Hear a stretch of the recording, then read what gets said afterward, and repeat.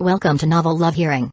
Get ready for heart-pounding action, thrilling adventures with fresh and unique elements, a touch of romance, and a dash of harem. Everything you're craving is right here. We're excited to have you join us on this journey. So come along to Novel Love Hearing, we're waiting for you. As a small favor, please consider sharing Novel Love Hearing with your friends, family, in YouTube comments, on Discord, Reddit, or anywhere else you hang out online. Happy listening, and enjoy the ride. When do you plan to release the next issue? Glenda asked again. We need to space it out a bit, let's say in 7 days. If the timing is too tight, the City Hall won't be able to collect intelligence, and our newspaper can't just update the story. Yeah, that makes sense. Agreed Glenda, then said, issuing a separate one that only updates the story, I feel that would be even more popular. Then it would be a novel. After giving instructions, he walked out of the printing room, and Roby ran over to call him for dinner. He followed the maids to the dining hall. After lunch, he returned to his study and then proceeded to the zombie world. Stepping out of the boundary door, he was back in his usual dormitory. Wu Hang glanced out of the window, picked up the walkie-talkie charging on the side cabinet, and called Chi Hankai. Soon, Chi Hankai's voice came through. Yaong has arrived, we're in the meeting room now. Li Yaong had arrived with her people? That was quick. He pressed down on the walkie-talkie, I'm on my way now. He grabbed the down jacket hanging on the coat rack, put it on, and left for the meeting room. Inside the meeting room, people were seated on both sides of the elongated conference table. Chi Hankai sat on the left side of the conference table with her confidants, Jiao Rong, and 2 other technicians. On the right side sat Li Yaong and several others. Upon seeing Wu Hang enter, everyone stood up to greet him. Wu Hang took the lead seat while the others sat down as well. Everyone reported on their situations. Li Yaong asked, Sister Chi said we need to arrange personnel for zombie clearance? Wu Hang nodded, scanning the room. He stated directly, recently, survivor bases in various places have been sending us rescue requests. Although we're not a rescue team, we're doing well now and have the capacity, so we should help other survivors in different areas as much as possible. The people around the table nodded in understanding. Wu Hang continued, therefore, I plan to form 2 pioneer teams that will move along the railway in both directions, entering cities along the route to clear zombies and rescue survivors. The attendees all frowned in unison. Except for Chi Hankai, who was aware of the plan, none of the others knew about this.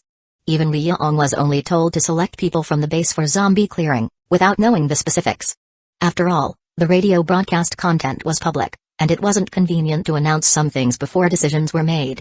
Now, hearing the detailed information, everyone was somewhat puzzled and worried. After pondering for a moment, Li Yaong asked softly, what would the base personnel in the team be responsible for? Wu Hang explained, the main combat will be carried out by skeletons. The selected individuals will follow the skeletons and won't need to engage in direct combat. Their main tasks are to communicate with the rescued survivors, report progress and schedule, and arrange for supplies and other matters. In other words, aside from combat, you're responsible for everything else. Phew. The people on both sides sighed with relief. As long as they didn't have to directly engage in combat, they could handle the rest, as they were already doing so. Chi Hankai and Li Yaong, each of you select a team captain to mainly take charge of this matter. Chi Hankai immediately responded, from our side, Baking will take charge of this. Baking, who was seated nearby, stood up. Not yet 30 years old, he was one of the old residents who followed Chi Hankai out of Donggan village. He was one of Chi Hankai's confidants. Island Master, I guarantee the mission will be accomplished. You're clear on the procedures, this matter shouldn't be difficult. Yes. After a brief exchange of whispers among her group, Li Yaong turned around and said, our side will be led by Hong Dedong. A middle-aged man with a beard stood up, King. I guarantee the mission will be accomplished. Hong Dedong was also one of the earlier members to join the base. The 2 of you stay here for now. I'll arrange for the skeletons later, so you can get familiar with them. Yes. The 2 men nodded. With the skeleton logistics team issue settled, Wu Hang proceeded, Chi Hankai, tomorrow we go to the former site of the provincial rescue team to take control of the railway. Arrange the convoy. All right, Chi Hankai nodded and acknowledged the task. After the meeting concluded, everyone headed out together. Just as they stepped out of the corridor, footsteps chasing after them resonated from behind. Kayang Tsai ran up briskly, saying, King, I have some new blueprints, take a look and see if they work. You have blueprints again? Back at Xinfu City's base, Kayang Tsai's imagination had always been rich. Designs like the Iron Wolf Rake, zombie-powered treadmills, and other inventions were quite numerous. Some were useless, but some were actually quite good. For instance, The solid iron bullet concept came from Kazekage. Although it wasn't his invention, it was an idea that led him to gather information from outsiders at the Flame God shelter. They had been using it up until now, and it was still very effective. Let's take a look at it then. What's with the secrecy? Wu Heng inquired. Sister Hong doesn't want me messing around, he replied as he pulled out a small notebook from his pocket, flipping it open to reveal the drawings inside. The first page featured several flying dragons, with Kazekage explaining, the first plan is to add machine guns to the skeleton flying dragons. The interior of the ribcage is perfect for a bullet chamber, capable of storing a large number of bullets. There's also the addition of a flamethrower system, fuel pipes running down the neck to the mouth, and the chest cavity as a fuel tank. The mouth should have flint to ignite the fuel gun when it opens, creating the effect of a flaming mouth that can incinerate zombies on a large scale. Chapter 565, Skeleton Stab-Proof Vest. Wu Heng looked at Kazakege's blueprints. The blueprint carrying the machine gun wasn't about mounting the machine gun on the dragon's back, but hanging it underneath the bone dragon's belly, at a slanted angle pointing downwards. The second picture was of the oil-spraying flying dragon, which was drawn quite simplistically, demonstrating flames spewing from its mouth. For this oil burner, what if the flames, following the oil pipe, explode? And if the flame is too strong and the bodies are burned to ash, we won't be able to turn them into skeletons anymore, Wu Heng said. What about this machine gun idea then? The machine gun seems fine, but why hang it underneath? Kazekage explained, mounted on the dragon's back, the machine gun would have a hard time tilting at a steep angle downwards. Plus, the city has many tall buildings, making it difficult to target zombies in the streets, so it's more convenient to hang it below. How is it controlled? A humanoid skeleton sits on the dragon's back and adjusts the direction and firing through something like a handlebar. I have a sketch of it here, Kazekage said as he flipped another page. A humanoid skeleton, sitting on the dragon's back with handlebars in hand, could control the machine gun below. It's similar to riding a bicycle, twisting the handlebar adjusts the direction of the wheels. I feel it's pretty good, worth looking into, Wu Heng nodded, genuinely impressed. Right? I knew you'd appreciate our creativity, Kazekage said, somewhat excitedly. Anything else? Wu Heng continued to inquire. Kazekage kept flipping through and said, this is the iron bull armor, based on those skeletons of the mutated cows we killed last time. We would wrap them in iron armor, hang machine guns on both sides, and also, skeleton-like stab-proof vests. Wu Heng asked, tell me about the stab-proof vest. This stab-proof vest is close to the ones we've scavenged, made from a high-density blended fabric, wrapped with steel plates front and back, with leg guards and a groin protector. It's sufficient defense against zombies, and production would be fast. We would weave the fabric and craft the protective plates simultaneously, then just sew them inside, Kazekage explained. Wu Heng felt that even this stab-proof vest idea was decent. Armor custom-made from the other world took too long to produce and cost quite a bit. This simplified version of the stab-proof vest could be produced more quickly. That could work too. Then, Kazekage introduced many more of his analyzed creative ideas. But some of the later ideas were a bit exaggerated. The flying dragon machine gun and stab-proof vest were more reliable. After some thought, he said, I'll assign you a skeleton flying dragon and a skeleton skilled in mechanics to help you. Let's see if you can make the machine gun dragon a reality. And make a prototype of the stab-proof vest first, I want to see what it's like. Alright. Kazekage left with excitement, then he lowered his voice and said, King, you should talk to Sister Hong. I'll speak with her, you stay here for the time being, Wu Heng replied. Okay. After Kazekage finished speaking, he left with a hint of joy. Deep into the night. In the bedroom. Liang tore open the scroll, and its glow seeped into her body. It feels like my body is much more agile, she remarked, jumping on the spot. Wu Heng explained with a smile, you and Chi Hengkai used the same type of scroll. If you train diligently after returning home, your strength will keep increasing. Hearing she had the same type as Chi Hengkai, Liang pouted, you really don't show any favoritism, do you? Chi Hengkai walked over with a smile and hugged her shoulder. Alright, sister, remember your kindness, and I'll give you the good stuff first in the future. I didn't mean it like that, just teasing him, Liang said with a smile. Then, Chi Hengkai whispered something in her ear. Liang looked at Wu Heng skeptically. She followed Chi Hengkai into the bathroom behind them. Soon after, the bathroom door opened. Two women stepped out, one after the other. Chi Hengkai wore white lingerie with a fluffy bra and a fluffy foxtail attached to the back. Liang was in black lingerie, with openwork lace that allowed glimpses of the skin underneath. Both were somewhat shy. After hesitating, Chi Hengkai crouched to the floor and quietly meowed. Liang's eyes widened seeing Chi Hengkai suddenly imitating a cat's meow. Then, With a light cough, she followed suit with a meow. Wu Heng was taken aback. Looking at Chi Hankai's outfit, she was supposed to be a fox, right? Why switch to being a cat? But it didn't matter. Having real ones at home, this role-playing could add some fun. Come here. Wu Heng beckoned. Li Yaong approached and sat sideways on his lap, kissing gently. Chi Hankai crawled over slowly, knelt in front of him, and draped her arms over his legs. Wu Heng enjoyed Li Yaong's passion, his hand gently caressing Chi Hankai's hair below. The next day, in the morning, the convoy and the skeleton army assembled at the factory's gate. Once ready, the convoy set off for the old site of the provincial rescue team, escorted by the vast army. The mighty army arrived in the vicinity. The convoy began to stand by in the rear, while Wu Heng directed the skeletons to form up and get ready. He stood among the skeletons for a while. Glenda flew back from the distance and reported, "There are a lot of zombies, including an 18th level zombie king with scars on its body. It must be the same one that escaped last time." "Let me see," Wu Heng said. Glenda merged into his body, and the images were shared. The entire area was swarming with densely packed zombies. Unlike the wandering undead, these were grouped just like an army in various locations, though not as orderly. Within a partially collapsed building, a zombie king with black chitinous armor and insect-like wings on its back came into view. Some healed scars were visible on its body. This must be the zombie king that the rescue team lured near the base last time, which had then escaped. He released Glenda again to continue to keep watch. Wu Heng then gave the command, "Send the skeleton flying dragons. Fly high and start bombarding." Whoosh whoosh whoosh. A series of whooshing sounds resonated. 5 flying dragons took to the sky and flew toward the front. At the same time, the distant horde of zombies also noticed the activity this way.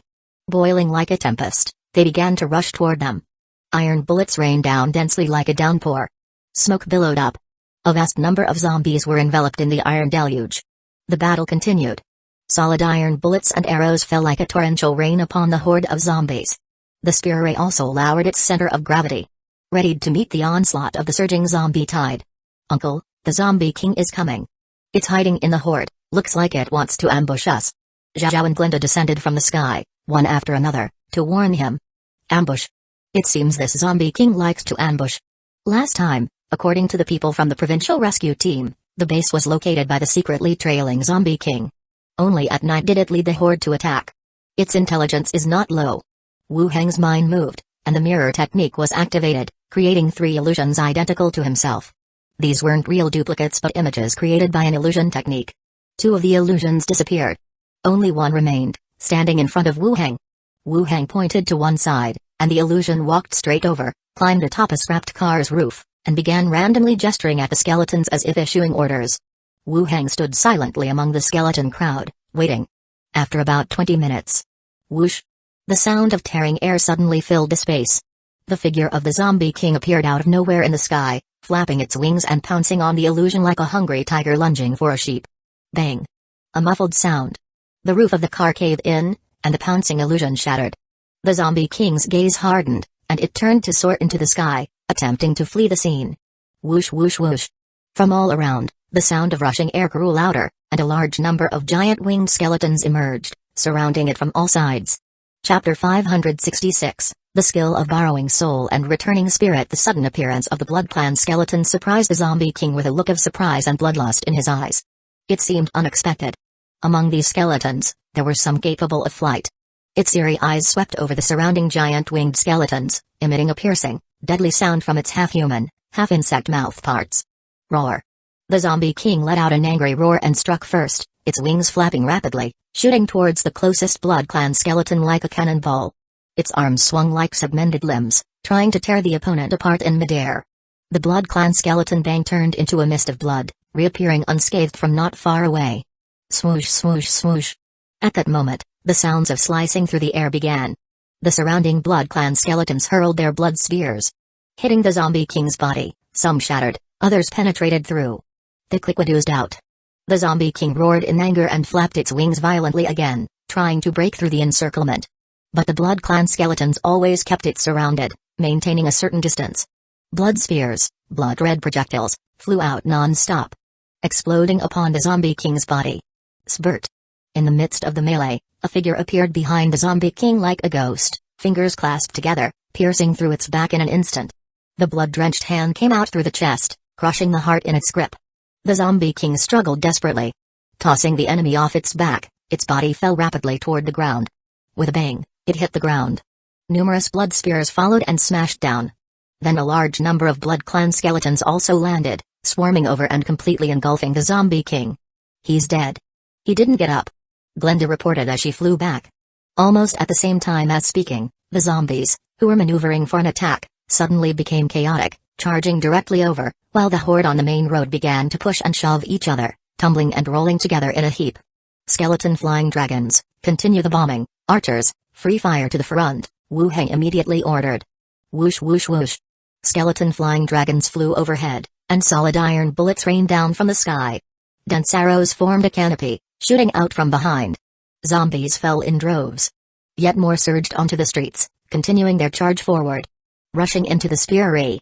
Sharp spears pierced the putrid flesh as the zombies continued screeching, struggling forward to grasp any enemies ahead. Lots of zombies fell. Wisps of remnant souls glanced at the sky. Zhao charged directly upwards from the sky, beginning to devour the remnant souls above the formation. As Zhao continued to devour, system prompts also followed. Ghost upgraded to level 18, Constitution +2, Perception +4, Intelligence +2, Unlocked feature, Enhanced possession, Unlocked restriction, Unfinished wish. Zhao had finally reached level 18. Ever since acquiring the soul-capturing jade, the upgrade speed of my two ghosts was simply swift, much faster than when I upgraded. After reaching level 18, the attributes of the ghost increased by 8 points. Perception increased by 4 points, indicating Zhao might be more suited to reconnaissance work. Unlocked a feature called Enhanced Possession, and a restriction called Unfinished Wish, similar to when Glenda reached level 18, but missing Withering Touch. The effect of Withering Touch is to directly attack the soul or damage the soul of a living being. Zhao didn't unlock it, which could be related to differences between two worlds. Anyway, reaching level 18 is a good thing. When I get back, I will ask Zhao what its wish is. Perhaps Zhao will get rid of Unfinished Wish sooner than Glenda and continue to improve. I wonder if a ghost can become a hero once it reaches level 20. Taking another look at the battlefield, Wu Heng ordered, advance. Clatter clatter. The spear array skeletons stood up and pushed the remaining zombies back bit by bit. Following behind, the skeleton X-Men killed any zombies that slipped through the gaps. The battle ended. The skeletons began to clean the battlefield. The body of the zombie king was also dragged back by a skeleton, riddled with blood holes, looking somewhat pitiful. In this battle, the combat power of the Blood Clan skeletons was quite significant, filling the gap in aerial combat. Though the skeleton flying dragon was not of a low level, its size and flight pattern made it difficult to stay in midair to fight. Taking a glance at the body, Wu Heng cast bone manipulation skill, and the zombie king skeleton arose from the broken flesh.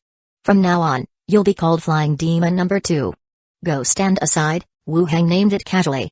The zombie king skeleton in a suit, without wings, was called Bone Demon number 1. The winged zombie kings were called Flying Demon number 1 and Flying Demon number 2. There were now 3 zombie king skeletons in total. Flying Demon number 1 shook off the scraps of flesh on its body and flew to one side with a flap of its wings. Its empty eye sockets looked around, moving back and forth.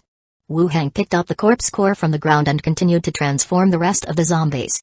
Lots of skeletons stood up on the ground, crowding the whole area. The skeleton group was reorganized. The skeletons cleared a path on all sides. The convoy passed through the gap in the middle, heading to the abandoned provincial rescue team base ahead. From a distance, a ruin was visible. Ruins and broken walls scattered across the view, concrete chunks and twisted rebar, as if crudely twisted together by a giant. The rescue team said that they set off the base's bombs when they evacuated, killing the zombies that rushed into the base, Chi Hankai explained on the side. The charred craters that could be seen were probably where the explosives were placed. They are quite ruthless too, burying bombs inside the base, Wu Heng commented.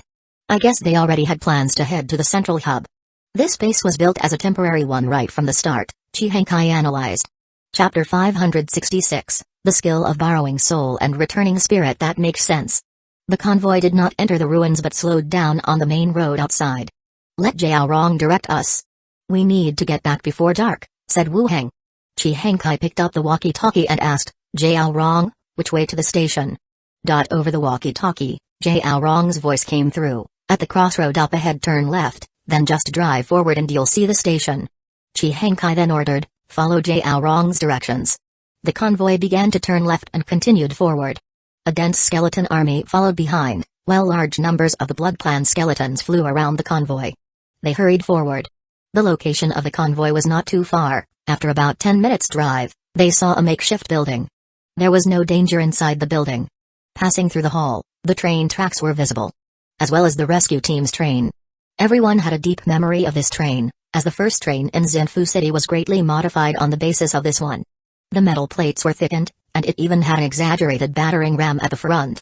Now that the rescue team had left, this train had become their trophy. Check the train's condition and search for any supplies nearby, Wu Heng ordered. Everyone immediately sprang into action, inspecting the vehicles and confirming if any supplies had been left in several warehouses. Wu Heng, along with some skeletons, looked around the area. Chi Hengkai came back from outside and reported, "No problems with the train, the warehouses just have some equipment and tools, nothing special. I'll leave some skeletons here to take control of this place. Subsequent transports can be conducted via the railway," Wu Heng decided. "Alright," Chi Hengkai nodded. Once everything was confirmed, Wu Heng arranged for some skeletons to guard the place. Everyone got back in their vehicles and returned to the military factory base. Upon arriving at the military factory, everyone busied themselves with their tasks while Wu Heng returned to his dormitory and went through the boundary door. Island Master's Manor. After dinner with the maids, Wu Heng went back upstairs to his study. Glenda was editing drafts at the desk while Zhao watched cartoons nearby, giggling foolishly. Wu Heng poured himself a cup of tea and walked over to peek at Zhao's cartoons. "You've seen these so many times, and you're still so fond of them. I got Auntie Yang to download new cartoons for me. She said she'd bring them next time she comes," said Zhao. "You sure know how to arrange things." Wu Heng sat down beside her, then asked, "Zhao, do you have any wishes?" Zhao had reached level 18 and needed to find a way to address her unfinished wish. "Wishes? None. I'm pretty happy with how things are right now," Zhao pondered before replying. Wu Heng's eyebrow quirked. "But that won't do. Didn't you say last time that you wanted a huge pink bear plush and have a skeleton inside it to act as your bodyguard?" Wu Heng pointed out. "That's too childish, I was just saying that off the top of my head," replied Zhao. Wu Heng took a sip of tea. "Zhao, you've leveled up to 18. Uncle will definitely fulfill one of your wishes, just like we did for Auntie Glenda last time. Think it over." Glenda looked up at them for a moment before returning her focus to her editing. After some thought, Zhao asked, "Can you bring my dad and grandpa back to life?" That. I don't have the ability to do that. Think of something simpler," Wu Heng said immediately. Zhao's father and grandfather had already become zombies when Wu Heng met them. They later attacked him and were killed by skeletons, transforming into skeletons themselves. After that, it became unclear which skeletons they had become, possibly shattered to pieces in battle with the zombies. And even if they could be identified, there was no way to bring them back to life. Then I really don't have any other wishes. As long as we can be together in the future, that's enough. After Uncle and my mom die, we can all become ghosts together," Zhao said. From not too far away, Glenda remarked, "Your uncle can't die, we are hosted in his body. When the time comes, just do the corpse ghost ceremony since the whole island is yours." "Thank you both for thinking so far ahead," said Wu Heng somewhat speechlessly.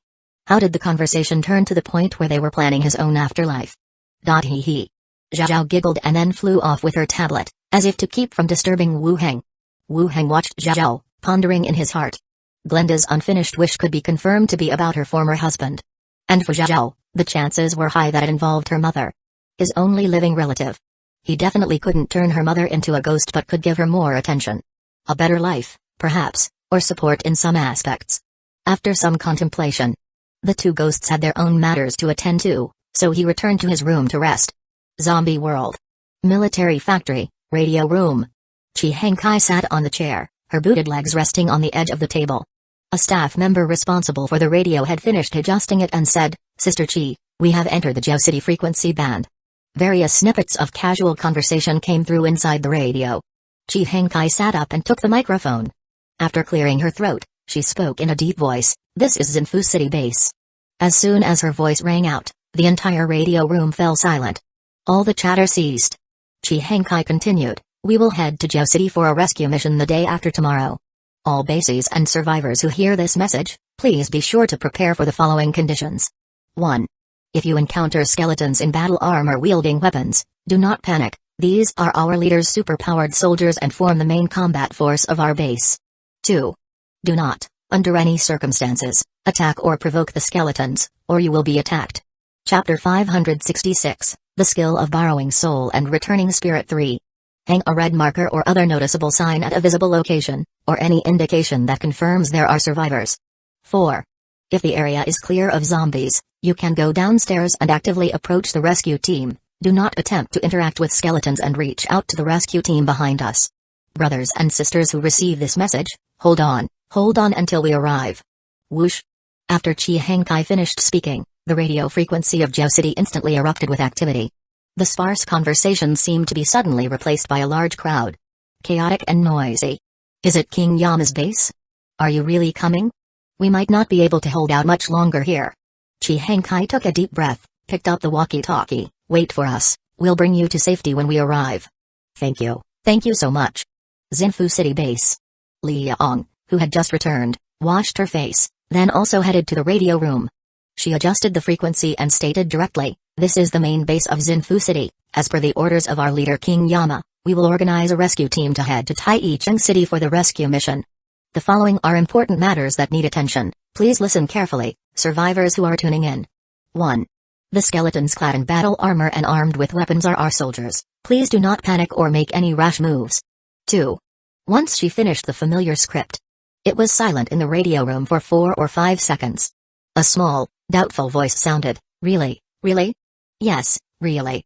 Continue towards the north, and we'll keep on with the rescue." Then, sobs emerged from the radio. Nobody continued to speak. The next day, at the association, Wu Heng walked into the steward's office and took off his hood. Zai Ligui looked up at him and teased, "Oh, our great detective has arrived. It's just an empty title. You wanted to see me?" Wu Heng placed his hood on the coffee table and sat down on the sofa. Shi Yali brought in some tea and snacks, then sat at a short distance, resting her chin on her hands and smiling at him. Zai Ligui said, "Leader Lily wrote you a letter and there's also a personal reward for you. It seems she is quite satisfied with your actions." Wu Heng paused with his tea, surprised that the reward had been issued so quickly and on a personal basis. "What reward? Aren't you a detective? Guess what it is?" Wu Heng looked at her skeptically. "Skill book? Troop support jade talisman?" Zai Ligui raised her eyebrows. "You guessed 2 of them right." Without letting him guess further, she took out the items directly. There were 3 in total, corresponding to the 3 level 18 exiles he had killed. As for the first exile from the Heaven Destiny cult that he killed, it seemed to have been conveniently forgotten. Wu Heng's eyes brightened as he looked at the items. A mage crown, a skill book, and a jade talisman. 100 soldiers' boots, special item, effect, adapts to body changes, force of Kang Mountain, side effect, unable to enter a state of void, description, leather boots made from a special material, resembling a decorative accessory, the boots of the 100 soldiers set. Last time's letter seemed to have served its purpose. He had inquired about the 100 soldiers set and now he was sent a piece of it. A leader at the headquarters, who could issue association rewards on a personal basis. Or was it that she exchanged it and then gave it to him? The latter seemed more likely. A leader having a few first-class merits at her disposal wasn't difficult. In that position, she probably wouldn't want a reputation for distributing association rewards for personal reasons. He was very satisfied with the first item. Wu Heng then looked at the second item. Awakening the Soul Spirit, description. This spell serves as a safety measure for the reawakening of a soul spirit after the death of a living creature. The dead body's soul awakens in a sacrifice ghost, and the soul voluntarily awakens, replacing the sacrifice ghost after awakening. A safety measure for soul spirit awakening. The body's soul awakening in a sacrifice ghost? This isn't borrowing soul to resurrect the body, it's borrowing soul to resurrect the soul. Why are they giving me this skill? What does it mean? Chapter 567. I'm not that perverted. Wu Heng looked at the skill book when Shi Yali approached with a document. She began to explain, the 100 soldiers' boots, accessory to the robe of 100 soldiers, have an effect that as long as one's feet touch the ground, they can replenish physical strength by absorbing the power of the land. The second effect is an increase in strength, about 50% of the original, and every clone can have this effect. As she spoke, Wu Heng's gaze returned to the boots. The force of King Mountain described in the effects was actually this. As long as you step on the ground, you can restore physical strength by absorbing the power of the land, which was indeed a bit exaggerated. If you're wearing shoes, you're obviously stepping on the ground. Who would carry them around? The second effect was an increase in the user's strength. This had a certain effect on Wu Heng, as he possessed some close combat abilities. The most important point was that this accessory came from the 100 Soldier's robe, and after the clone effect was initiated, all clones possessed the same effect. This set was indeed good in every aspect. Any side effects? Wu Heng asked. The side effects mentioned on the panel were a bit vague. Shi Yali explained, the side effect is that the user will be unable to perform any form of rapid movement abilities, including void movement, spatial movement, turning into mist, and so on. None of these can be used. Wu Heng breathed a sigh of relief. Then that's fine, he couldn't do those anyway. Then another thought appeared in his mind. The inability to use rapid movement abilities shouldn't include entering a boundary door, right? He could try it when he got back. But it wasn't a big problem. If there really were restrictions, it wouldn't be troublesome to just take it off before entering. Are there any more accessories for the 100 Soldiers set? Wu Heng continued. He had now collected 4 kinds. Each was an item rewarded for first-class merits. They could be considered treasures anywhere. He was also curious about how many more there were. Shi Yali flipped through the file and said, it seems there's also a mage crown. It's not clearly recorded, so we can't be absolutely sure. There was another crown. That was almost it. A person could only wear so much. Clothes, shoes, a belt had appeared, there wasn't space for much more. Wu Heng nodded. Understood, go on. Shi Yali continued to introduce the next reward, a spell book. Awakening the Soul Spirit, a 5th order ritual type spell from the Necromancy sect, can summon the soul of a body that has died without manifesting its spirit using sacrifice ghosts. The higher the level of the sacrifice ghost, the better the effect. A 5th order skill meant it was a level 18 spell. After Shi Yali's explanation, it became clearer. That is, if a living being died and hadn't manifested a spirit, another spirit could be used as a substitute to forcibly awaken the ghost of the deceased being. This was actually quite powerful. Not everyone under level 18 got the chance to become a ghost. With this skill, some people could be awakened. It was like having a skill to recover the irrecoverable. A thought suddenly struck Wu Heng. With this skill, could Zhao's mother also become a ghost? How long dead can a body be to awaken the soul spirit? Wu Heng asked. Shi Yali looked closely at the file. It's not mentioned here, you can experiment when you have the chance. Oh, alright. Shi Yali flipped another page. The third item is the troop support jade talisman from the leader of the blood clan, Lilith. In times of danger, you can shatter the jade talisman, and its power will offer you aid. With the introduction of the 3 rewards completed, Shi Yali closed the file. Seeing Wu Heng had no further questions, she returned to her desk. Wu Heng put away the rewards and looked at Xiligui. Didn't they give you a reward? She was a steward of Gold and Silver Island, surely, her contributions also merited a share. They didn't give me the treatment you got. Just a troop support jade talisman for me. That's pretty good too, Wu Heng said. After all, Xiligui hadn't joined the fight. Sitting at home and receiving a reward was already quite good. I'm riding on your coattails, she said. No need to be polite, Wu Heng said with a smile. He then picked up an envelope from the coffee table, tore it open, and shook out the letter. Island Lord Wu Heng, this incident has exhibited your exceptional performance, and with steadfast conviction and ability, you flawlessly completed the task. The 5th Fleet's unauthorized venture into the Emerald Sea in an attempt to release the exiles is already under investigation within the clan, and soon there will be a result. Once the investigation reveals that others are implicated, they will be purged and dealt with. As a follow-up, you will continue to act as a member of the enforcement team, investigating and overseeing the external actions of the Blood Clan and gathering relevant intelligence. I have prepared 3 rewards for you, which have already been sent through the association to compensate for your losses in this battle. I hope you maintain your enthusiasm and focus, bravely forge ahead, and carry out the duties of the enforcement team. Lilith Ann Bishmit. The letter was written by Lilith. But it didn't contain anything substantive. It was mainly praises for the recent operation, stopping the 5th Fleet, and having sufficient reason to kill several exiles.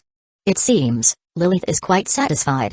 The letter also mentioned that others in the Blood Clan might be implicated.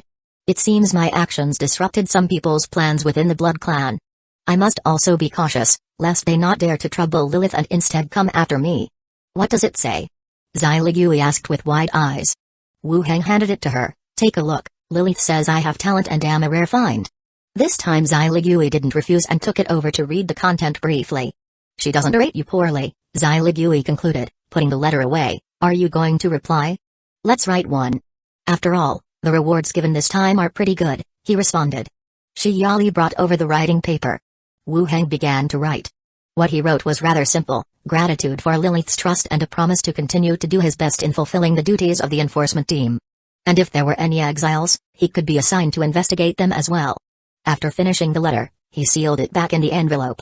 He handed it to Shiali, who took it outside to post. The matter of the letter was concluded. Wu Hang leaned back on the sofa, picking up a cup of tea and taking a sip. Shiraz asked curiously, "Who came up with something like the newspaper?" "I did." "How does it seem to you?" Wu Hang asked in return. "What made you think of distributing it on the island?" Wu Hang glanced at her and said, "Haven't you felt that the distribution of the newspaper has had a significant effect? For example, the information published in the newspaper is more reliable and accurate, and it has become the main source people trust over rumors that used to grow wilder with each retelling." Zai Ligui raised an eyebrow. "That being said, it really seemed to have a certain effect. Previously, with any intelligence and news, messages would spread and often become distorted. The same incident could result in 4 or 5 different versions just on Lighthouse Street. Now with the introduction of the newspaper, as long as the accuracy of the information is maintained, it can indeed guide the residents' knowledge and curb some rumors." "Pretty impressive, to think of something like this," Zai Ligui praised. Wu Hang said with a smile, "Not bad, right? Mainly, collecting these pieces of intelligence can also make money." "I take back my compliment," she retorted. As they spoke, Shiali also came back from outside. She sat on the armrest of Zai Ligui's chair, her hand resting on her sister's shoulder, then asked, "What made you think of publishing your own stories in the newspaper?" Zai Ligui's golden hair was long, her cheeks plump, her features beautiful and delicate, her large eyes extremely bright. It was only when discussing work that she would exhibit a sharpness. Her sister Shiali, with shoulder-length golden hair, had softer facial lines and eyes always filled with a smiling expression. The two sisters looked similar and were a pleasant sight when they sat together. Wu Hang replied, "At first, I just wanted to serialize some stories to boost newspaper sales. Someone suggested that publishing these kinds of stories could also change the island residents' perception of me." Zai Ligui laughed, "You're quite confident, knowing that your stories would be so popular." Wu Hang was fairly confident about the popularity of the stories. After all, the great detective story collections were global bestsellers in the modern world. In an other world that lacked novels, their popularity was not surprising. What he hadn't expected was for the serialization to have such an impact by the second issue. Zai Ligui asked, "Does Watson really exist? Did he write the story?" "I've never seen him." Wu Hang replied, "A stage name, the name in the novels. I'll introduce you if there's a chance." Shiali followed up, "Do you really like hitting corpses on the buttocks with a stick?" "Artistic exaggeration, I am not that perverse." Chapter 568, previously a pirate. Zai Ligui asked again, "Before you obtained the profession of necromancer, did you really plan to switch to being a coroner?" "Maybe. I can't say for sure." "Who is the murderer? Is it that woman?" "It's no fun if I tell you in advance. The 3rd issue will be out in 2 days, and I'll have someone send you the latest one." The two sisters were like reporters, taking turns asking questions. There were no matters related to work, everything revolved around the newspaper and the serialized story on it. Fortunately, Wu Hang had read the detective collection and knew its contents. Otherwise, he might have given himself away. After chatting with them for a while, he drank 3 or 4 cups of floral tea. Wu Hang also stood up and said, "I need to go back now, I'll come chat with you another time." I have things to do in the afternoon too," Zai Ligui smiled. "I'll come visit you in a couple of days." Zai Ligui and Shiali smiled and nodded. Wu Hang put on his hood and headscarf. He walked out of the study room. Leaving the guild, Wu Hang took a carriage to Lighthouse Street. During that time, Lighthouse Street had become even busier, with a continuous increase in population and the sounds of street vendors hawking their wares on both sides of the road. At several newspaper boy spots, people were inquiring about the newspapers. The newspapers were also being sold continuously. Wu Hang got off the carriage at a place with a sizable crowd and walked on foot towards the interior. He passed by 2 taverns. On the signs at their entrances, there were announcements scheduled for the detective story performance. It seemed to have become a fixed program. In fact, a large portion of the residents on the island were illiterate, and these performances by bards were the best way to understand the story. After browsing for a while, Wu Hang, with a skeleton in tow, directly turned into a beast-taming shop by the roadside. The owner was an elf race man, who was wiping the claws of a gray-headed eagle at the counter. Seeing a customer enter, he smiled and said, "Please come in, customer. I'm here to look at tamed beasts." Wu Hang walked into the shop. The owner put the gray-headed eagle back into its cage and followed, asking, "Has the customer chosen a type of tamed beast, or should I help you analyze?" "You tell me," Wu Hang said while also glancing at some of the tamed beasts around. A ranger's tamed beasts are generally birds. The whole room was filled with various cages and avian creatures. It was like entering a zoo. Is the mains level high? The owner asked. Not high, just switched professions. Then you need a docile type of tamed beast. A juvenile tamed beast that grows up with its master will be more affectionate? The owner said and then asked, do you focus on combat, or scouting? Wu Heng replied, scouting. I recommend choosing either a pigeon or an owlet. Pigeons are docile, have long flight endurance, and are adept at discovering sources of water, minerals, or some specific targets. Owlets, on the other hand, have night vision, are intelligent, and good at hunting, with their scouting capabilities not affected at night. He recommended the owlet again. The ranges around him indeed had a preference for owlets. Then let's go with an owlet. Choose a juvenile one that's in a good physical condition, Wu Heng smiled. Just a moment, please. The owner walked into the back room after saying this. Shortly after, he came out carrying a bird cage with a small white feathered owlet inside, which seemed a little timidly curled up in the cage. Customer, 72 silver coins. Wu Heng paid directly and left with the owlet. He didn't continue wandering around and hailed a carriage that took him straight back to the island master's manor. Back at his residence, the maids came out to greet him. Seeing the skeleton holding the owlet cage behind him, many curiously asked, Master, a new tamed beast? Bought it for someone else, give it something to eat, Wu Heng said. Okay. Many took the cage and went inside to feed the owlet. The little owlet was quite obedient. Quietly in the cage, the three maids formed a circle, taking turns feeding it. Wu Heng glanced at the maids and said, Minnie, I am going upstairs. Call me if you need anything. Yes, Master. He went straight upstairs and entered his study room. Inside the study room, Glenda was occupying the desk, rushing to meet a deadline. Zhao, who was responsible for going out with Wu Heng today, also became visible and went to the side to watch cartoons. Wu Heng sat down beside his desk, took out the reward he had received today, and placed it beside him. The first item was 100 soldiers' boots, an accessory to the 100 soldiers' robe. They looked quite clean. He took out some alcohol and disinfected the inside. Then he put them on his feet. The size was just right, and he did not have any inconvenience moving around. Stepping on the ground, he could clearly feel a weak energy spreading through the soles of his feet throughout his body, continually restoring his strength. With a thought, he immediately dispersed into 6 identical clones. One clone asked, Is the effect of restoring strength still there? It is, do all of you have it too? Another clone answered and questioned back. Mine's here, you all have effects, right? We do. Several clones said in succession. Let's end the clones for now, the longer the time, the greater the side effects later. Okay. Having said that, the clones vibrated at a high frequency and then returned to being just Wu Heng. Wait until the side effects disappear. Glenda looked over and asked, What are you doing? Zhao also followed her gaze. Testing out a new special item I acquired, Wu Heng replied. What special item? A pair of boots that, together with the 100 soldiers' robe, can restore stamina once put on, Wu Heng replied. Sounds pretty good. It is quite nice. Wu Heng glanced at the 2 ghosts. You guys come back for a bit, I'm going to see if I can go to the zombie world. The 2 ghosts nodded and directly entered his body.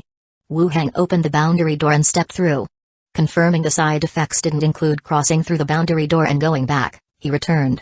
He released the ghosts to go about their own tasks. Wu Heng took off the boots and placed them at the doorway, then sat back down in the wooden chair. He was quite pleased with this special item. And he felt fortunate for having accepted the task from Lilith, not only acquiring 3 level 18 blood clan skeletons and 3 ghosts but also the set accessory reward. It was quite a windfall. I wonder if there are any more exiles from the blood clan, he muttered quietly. Glenda glanced up from a distance, then returned her focus back to the book. Wu Heng also picked up the skill book, Awakening the Soul Spirit, beside him to examine it. Unlike normal skill books, this skill belonged to the category of ritual spells. Beyond the spell itself, it required a ritual to cooperate. The ghosts used as sacrifices were an essential part of the ritual. As Wu Heng perused the skill book, he gained some understanding of the skill. The effect of the skill was the ability to awaken the soul spirit of a corpse, but it wasn't without restrictions. One was that it required the soul spirit's willingness to awaken. If the soul spirit didn't wish to revive, the ritual naturally wouldn't work. The second was that it could only be used on corpses within a maximum of 120 days, if the time was too long, it would be unfeasible. Although he couldn't think of where it might be useful at the moment. Having an extra skill was ultimately a good thing. He flipped the skill book to the last page. A prompt appeared. Skill unlocked, Awakening the Soul Spirit. It was effortless. He returned the skill book to the shelf behind him. Sitting in the study, he waited for a while until he heard the call for dinner from the entrance. Wu Heng went downstairs and joined the maids for a meal. The next day, in the zombie world. Inside the conference room. Both Chi Hengkai and Jiao Rong glanced at the birdcage beside them. A flicker of puzzlement crossed their eyes. Where did the owl come from? Chi Hengkai, you go ahead and report, Wu Heng said. Chi Hengkai shifted her gaze and started. The train departed this morning and will directly enter Jiao City to clear the zombies. Beijing took a total of 20 survivors responsible for logistics. There were no issues at departure, and they are maintaining clear communication via radio. Wu Heng asked, what about Li Yaong's side? Yaong's team has also set off from Xinfu City. Their journey will be a bit longer than ours, expected to reach Iron City the day after tomorrow. Wu Heng nodded. Tell them to keep sending messages back frequently, and ensure the logistics are in order. Understood. Chi Hengkai nodded. Jiao Rong, how about your side? Jiao Rong said, the garment factory equipment has all been tested with no issues, and the skeletons you left can operate the machinery. How's the development of firearms machinery going? Wu Heng asked further. They're making quick progress, though it will still be some time until we see results, Jiao Rong replied. Speed it up a bit. Alright, Jiao Rong nodded. After pondering for a moment, Wu Heng said, Chi Hengkai, notify Zhao Yanqiu in Xinfu City to transfer over to work with us. Chi Hengkai nodded. Alright, that will be all for now, go and attend to your own matters, Wu Heng said. Jiao Rong stood up, took his documents, and left. In the conference room, only Wu Heng and Chi Hengkai remained. He handed the birdcage to Chi Hengkai. I've selected a tamed beast for you, try establishing communication with it. Tamed beast? Communication? Chi Hengkai's gaze filled with bewilderment and confusion. In a village around Blackstone Town, lately, the kingdom has been restless, with infrequent movement between villages and towns. As if each had isolated itself. Inside a plain room, Bella, dressed as an ordinary villager, was looking at a newly arrived message. When she saw the information that had arrived much later than expected, a smile appeared on her face. To be appointed as the island master by the association, that's impressive. After reading through once, she quickly destroyed the paper. Vision filled with longing. As long as I can find useful information on the evil cult, I can join the association, and then I'll go to Gold and Silver Island, which will certainly surprise him. She thought to herself. From outside, a companion's voice called, Bella, the lunch break is over, hurry to the church or the elders will get angry again. Okay. Bella took a deep breath, stood up, and walked out. Along with others from the surrounding area, she headed towards the central building. Draped in a black robe, she opened the door and sat down in a circle, ready for the afternoon's prayer. At this moment, the elder walked in with a new figure. With a light cough for attention, introduced, this person comes from the Emerald Sea and has now been appointed as an elder. Elder Babazi, please introduce yourself. The figure looked around at everyone present. In a deep voice said, my name is Babazi, I used to be a pirate in the Emerald Sea, later following Saul the Great Knight. Chapter 569, Why do you keep mentioning him every day? Zombie World, Conference Room. The white owl flew half a circle around the room. Chi Hengkai, whose vision was shared with the owl, had her mouth wide open in amazement. I can see from the owl's perspective. I see myself, this. I've awakened a new superpower. Wu Heng sat nearby, watching Chi Hengkai exclaim from time to time, and smilingly said, this is the advantage of using a professional scroll. You can also think of it as the scroll helping you to awaken the superpower.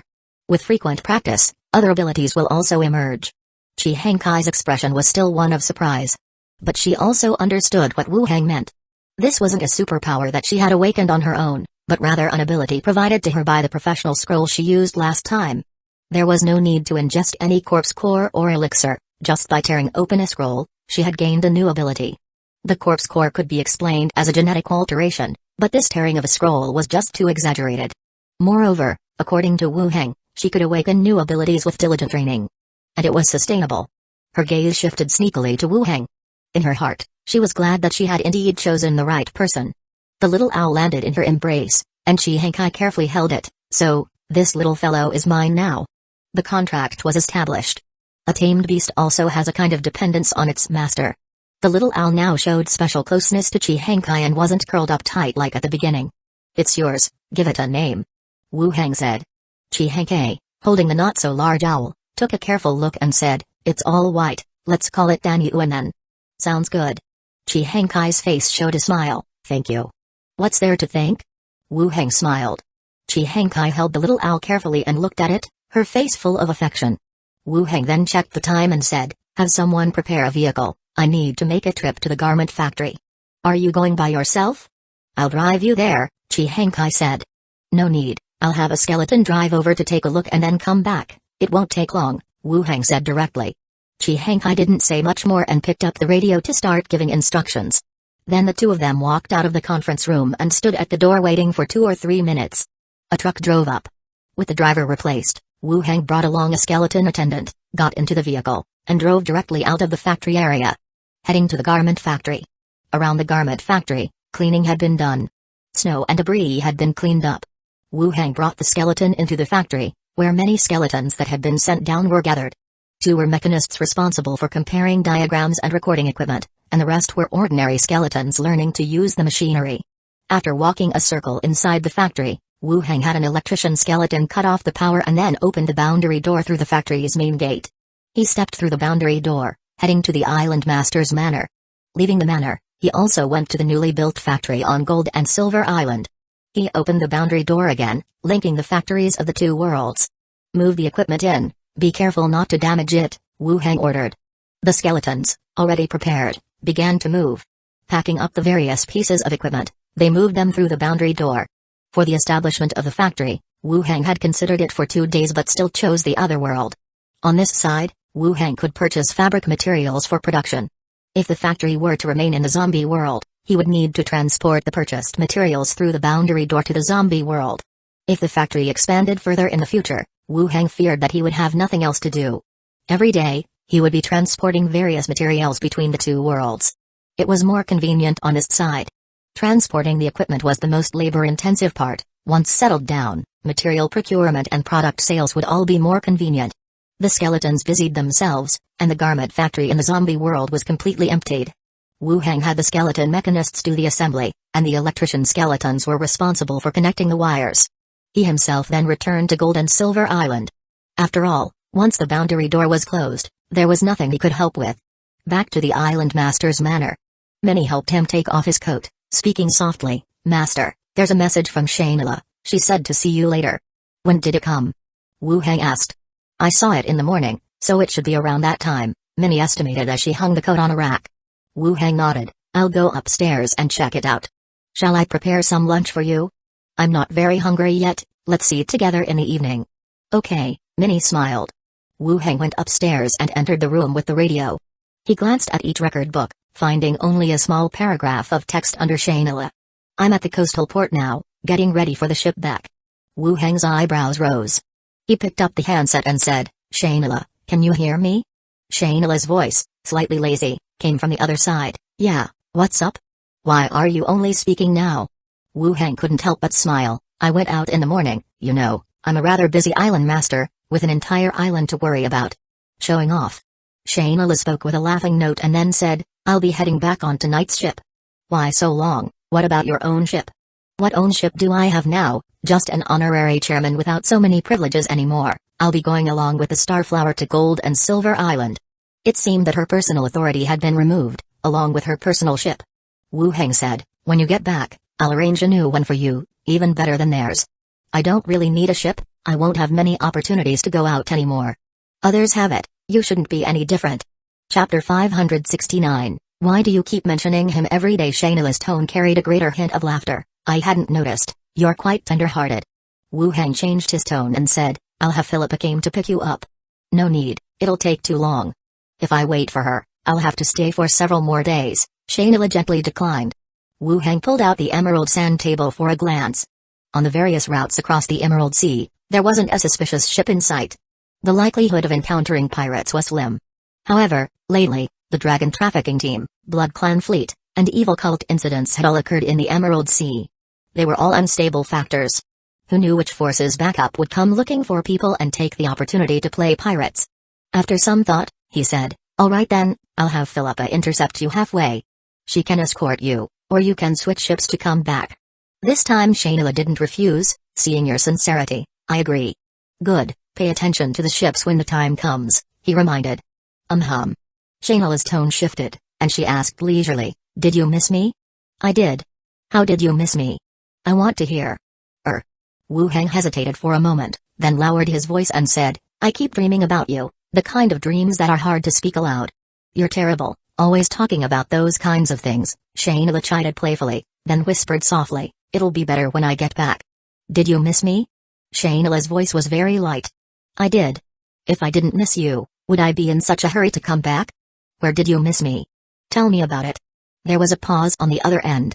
Her tone changed. Why do I feel like I'm picking up bad habits from you? Why is it fine when you ask me but when I ask you, it's learning bad habits? I'm much older, you're still a kid. The two chatted for a while. Shayna went out to buy some necessary supplies for the ship, so the conversation ended. Wu Heng went downstairs and chatted with a few maids. At dusk, Andre Willow came back from outside. They dined together in the dining room. After that, they returned to their rooms to rest. Last night, the wind howled and the rain lashed. That's the way it is on the small islands at sea, sudden storms strike unexpectedly and fiercely. By daybreak, the whole gold and silver island was shrouded in dampness, with branches carrying droplets like pearls and eaves dripping with raindrops slowly. Gradually, the number of pedestrians on the roads increased, and the place began to buzz with activity. On the streets, the newsboy was riding his odd two-wheeled vehicle, dragging a huge parcel behind him. He stopped at several busy intersections. Opening the bag on the back seat, he held the newspaper high in hand. Third issue of the Gold and Silver Gazette, Netali City struck by internal strife, port blockaded, fireworks shooting into the sky, latest decisions from the headquarters of the association, come take a look.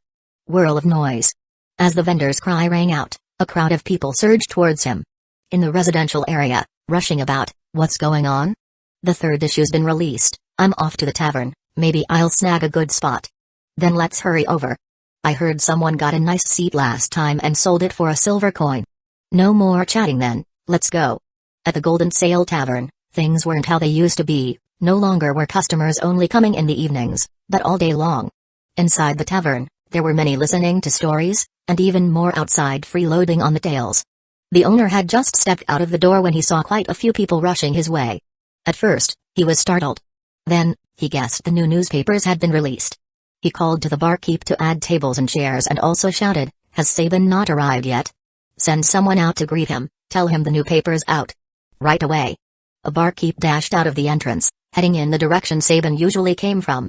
After a few steps, he saw Bard Sabin, one hand clutching a newspaper, the other holding a roasted pastry, walking briskly towards them.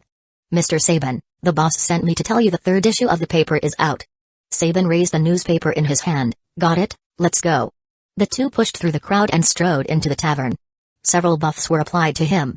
Sabin's chest puffed up with pride, as the sensation of being the center of attention was indeed marvelous.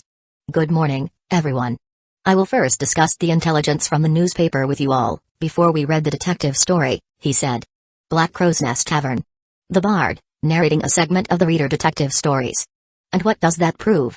Gregson asked with disdain. It proves that the person who was writing intended to write a woman's name, Rachel, but for some reason, they didn't finish. I guarantee, once the case comes to light, there will definitely be a woman named Rachel related to it, the Bard responded. Conch Tavern. The Bard stood on the stage, playing two roles by himself. Then how did you deduce one person's height? Was that also your inference?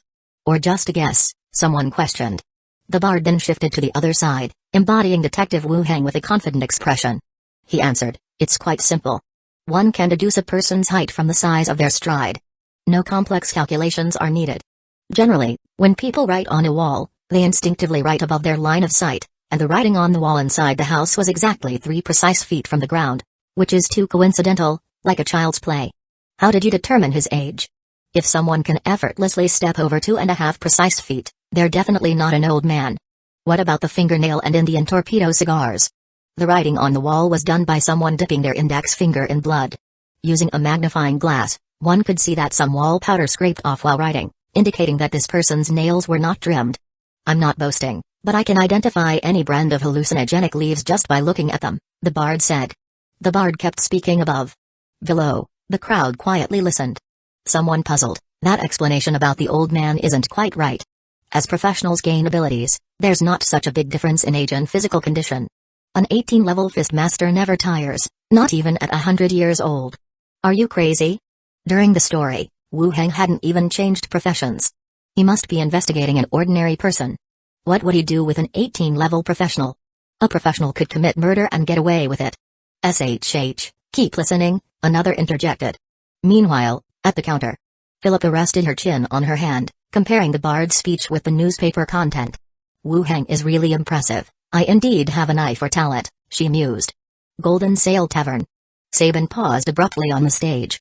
He bowed to the audience and then announced, the continuation of the story will be serialized in the next issue. He added, here's where the newspaper leaves off for now, and it has nothing to do with the tavern. There was silence below for 2 seconds, followed by a sudden uproar. Damn it, right at the crucial moment, someone exclaimed. I was just getting into it, and you end it like this? When will the 4th issue be released? I can hardly wait. At the association, in the steward's office. Shi Yali frowned and asked, would he really deduce a person's age based on the size of their stride? That seems a bit far-fetched. At the very least, shouldn't he differentiate between professional characteristics? Zai Ligui closed the newspaper and replied, he mentioned that where he lives, there aren't many professionals. The focus is all on developing that weapon called the machine cannon. She continued, you must also be aware of the Pirate King's attack on Gold and Silver Island. He figured out the feigned death of the Old Barrel Tavern leader, as well as the whole Occam Pirate King affair. Shi Yali's eyebrows lifted slightly. Zai Ligui smiled and said, at that time, Emilio was the steward. Wu Heng sorted out and deduced the whole event. I think capturing an ordinary criminal is not difficult for him. If that's what you say, it's probably related to his environment, said Shi Yali before sighing. You're quite defensive of him. I just speak my own judgments, Zai Ligui responded firmly, countering, why do you bring him up every day lately? Wu Heng lay on a lounger in the courtyard. Annette kneaded his shoulders, Roby pounded his legs, while Minnie brought fruit to his mouth. Wu Heng opened his panel, where his reputation points continued to increase. Level 18, 134,567 out of 305,000, reputation 18, 29,171 out of 48,000. The 3rd issue of the newspaper had boosted his reputation to 29,000. In another 2 days, he estimated he could roughly reach the number of 30,000. But a problem began to emerge. The increase from the 3rd issue didn't seem as significant as from the 2nd, he worried it might slow even further. And this was just level 18, with level 19 reputation points yet to come. This meant that relying solely on Gold and Silver Island to reach hero status was clearly not feasible. He would have to expand the distribution range. It was proven that the Great Detective story was quite popular. Even though some details conflicted with the world, a story is a story. If glossed over, no one would take too much issue with it. If it was popular on Gold and Silver Island, it should have a similar impact elsewhere. To distribute further, the newspaper was a bit of a challenge. Waiting for ships to deliver the papers meant that the news and intelligence they contained would already be outdated.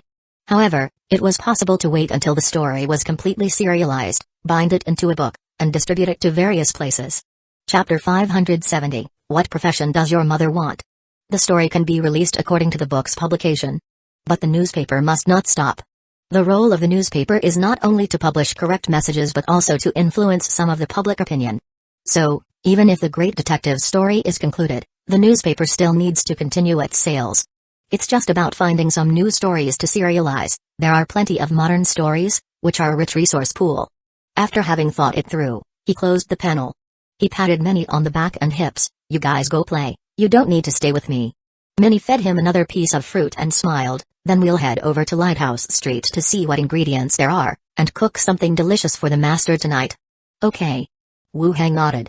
Minnie, with the 2 others, bounced back to the room to change clothes. Then waving goodbye, they left the Island Lord's mansion with the skeleton attendant. Wu Heng alone lay in the courtyard and basked in the sun for a while.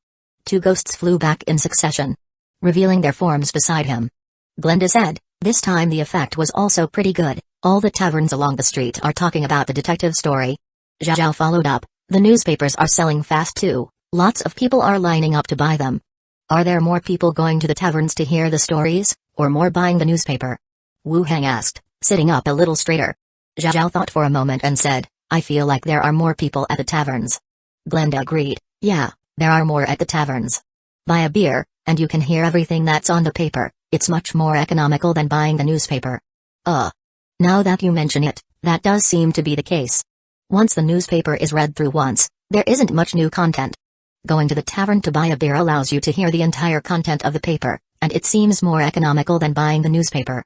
Now the taverns are crowded. It feels like publishing the newspaper made the taverns profit more than himself. But Wu Heng only thought about it to himself. There was no need to intervene in how everyone else wants to consume the stories. The main aim was to collect reputation. Besides, each tavern hiring bards to tell stories was also increasing the spread of the narrative. As long as the method of dissemination is good, let the taverns do it if they want to. Glenda added, I saw 2 taverns have started betting pools, predicting in which issue the killer will appear. I think other taverns will soon follow with similar betting pools. Setting up betting pools over a serialized novel? Who can help that the newspaper is so popular now? If you want to make some money from this, you could manipulate it a bit, Glenda said with a smile, giving him a hint. Wu Heng's eyebrows raised, and he could guess what Glenda was thinking.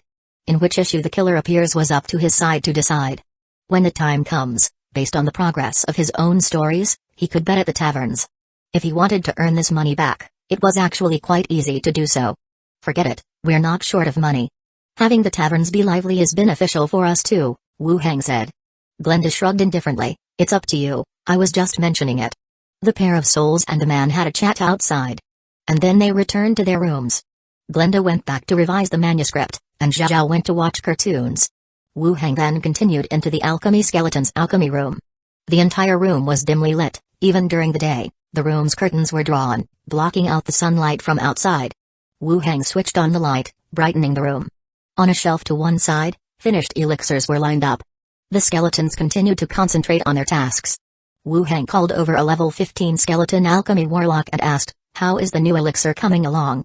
The alchemy skeleton pointed at the potion bottles and the medication test stone on the alchemy platform. Tuning phase? The skeleton shook its head. Testing for medication effects? The skeleton nodded. Starting to test for medication effects meant it was entering the final stage. Notify me as soon as the potion is finished, Wu Heng said. The skeleton alchemy warlock saluted once more, turned back to the alchemy platform, and continued testing the elixir. Wu Heng collected the other finished potions. And then left the alchemy room. The level 3 corpse nucleus potion had been in development for some time. It was one of the fitness elixirs that took the longest to create. Fortunately, the progress continued to move forward, and it had now entered the final testing phase. He was somewhat looking forward to the effects of the level 3 potion, wondering whether it would awaken a new superpower for him. At dusk, Andre Willow returned from outside. Everyone sat at the dining table for their meal. Minnie and the others were excited, talking about the newspaper-related events on Lighthouse Street. The serialized detective story in the released newspaper had become the hottest topic on the island. After talking about the newspaper for a while, Wu Heng said, Wire, when you have time, contact the cloth business caravan. I need to select 2 reliable and high-quality ones to order some fabric materials from. Sure, Master, I will contact them tomorrow, Andre Willow answered. Right, and also recruit 2 tailors skilled in fashion design, preferably with higher levels. Okay. After dining together, they all headed to the training room for their workout. Only when evening fell, did they each head upstairs. As Wu Heng walked upstairs, when he passed the 3rd floor, the door of one room opened, and Andre Willow looked out with wide eyes, watching him approach. Then she gently took his hand and led him into the room. The next morning, at dawn. Experience +1, experience +1, experience. A series of experience notifications rang out, waking Wu Heng from his sleep. First, he was puzzled, but then he realized. It must be from Zombie World, where the team sent to clear out zombies in a nearby city were starting to battle the undead. Knowing it was part of the planned schedule, he relaxed a bit. Chapter 570, What profession does your mother want? Then, he looked down at the little fox lying in his arms, with delicate skin and a soft touch. One arm was wrapped around him, with a fluffy tail resting on his waist. Just as he was about to lift the tail, Andre Willow also woke up from her dream. Master, you're awake. You sleep a bit more, it's still early, no need to rise this soon. Wu Heng hugged her arm and gently touched her hair. Andre Willow snuggled into his arms coquettishly. When has there ever been a maid who stays in bed after her master wakes up? Our little fox has special privileges, sleep a bit longer, wait until breakfast is ready before going out. Wu Heng patted her little bottom and got out of bed from one side. Master is the best. Andre Willow lay on the bed, her tail swaying left and right. After a quick wash-up and dressing, Wu Heng said, I'm going upstairs, no need to call me for breakfast. Okay, Master.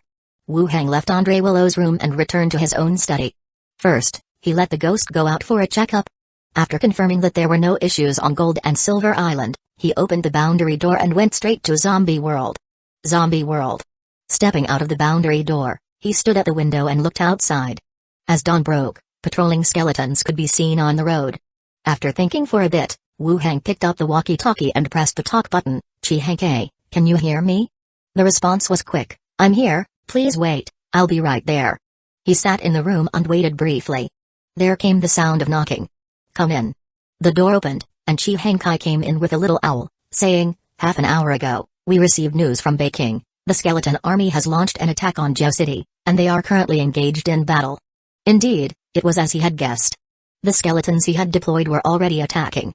The command Wu Hang gave to the team of skeletons was to clean up the zombies in the city area, certainly not waiting until broad daylight to start the offense. "Any problems?" Wu Hang asked. "So far, no issues, everything is proceeding smoothly," Chi Hangkai replied. "What about Li Yaong?" Chi Hangkai said, "Sister Yaong is expected to arrive at Iron City the day after tomorrow, she should still be on the road now." Wu Hang nodded, instructing, "Make sure the railway remains clear, arrange for routine checks, and keep up with logistics." Understood. After they finished talking and confirmed there were no dangers, Wu Hang felt reassured in his heart. Chi Hangkai then said, "Spring is almost here, we need to get started on the fallow lawn from before. In the next few days we plan to arrange for people to go back to the several fields we set up previously." "Sure, you guys handle these matters yourself, our base doesn't have many people, pay attention to the diversity of crops," Wu Hang instructed. Chi Hangkai stroked the owl beside him and then said, "Zhao Yanqiu arrived yesterday, should we assign her a position right away?" "Hold off on the position for now, we'll see what she's thinking later," Wu Hang said.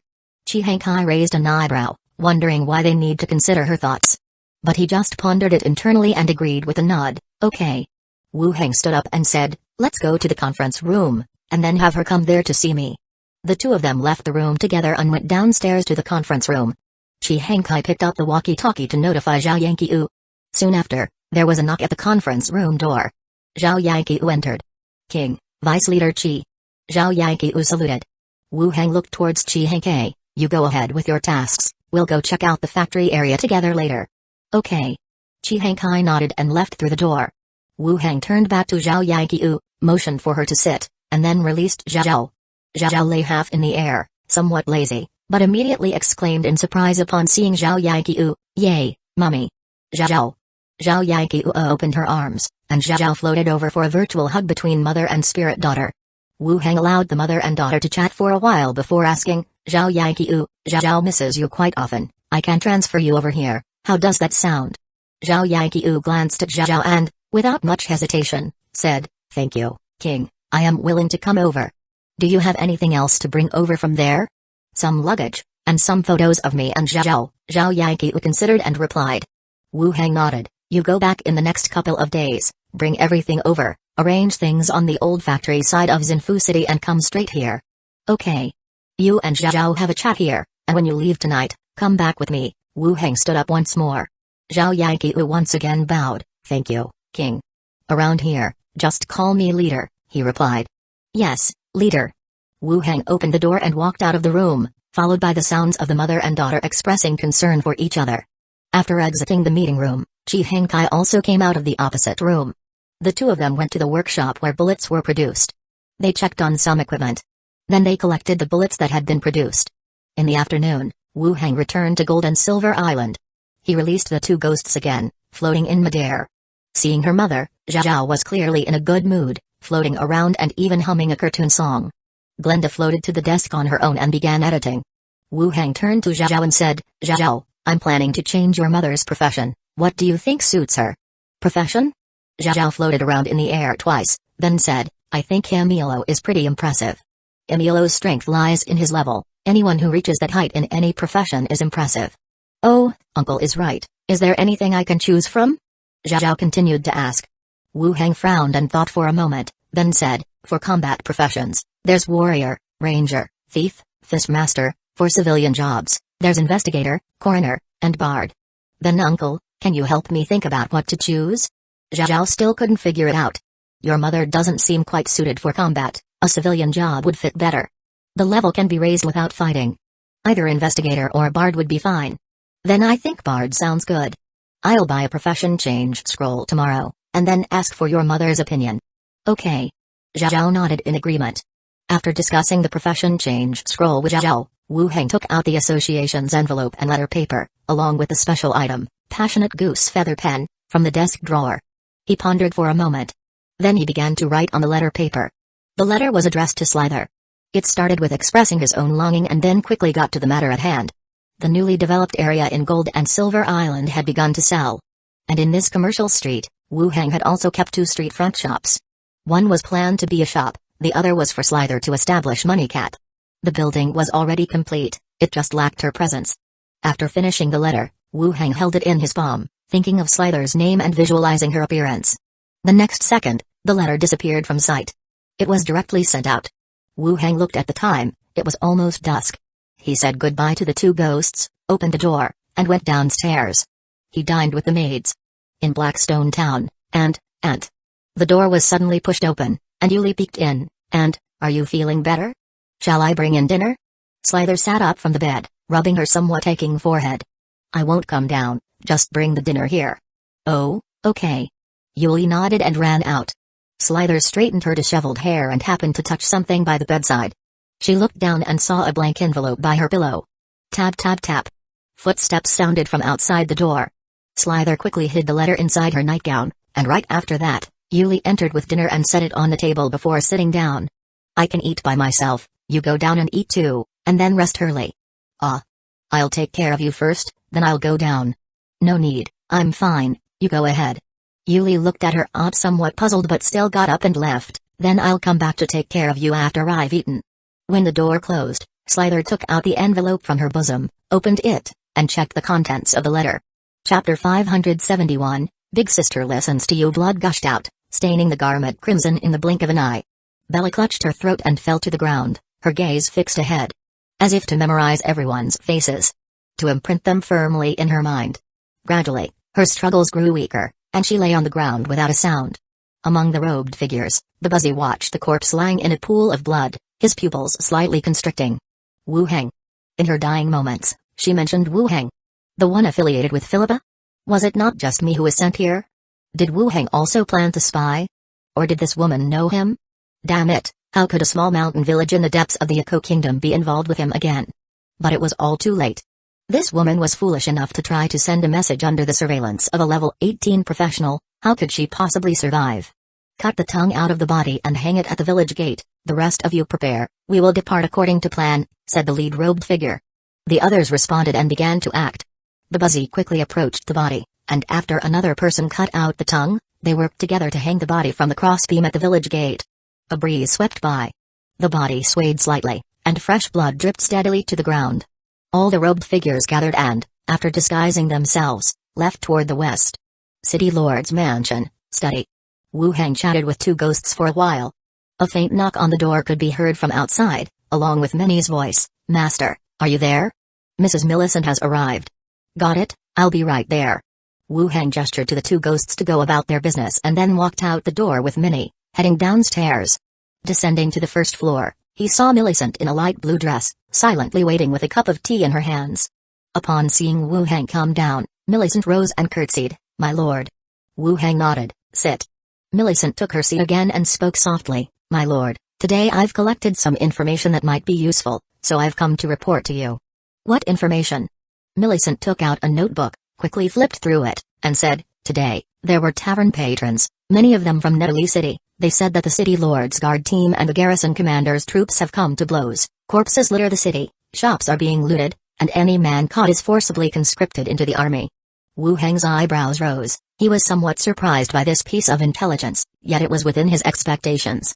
Netherly City had been in chaos for some time.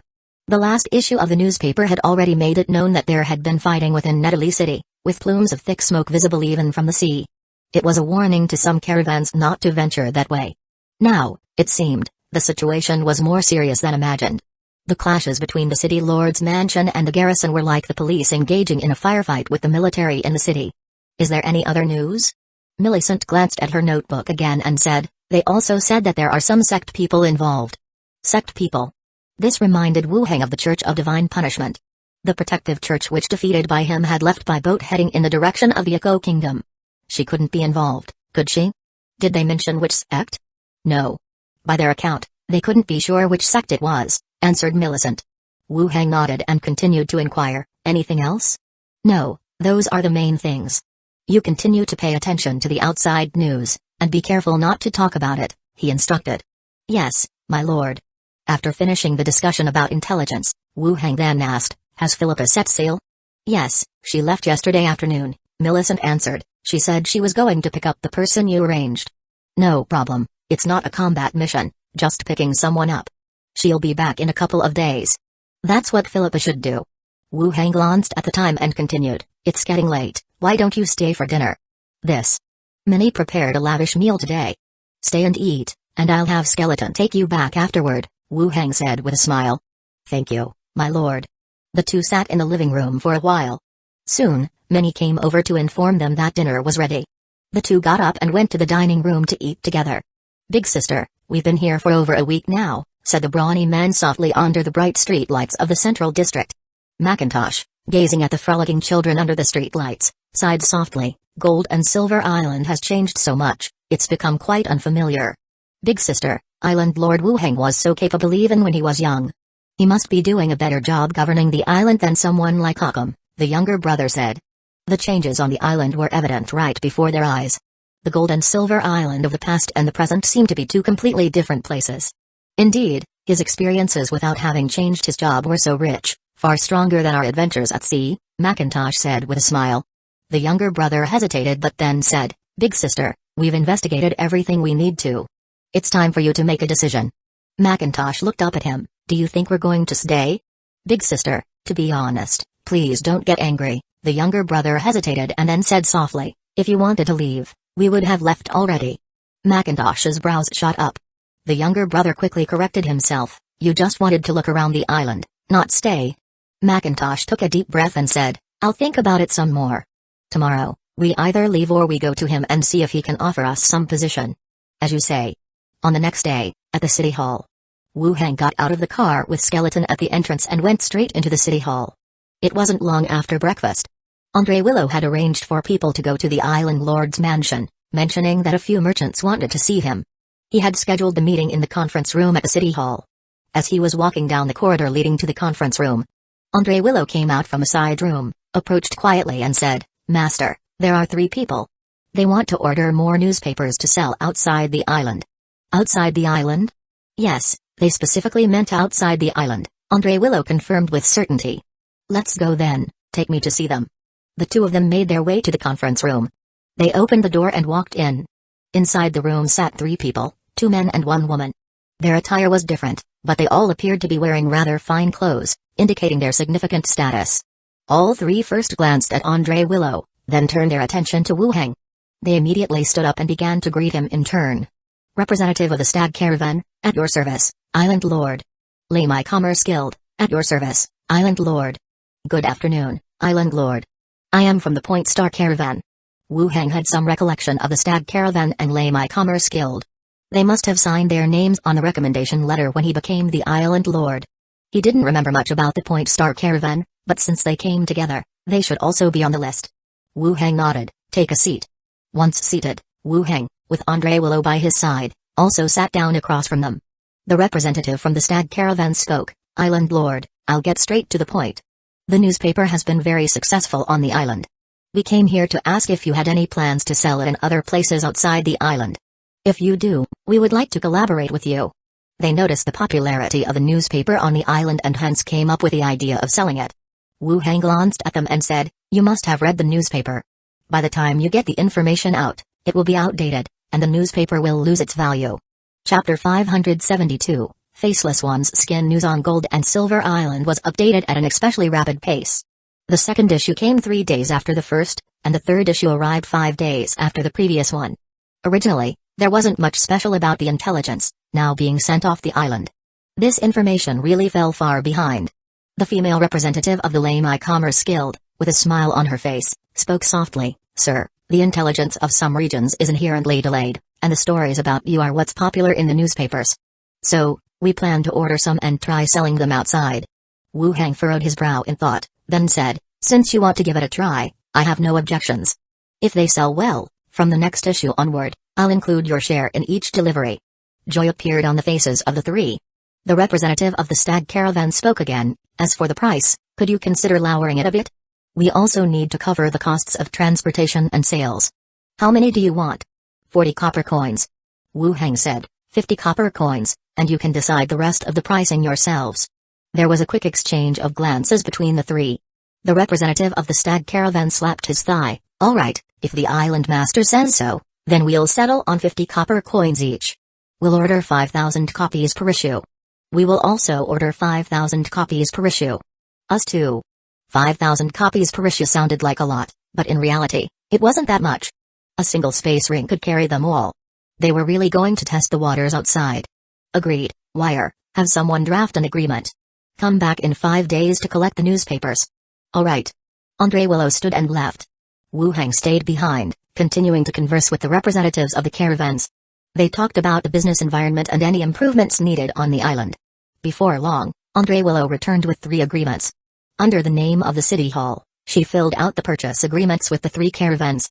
With the agreement settled, both parties were quite satisfied. Island Master, we won't take any more of your time. The 3 stood and paid their respects again. If there's anything you need, come to the city hall and look for Wire. She can fully represent me, Wu Hang said. Yes, Island Master. The 3 bowed slightly towards Andre Willow. We will trouble Miss Willow in the future. Of course. Andre Willow bowed in return. After the 3 left, Wire showed a hint of dissatisfaction. They ordered so few. If I'd known it was only this amount, I wouldn't have bothered you to come here. No matter, letting them try selling outside is a good thing, Wu Hang said as he put away the agreements, then asked, what about the progress of the fabric order from the caravans? I've already notified them. Several caravans are pricing it. When it arrives, I'll bring it over to you. Good. With the newspaper business concluded, Wu Hang left the city hall. After riding the carriage back to the island lord's mansion, he greeted the maid and put on the train captain's hat to head towards Lopaz City. In Lopaz City, at the Snake Badge Consortium, Wu Hang sat in the VIP room and after a while, the beautiful elf Raytil entered. With a smile, she said, Good afternoon, guest. Good afternoon, how did the commissions I gave last time fare? Wu Hang asked directly. You've come at just the right time, the results for both your commissions are in, Raytil said with a smile. Both commissions? Has there been progress with the disguise props too? Yes, this matter took quite an effort, so the final payment will be a bit more, Raytil admitted with a slight proud expression. It was as if she had finally completed some difficult task. As expected of the beautiful manager, I didn't make a mistake, Wu Hang praised her in return. Raytil's smile grew wider. Then she opened the door and gave instructions to someone outside. Soon the doors opened and a staff member entered carrying a wooden box. He placed it on the coffee table, bowed to both of them, and then left. Raytil pushed the wooden box forward, introducing, this is a special item, the Faceless One's mask, capable of recording the features of any user. Unfortunately, it gradually burdens the body, leading to chi and blood decay over time. Even a great fist master, full of vitality, cannot wear it indefinitely. Wu Hang listened and opened the wooden box. Upon seeing the item inside, his gaze sharpened. A piece of human skin, the skin of a face. Faceless One's skin, special item, effect, can replicate the face of the wearer, side effects, consumes chi and blood, description, a complete face that has been removed, it can help you become anyone, indeed, a special item capable of concealing one's identity. How is this item usually used? Wu Hang retracted his gaze. Since the other party had information, it was still necessary to ask carefully.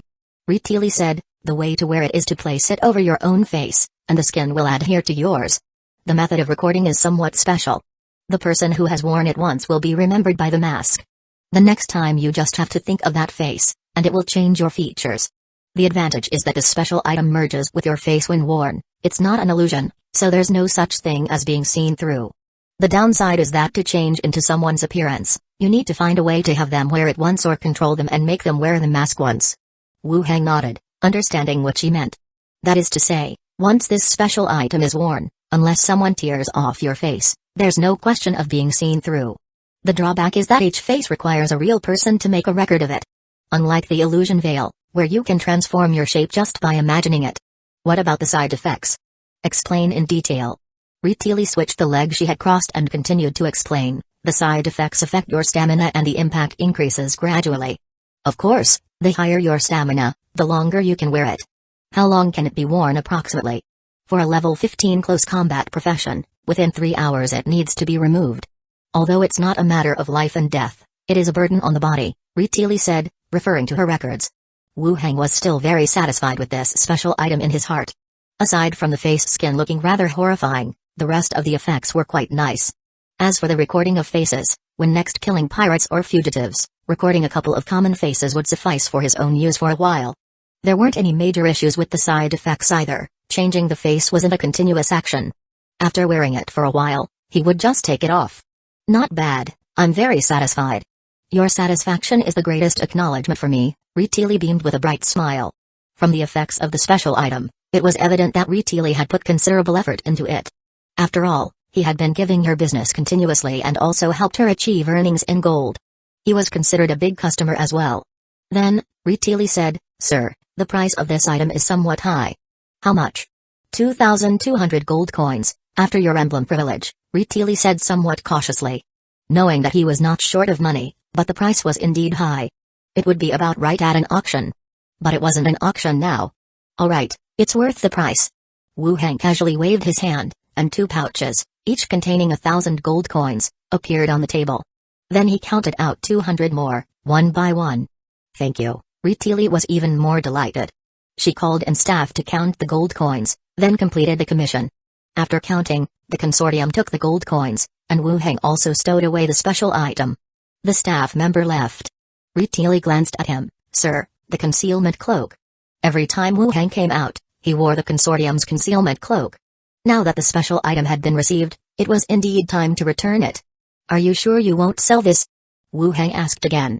"I really can't sell it, or else if the consortium investigates, it would be hard for me to explain," Ritili said with a wry smile. "Then next time I come over, I'll bring the cloak back to you." "Alright," Ritili looked at him and chose to trust. Wu Hang spoke up, "How's the commission to buy dead bodies going?" Ritili turned around and said, "They're all stored in the warehouse over there, I'll take you there." "Stored in the warehouse? Let's go." Both of them stood up and walked out of the room together. Following the corridor, they headed towards the consortium's warehouse at the back. Ritili spoke softly, "This time we've collected a total of 32 bodies, covering many professions. It's the most comprehensive batch we've had." Wu Hang's expression narrowed. "So many this time?" Chapter 573, What level are you exactly? Passing through the long corridor, they arrived at the location of the consortium's warehouse. The guards saluted, and Ritili dismissively waved her hand. The heavy doors were open to the left and right. A cold warehouse filled with coffins was revealed. Wu Hang glanced over, and the number seemed to match the figure Ritili had mentioned. Ritili stood to the side and began, 4 bodies each for the ironsmiths and tannery craftsmen, 3 for the coroners, 3 for the tailors, 2 for the alchemists, 2 for the mechanists, 1 for the gardener, and 19 in total for the civilian jobs, with all the remaining being level 15 combat professions, with a variety of jobs represented. There were 19 for civilian jobs, but it almost gathered all the common ones. The commission Wu Hang had put out only required professionals above level 15, and to gather so many at once was not an insignificant feat. "How did you gather so many?" Wu Hang asked, puzzled. Ritili spoke cryptically, "Where there is regional turmoil and warfare, many bodies will be produced. We acted early on, and recently others from various places have also started to collect bodies." The warfare she mentioned was likely referring to the Hueco kingdom.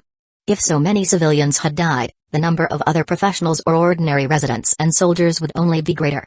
And no wonder it's said that necromancers are suited for times of chaos. Corpses are easier to collect. We've cooperated many times, so there's no need for an inspection. "I'll pack up the bodies first and settle the final payment when I return," Wu Hang said indifferently. Ritili smiled and gestured, "Please do." Wu Hang entered the warehouse and collected all the coffins into the space sachet. They then returned to the VIP room together. While the staff were calculating the final payment for the bodies, Ritili asked, "Do you still need to continue filing corpse commissions?" "Go ahead and fill it out. Ideally we could get bodies of level 18. Ritili laughed, "You jest, my guest. How could level 18 individuals just die outside, and even if they did, they wouldn't be easy to collect." "You're right, just keep an eye out. It's fine if you don't manage to collect any," Wu Hang said. "Then I'll include that in the commission for you." Soon, the new commission was completed, and the staff had also calculated the final payment. Wu Hang settled the final payment, thus completing the trade for these corpses. "I'll be heading back now. I'll return your cloak next time I come over." Ritili then flipped her hand, and an exquisite wooden box appeared. "Guest, this is our elf race's floral tea, not quite the same as what's sold on the market. It's exclusive to some royal dignitaries. I had someone buy some, just enough to bring back for you to try." Wu Hang looked at her. In her large eyes, there was some nervousness and anticipation. Wu Heng didn't decline, taking it and saying, "Thank you." Ritili replied with a smile, "It's nothing. If you like it, I'll buy some more for you next time." The two spoke as they exited the consortium together. Wu Heng headed towards the outskirts of the city. Ritili stood behind, waving goodbye. Returning to the island lord's mansion, the sky had already grown dark. Wu Heng sat down in the dining room to eat alone, while the rest of the maids were in the training room undergoing their daily training. Zhao flew back through the wall, spotted the food on the table, then leaned in and whispered, "Uncle, that auntie with 6 arms has been circling outside for a while now." "The auntie with 6 arms? Macintosh. Which outside?" Wu Heng inquired. "Right outside the front gate. I think she wants to come in," Zhao replied. "Let me look." Zhao dived into his body, and the vision shared through his mind. The viewpoint soared above the island lord's mansion, heading towards the lively area lit by streetlights. Gliding over, the gaze fell upon the figure radiating the light of level 15. Zhao immediately changed direction, flew down for a closer look, and confirmed Macintosh's identity. Flying back, Zhao informed Wu Heng. After releasing Zhao, Wu Heng complimented, "Good job, Zhao. You spotted them right away." "Humphrey, no one can escape my eyes," Zhao said proudly. "Indeed, when it comes to scouting, our little Zhao is the best." Zhao was even more delighted. She tried to look serious, but a smile still appeared on her face as she floated around above everyone's heads. "I'll have someone bring her in and ask what the matter is." "Oh," Zhao replied, slowly fading away into invisibility. Wu Heng then stood up and walked to the training room, calling out, "Minnie."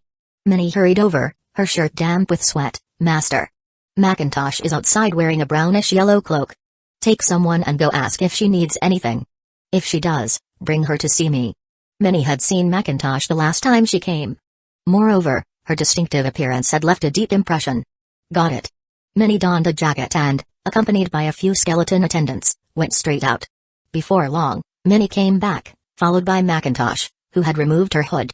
Her brown skin, thick eyebrows, and full lips. A golden ring around her neck. She gave off the vibe of an indigenous female chieftain. "Island Lord Wu Heng." Macintosh bowed slightly. "Have a seat.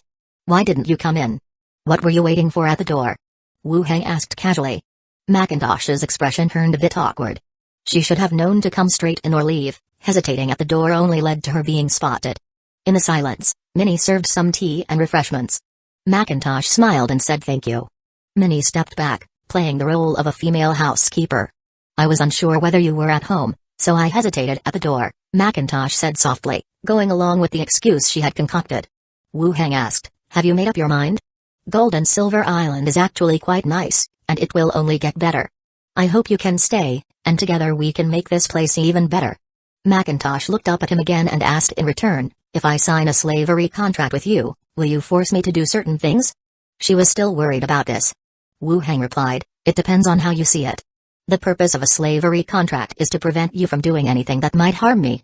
As for forcing you to do certain things, even without a slavery contract, it's hard to resist being forced by someone stronger." Macintosh's words came to a sudden halt. He had a point, whether there was a slavery contract or not didn't make much of a difference when facing someone stronger. "You also said that you would allow me to lead a team on my own and provide you with intelligence. That hasn't changed, has it?" "No change," Wu Heng answered earnestly. "If you agree, you're part of the Island Lord's mansion. In matters of intelligence, you will be in charge."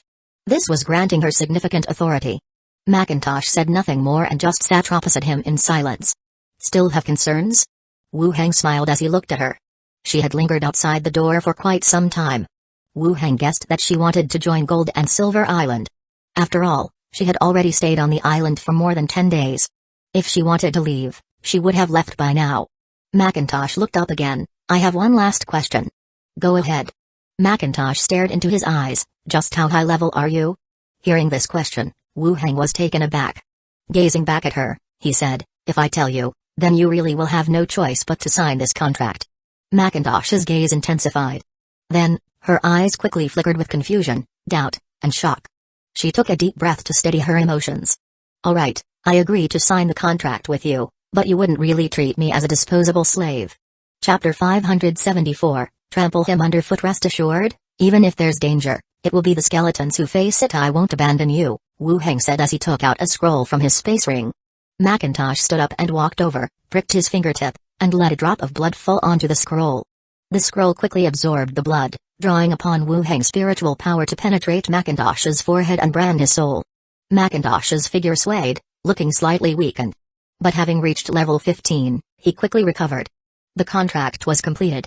Wu Heng smiled and said, "Welcome to Gold and Silver Island, Macintosh." Macintosh also seemed relieved and asked, "Should I now call you Island Master, or Master?" "Island Master will do. Once you get back, get ready to resume your intelligence work. In the next few days, I'll pick out a place for your office," Wu Heng replied. Macintosh had no objections and continued, "I plan to gather some of my former subordinates to come over." "That's fine, but remember, you are now the head of the Jinian Island Intelligence Department, not a pirate or a gang leader. You must also keep your subordinates in line. The island is under the management of the association," Wu Heng said sternly. "Don't worry, now that I've joined Gold and Silver Island, I naturally know what I should and shouldn't do," Macintosh said earnestly. "That's good to hear. If there's nothing else, I'll head back first. If you need me, you can find me at the Golden Sail Tavern," Macintosh said, as he put his hood back on. "I'll have someone send you back." "No need, my people are waiting for me in the Central District." "Don't worry," Macintosh replied. Wu Heng didn't say more and escorted her to the gate of the courtyard. As Macintosh stepped out of the gate, she turned back to offer another salute. "I hope for the Lord Island Master's guidance in the future. And thank you for being willing to join Gold and Silver Island." Macintosh nodded and left. The gate of the courtyard closed again, and Wu Heng returned indoors with Minnie. Excited, Minnie hopped and skipped her way toward the training room. Wu Heng went straight upstairs into his study. "Did that auntie join us?" Zhao flew over to ask. "She did. She's been hovering outside, just too embarrassed to talk to us about it," Wu Heng said as he sat down. Upon hearing the conversation, Glenda asked curiously, "Which auntie?" Zhao flew over, "The one with 6 arms, who once faked her death and we found her. She's been circling outside for quite a while, and today she accepted Uncle's offer and joined us. It's her. She didn't have much of a choice. Even if she left, at most she could find a remote place and become a gang leader again. By staying, she could take a different path," Glenda commented. "You make sense." Wu Heng nodded in agreement. Glenda didn't continue the conversation and returned to her writing. Zhao also flew back to her spot and started watching cartoons. Wu Heng poured himself a glass of water and sat down. He began to contemplate the direction of future developments. In Zombie World, the skeletons were replacing him to clear surrounding cities, and the progress was relatively smooth. He didn't need to involve himself personally, he could just watch the experience points increase from the comfort of his home. Once a city was taken over, he could freely scavenge its resources.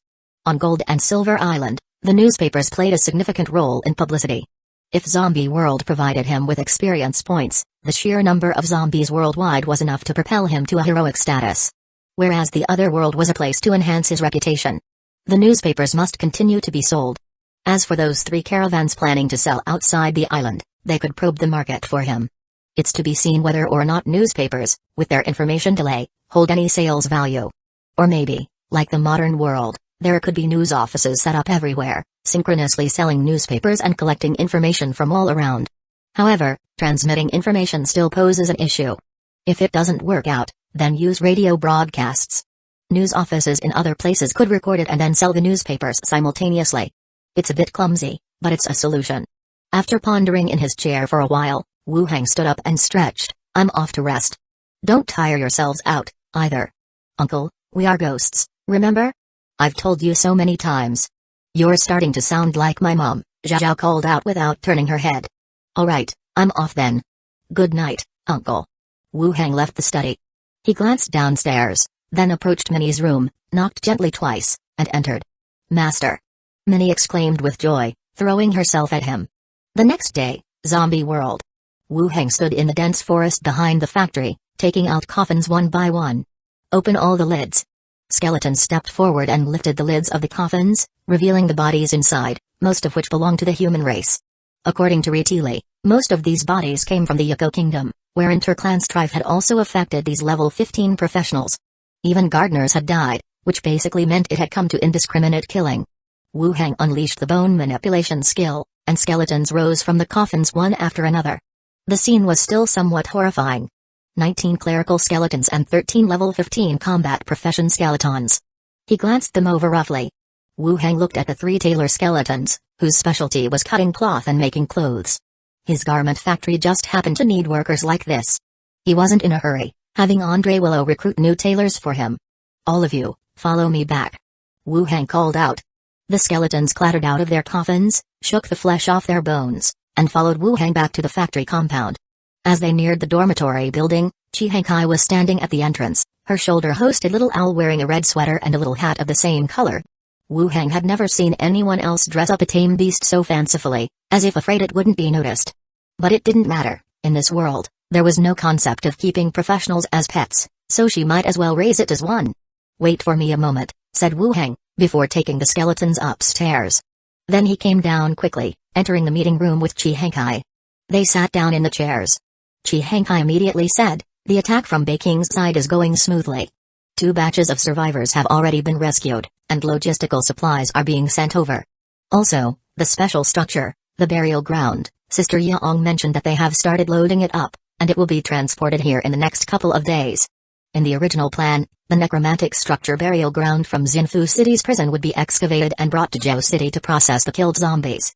And the skeleton mage Kalima, who learned necromancy and was the previous association inspector, the one killed by Wu Hang, would follow Li Yang's team, attacking cities along the way and converting corpses. Are the survivors all right? Wu Hang continued to ask. There are no major issues. We are currently tallying their professions and skills. Those with special professions or those who are young will be sent back to our side, and those capable of working will help out with the team, replied Chi Hankai. Wu Hang nodded, not saying much more. Chi Hankai continued, Zhao Yanqiu has returned to Xinfu City and will be back in a couple of days. Kaiang Tsai is working with a few people, researching those new inventions. Everything at the military factory is normal, and the production chain is running smoothly. Oh, and this afternoon the main desk will come to exchange for grain, so we'll need to head over there later. After discussing everything that needed to be discussed, Wu Hang stood up and said, let's go. We'll head over to the airport together. Sure. Chi Hankai took out a walkie-talkie. The vehicle fleet was parked in front of the dormitory, and the two got into a truck. They drove out of the factory, heading towards the airport. Gold and Silver Island, Golden Sail Tavern. A bunch of brainless idiots. Listening to the tavern crowd react to the bard recounting tales of the great detective, a sneer came from one of the private rooms. Do you think it's fake? Next to the young man with golden locks, the veteran mage holding a wooden staff took a sip of tea and asked softly. Teacher, the young man softly called out, poured the old mage a drink, and said, all this solving cases or not, it's just deceiving these ignorant islanders. Emilio at the headquarters thinks highly of him. Giving him the position of island master might mean they see him as the successor, the old mage said. A hint of pride flashed in the young man's eyes as he said softly, Teacher, I want to challenge him to a duel. By leveraging his prestige on the island and crushing him underfoot, we can turn it into our own prestige. The old mage's expression sharpened, but he eventually nodded, as you wish, as long as it doesn't interfere with the headquarters plans. Thank you, Teacher, the young man expressed his gratitude before swiftly opening the door and walking out. Going downstairs, he interrupted the bard mid-story, whispering in his ear for a moment. The bard's eyebrows furrowed. After sizing up the man and feeling the silver coins in his hand, he nevertheless spoke out loud, this gentleman, a young master from the association's headquarters, will challenge Lord Island Master Wu Hang to a duel. It will be a fair fight, witnessed by all. Chapter 575, Bring It Out challenging the Island Master. The tavern fell silent in an instant, everyone looked forward with a mix of surprise and confusion. As the newspapers were distributed, the Island Master had gained the highest popularity on the island. At this time, someone actually wanted to publicly challenge the Island Master. Judging by the person's attire and aura, they were clearly no ordinary individual, and the mention of coming from the association headquarters only confirmed their significant status. Nobody in the tavern was foolish, and while they felt the challenger was somewhat arrogant, no one voiced any objection. The young man continued to smile. He spoke again, everyone is welcome to spread the news. I will issue a formal challenge at the association, and the venue and time will be decided in the next few days. After finishing, he walked down from the wooden platform with his hands behind his back. At the entrance, he met up with an old man holding a wooden staff and walked out of the tavern. Some people peered out through the window. Turning their heads, someone commented, they've left, riding in a carriage toward the central district. Once it was confirmed they had left, the tavern erupted into a buzz of discussion. The last one this crazy ended up at the bottom of the sea. Someone from the association headquarters coming over must be targeting the Island Master. The pirates of the Emerald Sea all died at the Island Master's hands. Does this pretty boy think he can challenge him? The pirates were killed by mechanical devices. The island master is skilled in detection and solving cases, and since his profession is that of a necromancer, if those skeletons are allowed to fight, the island master's victory is assured. But if the skeletons aren't allowed, he may be at a disadvantage in a duel. The discussions in the room quieted down a bit. In a duel, if the skeleton attendants were considered, with all the skeletons on the island, the challenger definitely couldn't win, rendering the duel pointless. If they weren't allowed, the necromancer would lose a significant source of power. Winning by relying on various negative statuses? That might be more difficult. For a moment, everyone fell silent, deep in thought. Meanwhile, the tavern owner brought out another plaque and put up a betting pool about whether the island master would accept the challenge. Don't clean this room just yet. A person entered a private room, stopping the bartender who was about to clean. After speaking, he slipped a few copper coins into the bartender's hand. We've reserved this private room, it doesn't need cleaning for now. We will call you when we need something. The bartender pocketed the copper coins with a smile. Please, call out from the window if you need anything. Having said that, he left the private room. After the bartender left, a few more figures entered. The one in the middle removed their hood, revealing themselves to be Macintosh, who had made a contract with Wu Heng. Macintosh walked into the private room and closed the door. Scanning the room, he commanded, "Search." The group scattered, searching under the dining table and chairs. Once a full search was conducted, a person handed over a crumpled ticket. "Big sister, we didn't find much, just this ticket." Macintosh sat down at the dining table, pushing the cutlery to the sides. He unfolded the ticket and laid it on the table. Lifting both arms above his head while the other four hovered above the ticket, he began to use the prophet's abilities. His eyes immediately turned vacant, and fragmented images began to emerge in his mind. Soon afterward, Macintosh's eyes regained their focus. "Bring paper and a pen." Paper and pen were handed over. Macintosh quickly recorded the images he had seen, then handed them to an underling. "Deliver this to the island lord's mansion. Don't take the main road, use the back paths." "Understood." Zombie World, the airport. Commander L.V. Chien, accompanied by Chi Henkei, boarded the airplane. Both sides of the canvas were flipped open in succession. L.V. Chien smiled and said, 2,000 rounds for the machine cannon, 1,000 grenades, 5,000 machine guns, 200 kilograms of gold. Vice Leader Chi, please check the cargo. Let me have someone verify the counts first, then we'll settle the food with Commander L.V., Chi Henkei replied, signaling to the survivors from the base to follow and begin the verification. Afterward, she stepped aside with L.V. Chingen. L.V. Chingen spoke, "I've heard, Xinfu City base has started attacking the surrounding cities. We had no choice, all the bases are calling for help on the channels. As the headquarters said, the more difficult the times, the more we need to unite," Chi Henkei answered. L.V. Chingen nodded, "If there's anything you need, we'll do our best to help you."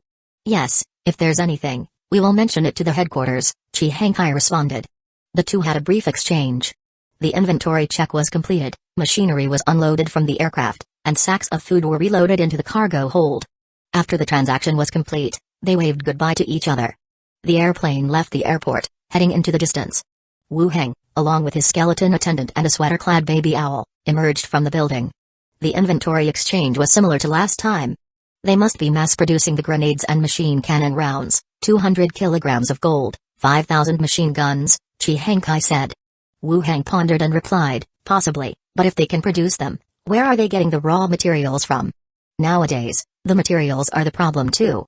"That's true, maybe I'm overthinking it," Chi Henkei considered and nodded. "It doesn't matter, as long as they're willing to sell to us, we'll stock up." Jiaorong is also trying to research and dismantle the machinery, Wu Heng said. "Understood," Chi Henkei acknowledged. Wu Heng collected the inventory, and glanced at the gold. Unlike the assorted jewelry brought over before, this time it was 1 kilogram gold bars, a total of 200 bars. It looked like they had seized some sort of gold reserve center. And it was possible they hadn't exchanged everything in one go.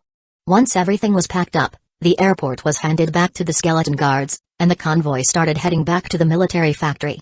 Upon reaching the factory base, Wu Heng returned to Gold and Silver Island through the boundary door. Chapter 575, Let Him Take It Out. Highland Master's Manor. Wu Heng descended from upstairs, followed by various newly transformed skeletons. Alchemists and mechanists were assigned to their respective rooms while chefs and gardeners were also placed in their respective positions. Tailors would be taken to the garment factory in the next 2 days, which was also needed by himself. Only the coroner, Wu Heng, had not yet decided how to arrange. He definitely couldn't send them to the association. If skeletons were sent there, Replacing the 2 existing coroners wouldn't that cost people their jobs? He'll deal with it when the time comes. After arranging the skeletons, Wu Heng went downstairs. As soon as he stepped on the ground floor, Minnie quickly walked over to him. She took out a piece of paper from the space ring. Master, Macintosh sent this, saying today someone in the tavern openly wants to challenge you. This is information about the challenger. Challenging himself?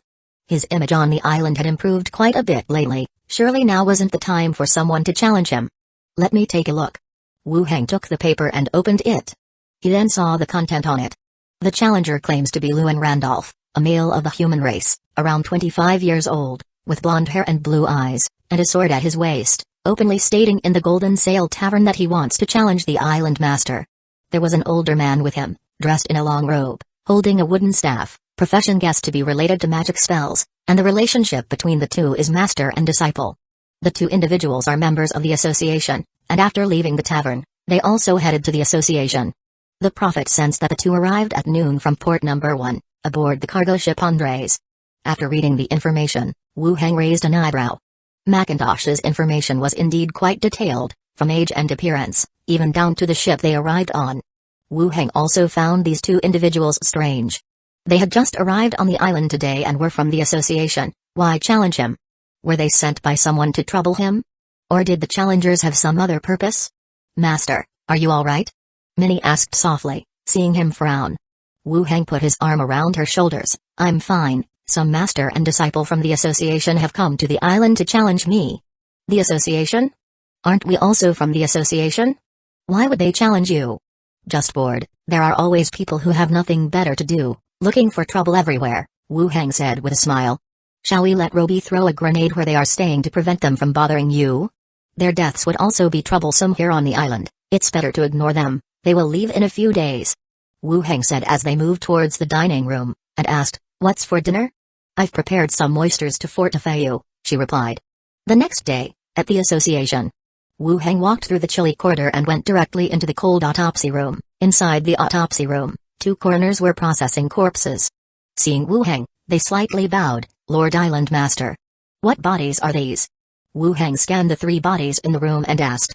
The coroner answered, These 2 are fugitives killed by Squad 1 and 4, identities have been confirmed. This one was fished out from the sea, dressed up like a fisherman. Not from the island then? Wu Heng looked at the last corpse. The squad asked around, and no fishermen from the island are missing, the coroner said. Wu Heng examined the corpse's face, which was still in fairly good condition, not overly bloated from soaking. Wait outside for a little while, I'll check the body, he said. Yes. The 2 coroners responded, and immediately left the room. Once Wu Heng confirmed both had left, he took out a special item, the faceless one's skin, and placed it over the corpse's face. The moment the 2 came into contact, the skin adhered like real skin, merging seamlessly with the face of the corpse. Even the skin near other parts of the body showed no signs of seams. After a few seconds, Wu Heng stroked the face gently and, using a bit of force, peeled the mask off. Became a special human skin item once again. He glanced inside the human skin mask, and although there were no traces of a corpse left behind, Wu Heng still pulled out a tissue and wiped it off before wearing it on his own face. First, it formed his own face. Then, with a thought, his facial features began to tighten and move. He took out a mirror from the space ring and looked at himself. He had transformed into the appearance of the corpse next to him, identical in every way. Pupil color, facial contours, and hair color had all changed. It really is quite magical. Wu Heng murmured in praise, and then reached behind his ear and tore off the human skin mask. He put it back into the space ring. After finishing what he wanted to do, Wu Heng stepped out of the autopsy room. 2 coroners were chatting at the doorway. I'm done here, you can continue your work, Wu Heng said. The 2 nodded again and re-entered the autopsy room. Leaving the autopsy room, Wu Heng walked past the steward's office and decided to stop and lightly knock on the door. After hearing a response, he pushed the door open and entered. Inside the room, Zai Ligui and Shi Yali were both in the office, staring intently at him as he entered. Wu Heng touched his face, confirming that the human skin mask was removed. Then he asked, "What are you looking at?" Zai Ligui handed him a piece of paper. "Here, a challenge letter. I was just about to have someone send it to you." Wu Heng frowned as he took it and glanced at it. At the top, it was titled Challenge Letter, and below were terms regarding a fair duel. Lastly, at the bottom, there was a stamp of an association. Wow, they have such a thing too. He had not expected that the association would facilitate challenges like this. It seemed supportive of various duels. It's not exactly support, but the association tacitly allows competition among the younger generation, encouraging faster development, and issues arising can be solved by this type of challenge letter, Xyligui explained. So if he issues this thing, do I have to accept? Wu Hang asked. Of course not, he submitted it to the association, which only means it's through the association's platform. It's up to you whether you accept or not, it's not compulsory, Xyligui said with a smile. So, are you planning to accept? Definitely not. I don't even know who he is, and why should I agree? If he loses, he just walks away. Nobody on the island knows him, but if I lose, how do I continue as the island master? Wu Hang placed the challenge letter back on her desk. Xyligui nodded in agreement. You're right, but he's not as unknown as you think. In the headquarters of the association, he is considered among the best of the human race's young generation, said to have high talent and has defeated many from the previous generation. If you could defeat him, your reputation in the headquarters would be even greater. In a dormitory of the association, the blonde-haired, blue-eyed Luan walked in, saying, Teacher, the construction on this island is great. The things around the association called street lamps, I've heard they shine as bright as the sun at night and don't turn off at all. They must be some sort of special magical props. In his stories, isn't it said that more of his inventions and various props come from his place? The veteran mage replied with a smile. It feels nice. If possible, we could consider living here permanently. Luan continued. The veteran mage sipped his tea. Was the challenge letter delivered? I gave it to Xyligui, following the association's regulations. She will arrange for someone to deliver it to him. Luan sat across him. The veteran mage continued advising. He's got Emilo's attention, he must have some skills as well. Reduce those flashy tricks of yours and try to end the fight quickly. A gleam flashed in Luan's eyes. I understand. The noose is already out. If you are going to win, win spectacularly and gain higher prestige. Luan poured himself some tea and sipped it lightly. I really wish it would start soon, to defeat him in front of everyone. He added in his heart. Especially in front of those two sisters in the steward's office. In the steward's office. Xyligui said, he comes from a notable background and has been supported by the association for so many years, he definitely has quite a few valuable items. If you decide to participate, try to get him to wager something valuable. Chapter 576, Stacked Identities. What level is he? Xyligui replied, Luan is 17 years old, a level 16 mage, accompanied by his teacher, a level 18 great mage from the association named Mofati. Both are mages. This Luan, to be merely 17 years old. To have reached level 16 as a mage at 17 is rare even among humans. No wonder he's so audacious. Just arriving on the island and challenging one in his prime, he truly has the capital to be arrogant. The other person, his teacher. A level 18 great mage, his profession, and level are the formidable backing of the opponent. Upon considering this, for Luan to defeat himself would be laying the groundwork for his own status to reach level 18. And the veteran mage agreeing to them making such a grand entrance upon arrival on the island, also serves to accumulate his own reputation. His apprentice showing off in public also serves as a promotion for him. Wu Hang inquired, I heard that he carries a sword everywhere he goes. I thought he was a swordsman or some close combat profession. The records at the association list him as a mage, a traditional shaping energy system. Wearing a sword might just be a habit. Many mages also have the habit of carrying close combat weapons, explains Xyligui. Ah, an ornamental piece, Wu Hang suddenly realized. Even if mages have the possibility of close combat, they also keep it stored in a space ring, which is convenient for retrieval.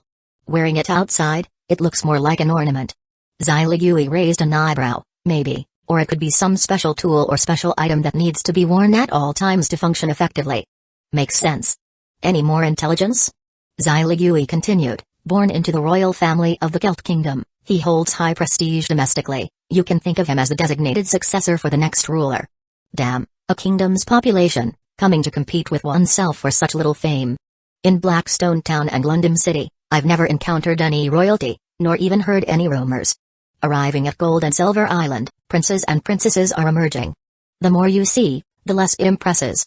As for the Celt Kingdom, Wu Hang was also aware of it. It's the kingdom of the Snake Badge Consortium in Lopast City that he frequents. Shiyali sliced some fruit and brought it to Wu Hang, adding, he's likely preparing for his promotion to level 18, otherwise, he would have already gone back to inherit the throne. How so? Can he get promoted to level 18 back home? Xyligui continued, I heard the administrator Yamiro say before that their kingdom has a characteristic, One generation is mediocre, and the next is outstanding, which has almost become a pattern, and Luan is the outstanding one of this generation. One generation mediocre, the next one outstanding. This is the next generation seizing the fortune of the previous one. Wu Heng didn't speak but looked back at the challenge letter. Now it seems, there's no chance of losing. The opponent's identity, however, is filled with Puff's Prince, a talent cultivated by the association, the prepared king who seized the fortune of the previous generation. Defeating him would not just slightly increase his fame. The past strategy was to develop quietly and low-key. Now that fame was right in front of him, to let him go would be somewhat indefensible. Wu Heng leaned forward, looking at the elf sisters. What do you say, if I ask him to raise the stakes and then agree to this duel, would he agree? Xiligui's eyes widened. Weren't you against dueling him?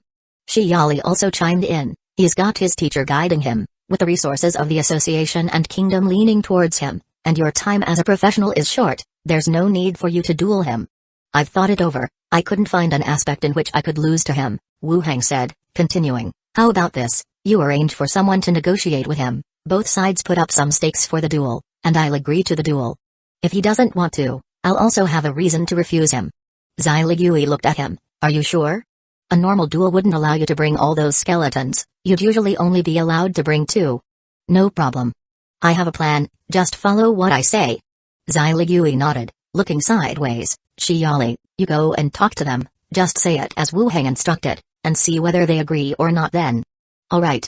Shiyali nodded. Having said that, she immediately left the room. Xiligui then looked at him doubtfully and asked, what level are you now? I felt you relaxed a bit when you heard the opponent was level 16. Just at the beginning, I thought he was already level 18. There aren't that many level 18s. At the association dormitory. Shiyali repeated Wu Heng's decision to the master and apprentice before her. Luan turned his head to look at his teacher. Turning back, he said, since the island master said so, I am willing to put up a second-level merit reward as the prize for this duel. As for the island master's side, there's no need to put up anything, just being able to participate is enough.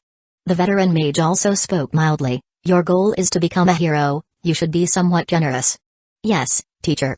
Luan casually took out a wooden staff adorned with cloth strips and feathers, placed it on the table. Greyhawk wooden staff. It can summon a magic detective Greyhawk for scouting, consider it as the wager. Shiyali nodded, pulling out a new challenge letter. Rewrote the rules and had Luan sign them. Once completed, he bowed again. The venue and time will be arranged as soon as possible. We will not disturb you two any longer. Both nodded, and Shiyali left the room. The veteran mage spoke. He does have some of Yamiro's resilience, daring to accept this challenge in front of you. Good, it saves us trouble. Perhaps on this gold and silver island, he thinks the world is just this big. The choice of venue will also be in the next 2 days. Make sure to win beautifully then. Yes, master. Shiyali returned to the room. She handed over the challenge letter and the wooden staff to Wu Heng. He brought out a level 2 item called the Greyhawk wooden staff, which can summon a magic detective guard for scouting. Wu Heng glanced at the item. It was only level 2, but that wasn't low either. Level 2 merit corresponds to defeating a level 15 professional. Wu Heng nodded. I don't have any problems on my end. Xiligui spoke directly. Then it's settled. I'll have someone tidy up the venue to prevent any damage from your fight. You choose the place. I'll arrange for some equipment to be installed by the skeleton so the island's residents can also come and enjoy the spectacle. Okay. As Shiyali watched the two converse, she asked, what's going on with you two, both so confident? Xiligui, aren't you afraid Wu Heng will lose? If he wasn't confident, he definitely wouldn't have agreed. You really do know me well. She left the association and went straight back to her residence. Entered the building. Minnie helped him remove his coat. Master, everyone on Lighthouse Street is talking about the challenge against you. Wu Heng casually said, I have agreed to that person, and the association is now choosing the combat arena. Ah. I thought you were not planning to bother with him. Minnie moved aside, poured a cup of floral tea, and brought it over. The challenge letter was sent to the association, so I just agreed. Minnie was somewhat worried. There won't be any danger, right? No worries, an association duel does not involve life and death. Minnie continued, then will you win? Don't worry, I won't have any problems dealing with him. That's good, we will come and cheer for you then, Minnie said with a smile. Wu Heng nodded, then said, Minnie, see if Annette or Roby is free. I will arrange some skeletons to accompany them to the association, to help set up the combat arena. Okay. Minnie agreed and went to talk to the other two about this matter. Wu Heng then went to the courtyard to summon some skeletons.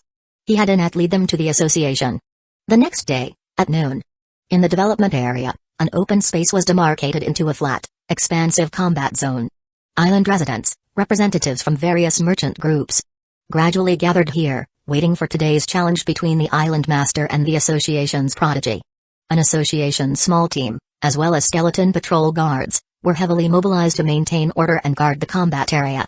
In the stands, the veteran mage instructed, "He is inferior to you in terms of level, and has equipment similar to a crossbow arrow. Give your all in the fight, and end it as quickly as possible." Yes. As the two talked, Xyligui arrived with a small team of members. After exchanging greetings, they said no more, and the area fell quiet. Beneath the stands, the carriage carrying Wu Heng also arrived shortly after. He got off the carriage and walked straight into the combat arena. Wu Heng was dressed in the robe of 100 soldiers, wore the 100 soldiers' boots, and stood beside a level 18 skeleton attendant Kaizayu. Suddenly, a figure leaped into the combat arena from a distance. Blonde hair and blue eyes, handsome in appearance. Yet his gaze was profound and stable, as if he saw his former steward Yazd. Assistant Shiyali walked onto the platform. In a solemn voice, she stated, "Combatants may not use powers exceeding the combat arena's scope, use lethal special items or items, inflict soul damage, and must immediately cease fighting upon surrender or severe injury." Chapter 577, I just said necromancy isn't suitable for competition. Click, click, click. The sound of a switch being activated echoed. Immediately, screens raised on stands displayed the scene within the combat arena. Underneath the screen stands, numerous skeletons guarded, preventing the crowd of onlookers from getting too close or causing damage. The crowd, craning their necks to watch the screens, all widened their eyes, showing incredulous expressions. We can see the scenes inside. It's another new artifact, never seen before. This thing is great, we can see from the back without having to squeeze in front anymore, and it is less dangerous. Some representatives of the merchants were also watching the screens. What is this artifact? If we could sell it, it would be of great value. The Island Master has many new artifacts, we could ask him about them later. I'm afraid not even the headquarters of the association has such a device that displays images. Quiet down, the Island Master is coming up. All eyes followed the sound, seeing in the screen Wu Heng in a mage's robe, standing on one side of the combat arena, beside him a skeleton attendant dressed in leather armor and wearing a hood. Opposite him was another figure in a robe overlaid with a leather armor, a challenger with golden hair and blue teeth. Most people had heard the news. It was also their first time seeing the challenger looking like this. He's quite young. I heard he is a prodigy of the younger generation of the association, certainly of extraordinary origin. It shows. Whom do you support? The Island Master, I suppose. His background is similar to ours, and he changed professions not long ago. True, he represents Gold and Silver Island. Whether this person wins or loses, he'll just turn around and leave, having nothing to do with us anyway. True. On the combat platform. Both sides confirm, the duel begins. Upon Shiyali's declaration, she quickly retreated backward. The two duelists cast spells simultaneously. Wu Heng's body was enveloped by the white bone armor, then a preset shield activated. Luan, too, was covered by a pale yellow mage's shield. Next, Luan's hand produced a magic wand, his gaze suddenly fierce, and with a swift forward thrust of his wand, several ice-blue ice cones shot out, rapid as arrows. Wu Heng also took out his magic wand and casually waved it, firing the fireball technique. Boom! The ice cones and fireballs collided, igniting a sky full of flaming streams and ice crystals. "You're good with shaping energy spells as well," Luan remarked offhand, raising his wand, rapidly concentrating his spell. A thick lightning serpent shot out again.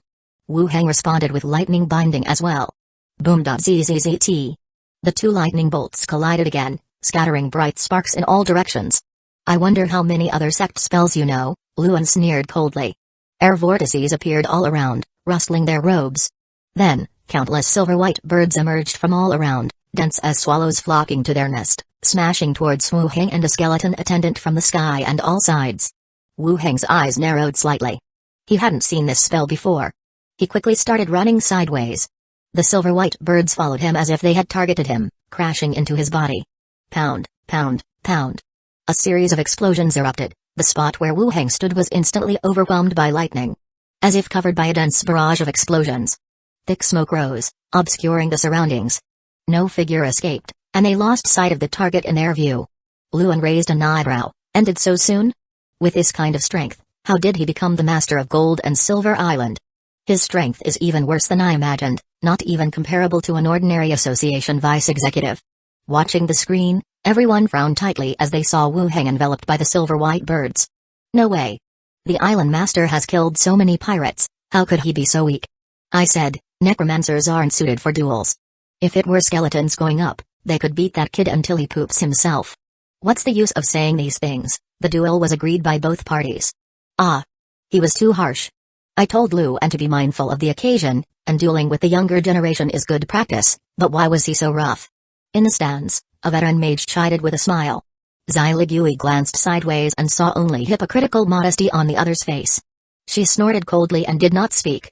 Although she didn't believe Wu Heng would lose to him, she still focused on the combat arena. If there truly were danger, she would fly to rescue. Big sister, the island master doesn't seem to have the upper hand, a subordinate quietly said next to Macintosh.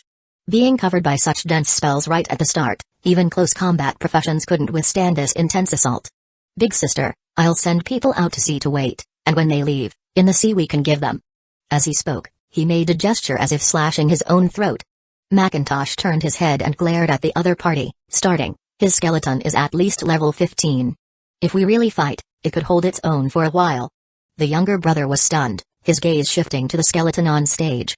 The skeleton attendant that had been brought up was still standing in its original spot, the spell birds that had just flown past didn't cause any damage either. Meanwhile, the murmurs among the crowd resumed.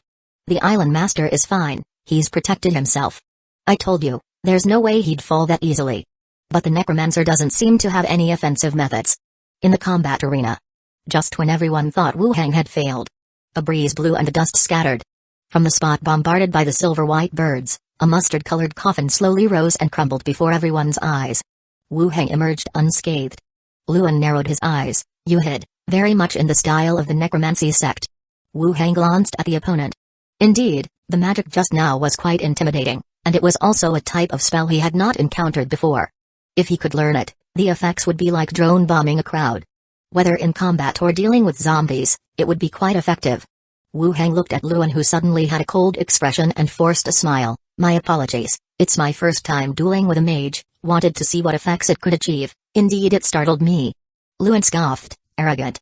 His magic wand swung again, and a red tornado of fire began to converge in the arena, stirring the winds around violently. It was a new spell. The energy-shaping technique was so powerful, it seemed to have extremely lethal effects. Wu Heng immediately started to run, dodging the location of the tornado. At the same time, his magic wand also began swinging continuously, disease ray spell, weakening ray spell, grave injury spell, being cast one after another. As Luan released his skills, he looked defeated. Blood instantly flowed from his nostrils and corners of his mouth, staining the front of his robe. The grave injury spell acted more like a curse. It was completely ineffective against the undead, but against living beings, especially those of a lower level than himself, it caused severe damage. Luan's eyes hardened, his body enveloped in a green light. The negative status effects applied to him vanished instantly. Then ice cone spell, silver-white birds, and wind fire blade were fired one after another. They started bombing the area where Wu Heng was located. A roar erupted in the arena, stones scattered everywhere, dust filling the air. Wu Heng's running speed was so fast it was uncharacteristic of a mage. Why isn't your skeleton moving? You looking down on me? Luan said coldly, instantly drawing his rapier and quickly lunging at Wu Heng. During his rush, spells continued. A barrage of violent explosions. Wu Heng halted his frantic running and also produced a winged sword in his hand, not retreating but advancing rapidly to meet his opponent. As the two drew swords and closed in face to face, the spectating crowd erupted again. They've drawn swords, they're drawing swords. Aren't they mages? What's this about? Do all mages do this? Magic first, then close combat? Clang. The sound of metal clashing rang out. The winged sword was positioned in front, blocking the rapier's thrust at the chest. The long sword swept upward, deflecting the rapier. Forcing Luan's form to lean back slightly, Wu Heng's Greyhawk swordsmanship took over, his form swiftly following the opponent's, sword movements consecutive and relentless, continuing to hack at him. Animate object released, Luan's clothing tightened around his neck and trousers hitched up. Luan's body flashed again, the effect on his clothing items lost. Handling the sword hurriedly to block the incoming attacks. The rapier, thin and straight, primarily used for thrusting. Against Wu Heng's continuous chopping, the rapier started to bend, struggling to defend. Luan hadn't expected his opponent's strength to be so formidable, his own profound swordsmanship seeming utterly defenseless against it. He felt like countless attacks were chopping at him. The spells he wanted to cast were also interrupted by his opponent, dodging a sword sideways while his left shoulder was struck. Tearing open the leather armor, blood flowed freely. Luan staggered back several steps, a wary look flashing in his eyes. Seeing his opponent rushing again, he reached for his rapier, a searing flame appearing on the blade. His feet tapped lightly, his form shooting out once more. Midway, his figure flickered, instantly transforming into 3 figures, all thrusting at the target simultaneously. The middle figure charged forward, the rapier aiming for the forehead, the left figure pivoted, thrusting at the lower ribs, the right figure's rapier aimed straight for the heart. The 3 figures moved as fast as lightning, their actions synchronized, almost reaching his side simultaneously. And just as they neared Wu Heng, about to make their hits, the figure before them also blurred suddenly. Chapter 578, Really Good Person. The battle suddenly took a sharp turn, and Wu Heng started to gain the upper hand. The young man who had just arrived on the island and sent a challenge to the association was wounded, blood staining his robe red. The surrounding islanders who were watching went from quiet to gradually buzzing again. I knew there was no way the island lord could lose to him. The island lord's swordsmanship must have been learned from him below. Fancy skills, turns out he's just a soft-shelled shrimp. In the stands, the people from the Gold and Silver Island Association could finally breathe a sigh of relief. Indeed, it was still the ever-reliable Wu Heng. Zai removed her hand from the hilt of her sword and, glancing at the veteran mage beside her, instructed another, "End the battle immediately if someone surrenders." "Yes, Steward," Shi nodded in agreement. The veteran mage, however, frowned and stared intently at the battlefield, his eyes filled with both surprise and doubt. Since when had young prodigies become so common among the human race? Luan at 17, with advanced swordsmanship as a mage, was already considered a freak. Yet, another had emerged from this small island. What's going on? In the combat arena, the tripled Luan only felt a blur before his eyes. The target he was focusing on began shaking at high frequency, and in the next second, it had split into 6 identical figures, each standing before him. An illusion technique clone?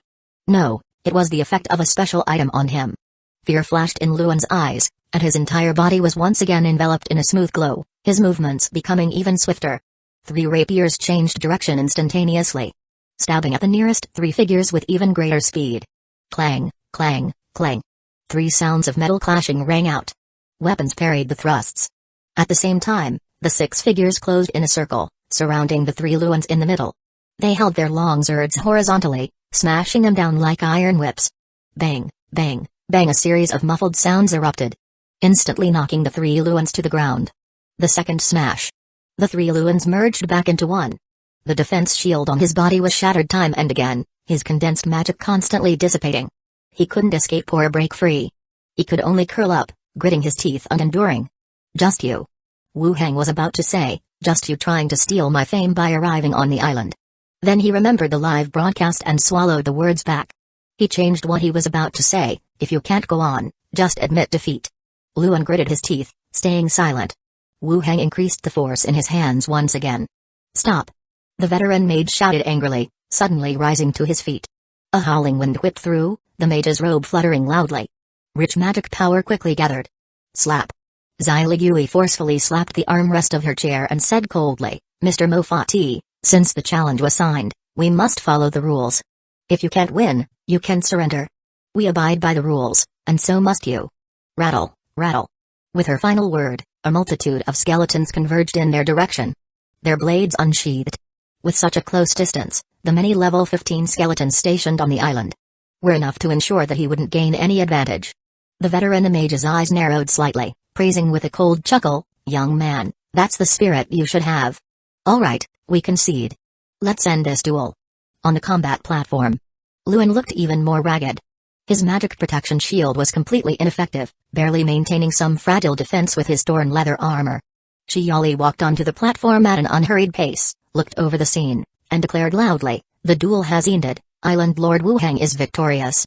As Qiali announced the outcome, Wu Heng ceased his movements, and his 6 clones instantly reverted back to one. A bout of ringing dizziness assailed him, awaiting the side effects to subside. Then he looked toward the still curled figure on the ground. "Mr. Liun, it's over," Wu Heng called out, causing Luan to shudder violently. He lifted his head to look over, his eyes brimming with anger and unwillingness. Wu Heng extended a hand, signaling to help him up, but Luan clenched his teeth, his face showing a fierce light. Everyone is watching. Remember your manners, your manners. Luan also came to his senses following that. Clenching his teeth against the pain throughout his body, he straightened his broken clothing. Still maintaining his composure, he managed to say, "Island Lord Wu Heng, you have won." "It was mere luck, I too had the advantage of age," Wu Heng replied. The two exchanged courtesies, and Luan turned to leave the stage. Shi Yali then brought up the stakes of the duel and handed them to Wu Heng. Wu Heng raised the reward and gestured around to the crowd. "We won, Gold and Silver Island won." The crowd below was momentarily stunned. Then, cheer after cheer erupted from below the stage. Like waves spreading, the cheers resonated throughout the entire area. The Island Master won. Gold and Silver Island won. Amid the cheers, the merchant convoy representatives who had come to watch the match boarded their carriages and left early. Unlike common folk who came just for excitement, Wu Heng's victory over Luan was not a trivial matter. The human race prodigy, cultivated and selected by the association, had been beaten in such a small place by Wu Heng, who was equally young. Would they support Wu Heng, or would this draw the attention of other powerhouses? These possibilities could occur. Whether they occurred or not, they had to send the news back first. To prepare for investment. After the duel ended, dispersing the crowd was left to the association to handle. On the carriage ride back to their residence, the maids who had come along for the excitement chattered among themselves. The master didn't even use his skeleton, otherwise he would have won earlier. That skeleton is level 18, it's a bit too bullying for him. He took on the challenge himself, he can't blame anyone else if he gets killed. The master is so handsome. A few maids chatted excitedly. Meanwhile, Wu Heng opened his reputation to take a look. Reputation, level 18, 31,747 out of 48,000, reputation had increased by more than 2,000. Unlike the small incremental growth from the newspaper, this time it shot up in one go, directly jumping to 31,000. The feeling was that he had included all the people on the island who hadn't provided reputation into the contributors with one stroke. It was as if he hadn't been busy in vain. "Master, what would you like to eat?" "Let's go to the tavern outside the association, to celebrate the victory as well." "Great, we can eat outside." Association's lodgings. Luan's injuries had healed, and he had also changed into a clean robe. However, he had lost the spirited demeanor he had upon arriving at the island. "If it were a contest of spells, I might not lose to him." The veteran maid shook his head slightly. "No, we underestimated him. The information provided by the association wasn't complete. He couldn't possibly be just level 12. By publishing the newspaper, he must also be preparing for hero shaping. He's level 15? He's been possessed?" Luan said instinctively, then suddenly stopped himself. The veteran mage was startled, he hadn't expected the other to think in this direction. He nodded and said, "Let's go back to headquarters now. Spreading this matter might be detrimental to you, so let's go back and handle it first. As for what you said about possession, that's one way to put it. Necromancers are proficient in soul research and have many methods to revive and take over bodies. Providing this to the association could make headquarters have an uncertain view of him and reduce your impact." Luan's gaze flickered. "Teacher, if we leave now, won't we become a laughingstock?" "It's just a small place, what kind of laughingstock can there be?" "We're leaving now, no need to inform the association." "Yes, teacher." They quickly packed their belongings. The master and apprentice left the association and headed to the port to board a ship and leave. After dining outside, Wu Heng and his group returned to their lodgings. The maids went off to attend to their own matters, while Wu Heng checked the radio station to confirm no new messages. He went straight upstairs and returned to his study. Sitting down to one side, he took out the bet he had won from the duel. A magical prop corresponding to a level 2 merit. Scouting Witch Wand. Description: a magical prop etched with the spell of a scout guard, capable of releasing a magic guard for scouting any area. From its effects, it appeared to be a very decent prop. Without a ranger, most professions don't have good means of scouting. They often use scouting scrolls for surveillance. But scrolls are one-time use and quite difficult to acquire. This prop, however, can provide effective scouting, and it is very likely a personal item used by Luan or one that he had replaced. With a ghost for scouting, he had no use for it. He would see who to give it to when the time came. Besides the prop, the biggest gain was the reputation. The news will continue to spread out. Those who are paying attention to Luan will get to know me through this event. What a kind person. Chapter 579, Don't Make Me Slap You. He stowed the scouting witch wand away and took out the faceless one's skin once more. He hadn't had much time to study this human skin mask yesterday because of the upcoming challenge. He held it in his hand, bringing it close to his face. As it neared a certain distance, it attached firmly to his face as if it were being sucked in place. He recalled the fisherman's appearance that the mask had copied before. He began to feel his own face wriggle. Standing in front of a mirror, he saw himself morphed into the fisherman. Now that he examined it closely, there were still no flaws to be seen. The two ghosts beside him looked over as well. Zhao exclaimed in surprise, "Wow, uncle, you've turned into a middle-aged man." Glenda also flew over to take a closer look. "You can't tell at all, is this a new prop?" "Bought it from the Snake Badge Consortium, it's a special item that physically alters your appearance," Wu Heng said, inspecting himself from side to side in the mirror and asking the two ghosts to check as well.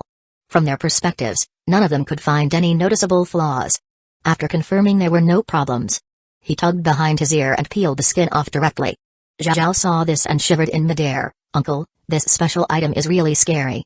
"It is a bit scary, but quite useful," Wu Heng admitted, feeling somewhat uneasy about it. But there was no helping it, the most useful special items were always bizarre. Moreover, this special item was definitely not something you could buy on the market with money. Retili had really put thought into it. Glenda floated in the air, looking at the face in his hand. She asked, "Can it be worn by a skeleton?"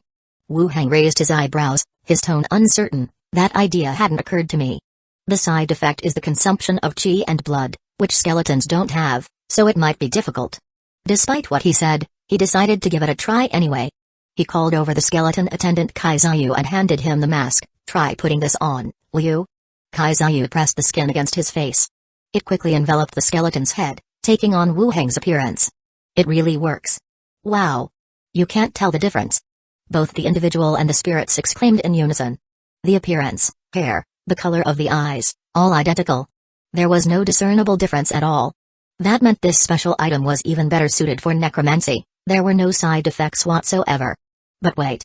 Human skin masks, as a type of special item, should naturally be classified under necromancy. "Uncle, in the duel, let it take your place, so you don't have to suffer." Zhao floated nearby and spoke directly. "That kid would suffer even more." Wu Heng ordered the skeleton to switch to the fisherman's appearance for today. The facial features wriggled and morphed into the fisherman's visage. It was really quite magical. Wu Heng walked up close to the skeleton and took a peek inside the collar. Inside the ribcage were still stark white bones, which meant only the head was affected. Everything below the neck remained as it originally was. Zhao has a good point. It would be safer to have the skeleton impersonate you in dangerous situations, Glenda also suggested. "It's indeed a life-saving strategy," Wu Heng nodded, stowing the human skin mask away. Glenda went back to the desk to continue editing, and Zhao flew off to continue playing games. As the evening approached, Wu Heng returned to his bedroom to rest. The next day, Zombie World. Inside the meeting room, Chi Hankai glanced at the documents in his hand and spoke. "Zhao City has sent over 12 more survivors, all have been assigned jobs. The remaining survivors are continuing to assist with the skeleton army under Baking. Iron City has also started advancing towards the city center, and there are no problems so far." Wu Heng nodded. "Keep following up on it." "Yes." After Chi Hankai reported, it was Jiao Rong's turn from the Tancheng group. He cleared his throat and said, "The blueprint for the rifle production line has been designed. We're currently manufacturing the corresponding components and will start assembling and testing soon." That was good news. Once the rifles and bullets were mass-produced, they could be widely equipped for the skeleton army. "Well done. Let me or Chi Hankai know if you need anything," Wu Heng said. "Thank you, leader. We will if there's a need," Jiao Rong responded with a smile of thanks. Jiao Rong finished, and then it was Kayang Tsai's turn, the one who had stayed behind. He had been kept here by Wu Heng because of the stab-proof suit and the flying dragon with a machine gun concept. In the entire base, Wu Heng seemed to be the only one who supported some of his ideas. Kayang Tsai stood up and took out a dummy from under the table, which was wearing a homemade stab-proof suit. It looked very similar to the stab-proof suits they had scavenged. Kayang Tsai explained, "We took apart an original stab-proof suit and copied its special weaving structure to make the outer fabric part. It could withstand knife slashes and sword thrusts without the threads coming apart over a large area. We don't know what materials are used in the regular stab-proof suits, we haven't figured that out yet." Kayang Tsai continued and tapped the front chest and back areas, and then said, "Inside the fabric, there are 2 steel plates protecting the chest, and the shoulders have curved protectors as well, which can significantly enhance the protection of the main torso. The whole set of equipment greatly reduces the production time. The steel plates and the fabric parts can be produced at the same time and then stitched together." Production efficiency and difficulty of manufacturing were aspects that Wu Heng valued. With the increasing number of skeletons in the zombie world, even if Wu Heng only planned to equip skeletons above level 5 with armor, it was still a staggering quantity. The armor ordered from the other world looked majestic and had indeed good protection. But it took a long time to produce and was expensive. Purchasing in tens of thousands and worrying about drawing attention were issues. That's why he supported Kayangtsai's armor project. Go on, test out the effectiveness, Wu Heng said. Kayangtsai took out an axe and swung it twice at the dummy. The outer fabric was instantly ripped apart, exposing the steel plates beneath. But there was no significant issue with the stab-proof suit itself, it remained hanging on the dummy. Wu Heng then looked to his side. You try. Karim drew out the special item, the evil sword, and walked over, slashing diagonally downward. The fabric was torn open with a large gash, and the steel underneath emitted a screeching sound as it was being sliced. Clang. The next second, the steel plate fell from the stab-proof suit onto the ground. Kayangtsai scratched his head awkwardly, the cut was too large. I'm still quite satisfied with the idea. Go back and improve it, so the inner plates don't fall out, Wu Heng said. Okay, I'll start researching right away. Wu Heng nodded. Does anyone else have anything? No one spoke among the three. Wu Heng continued, then let's leave it at that for now. Everyone can go back to their business. The group began to rise to leave. Wu Heng spoke again. Has Zhao Yanqiu come back? She has returned, Chi Hengkai said. Have her come to the meeting room. All right. The group left the meeting room. Soon after, the room door was knocked on again. Zhao Yanqiu walked in. Leader. Wu Heng released Zhao and also took out a professional scroll. Zhao said excitedly, Mom, Uncle has prepared a professional scroll for you, now you'll have a profession too. Zhao Yanqiu looked at her daughter and then at the scroll on the table. What is a professional scroll? Gold and Silver Island. The merchant ship of Starflower slowly docked. Shainera, accompanied by her attendant, walked leisurely down from the ship. Shielding her eyes from the sun, she looked towards Gold and Silver Island, took a deep breath, and slowly exhaled. Lady Shainera, the Elders' Council has kept your honorary presidency, but we need to tally your assets here. A male wood elf, dressed in servant clothes, followed her down the ship and immediately said. Shainera looked up at him and calmly said, I have turned over everything I owed.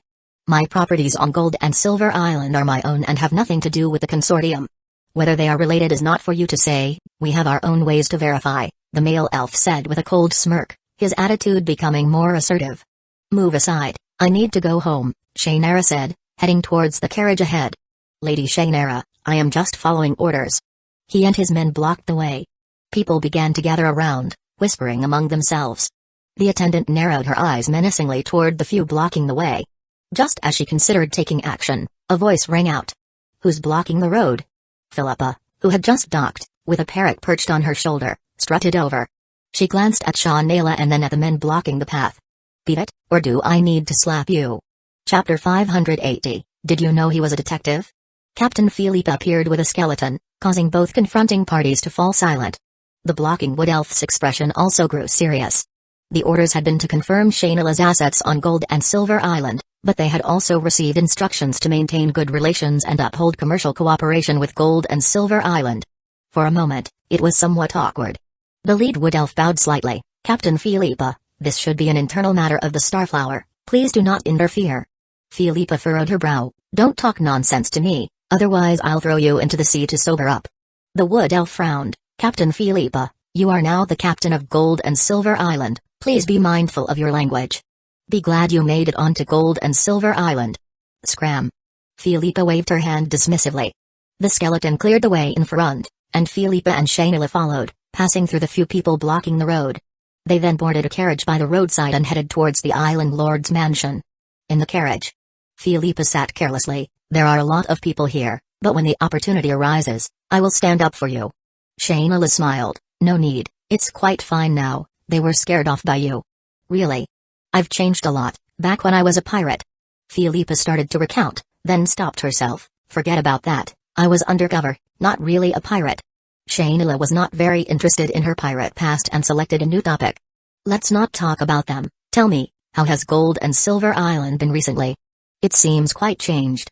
Philippe excitedly moved to sit beside Shainela. I'll tell you, do you know that Wu Heng used to be a detective? The type that doesn't rely on professional abilities, just examines corpses to find the murderer. On the road, Philippe talked non-stop. Shainela's eyes widened, filled with surprise and disbelief. And then? That's all, the newspaper only published up to here. Oh, this is called serialization, Wu Heng explained it, said Philippe. Shainela nodded, falling back into silence. She hadn't expected that many things had happened on Gold and Silver Island during her absence.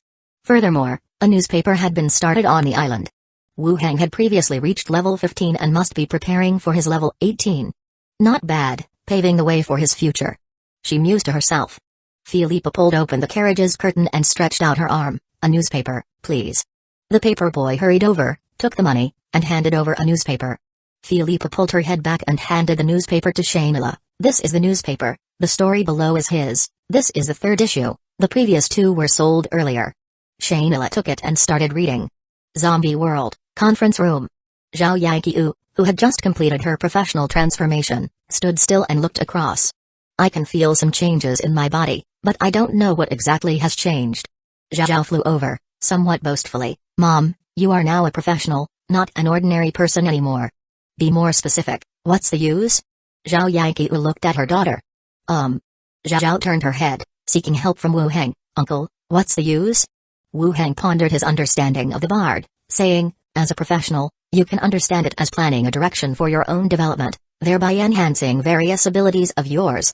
Simply put, as long as you stick to this professional path, it's like constantly taking corpse core potions, mainly without side effects and without fearing the virus affecting your body. Zhao Yanqiu didn't quite understand the rest, but she clearly understood the last part. Its effect was akin to continuously taking corpse core potions. And there were no side effects whatsoever. Even if she didn't understand much else, she knew that releasing this news would create a sensation across the world. It had actually been entrusted to her. Her face lit up with delight. Thank you, Chief. Zhao flew over politely and patted Zhao Yanqiu's shoulder. Mom, don't be so formal, we're family, right uncle? Ah, yes. Wu Heng nodded. Zhao Yanqiu glared at her daughter then asked, what should I do to strengthen this profession of mine? Zhao again turned her head. How to do it? Wu Heng explained, your profession is called bard, and from what I know, there are two directions, one is in the lore of oddities, gathering tidings, collecting works should all be included, the second is performing and public speaking, just as the words suggest, doing some performances or speeches can also enhance your abilities. Zhao nodded, right.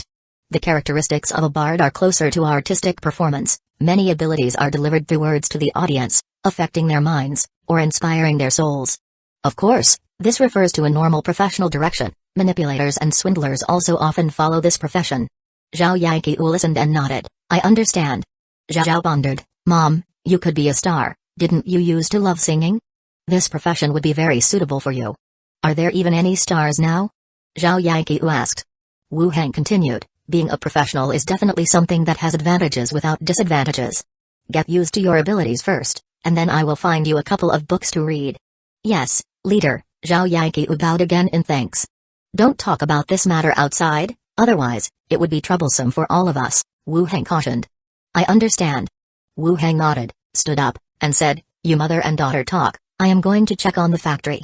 Zhao Yanqiu bowed again, her attitude extremely respectful. Wu Heng didn't say much, and walked outside. Behind him, Zhao's voice followed, Mom, this profession I chose, it suits you, right? In the future, it could enhance your speech, and you love to nag. No, I mean, it's simple.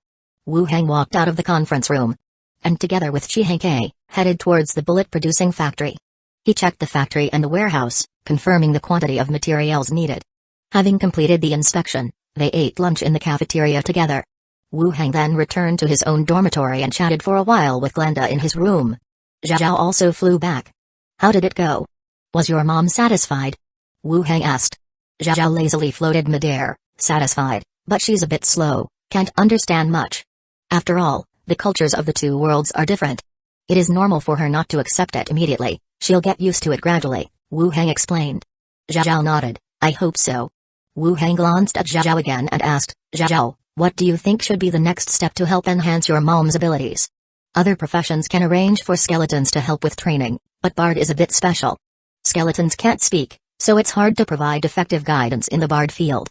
Zhao furrowed her brow and pondered, let's do as uncle said, pick a few simple skill books, and let my mom try.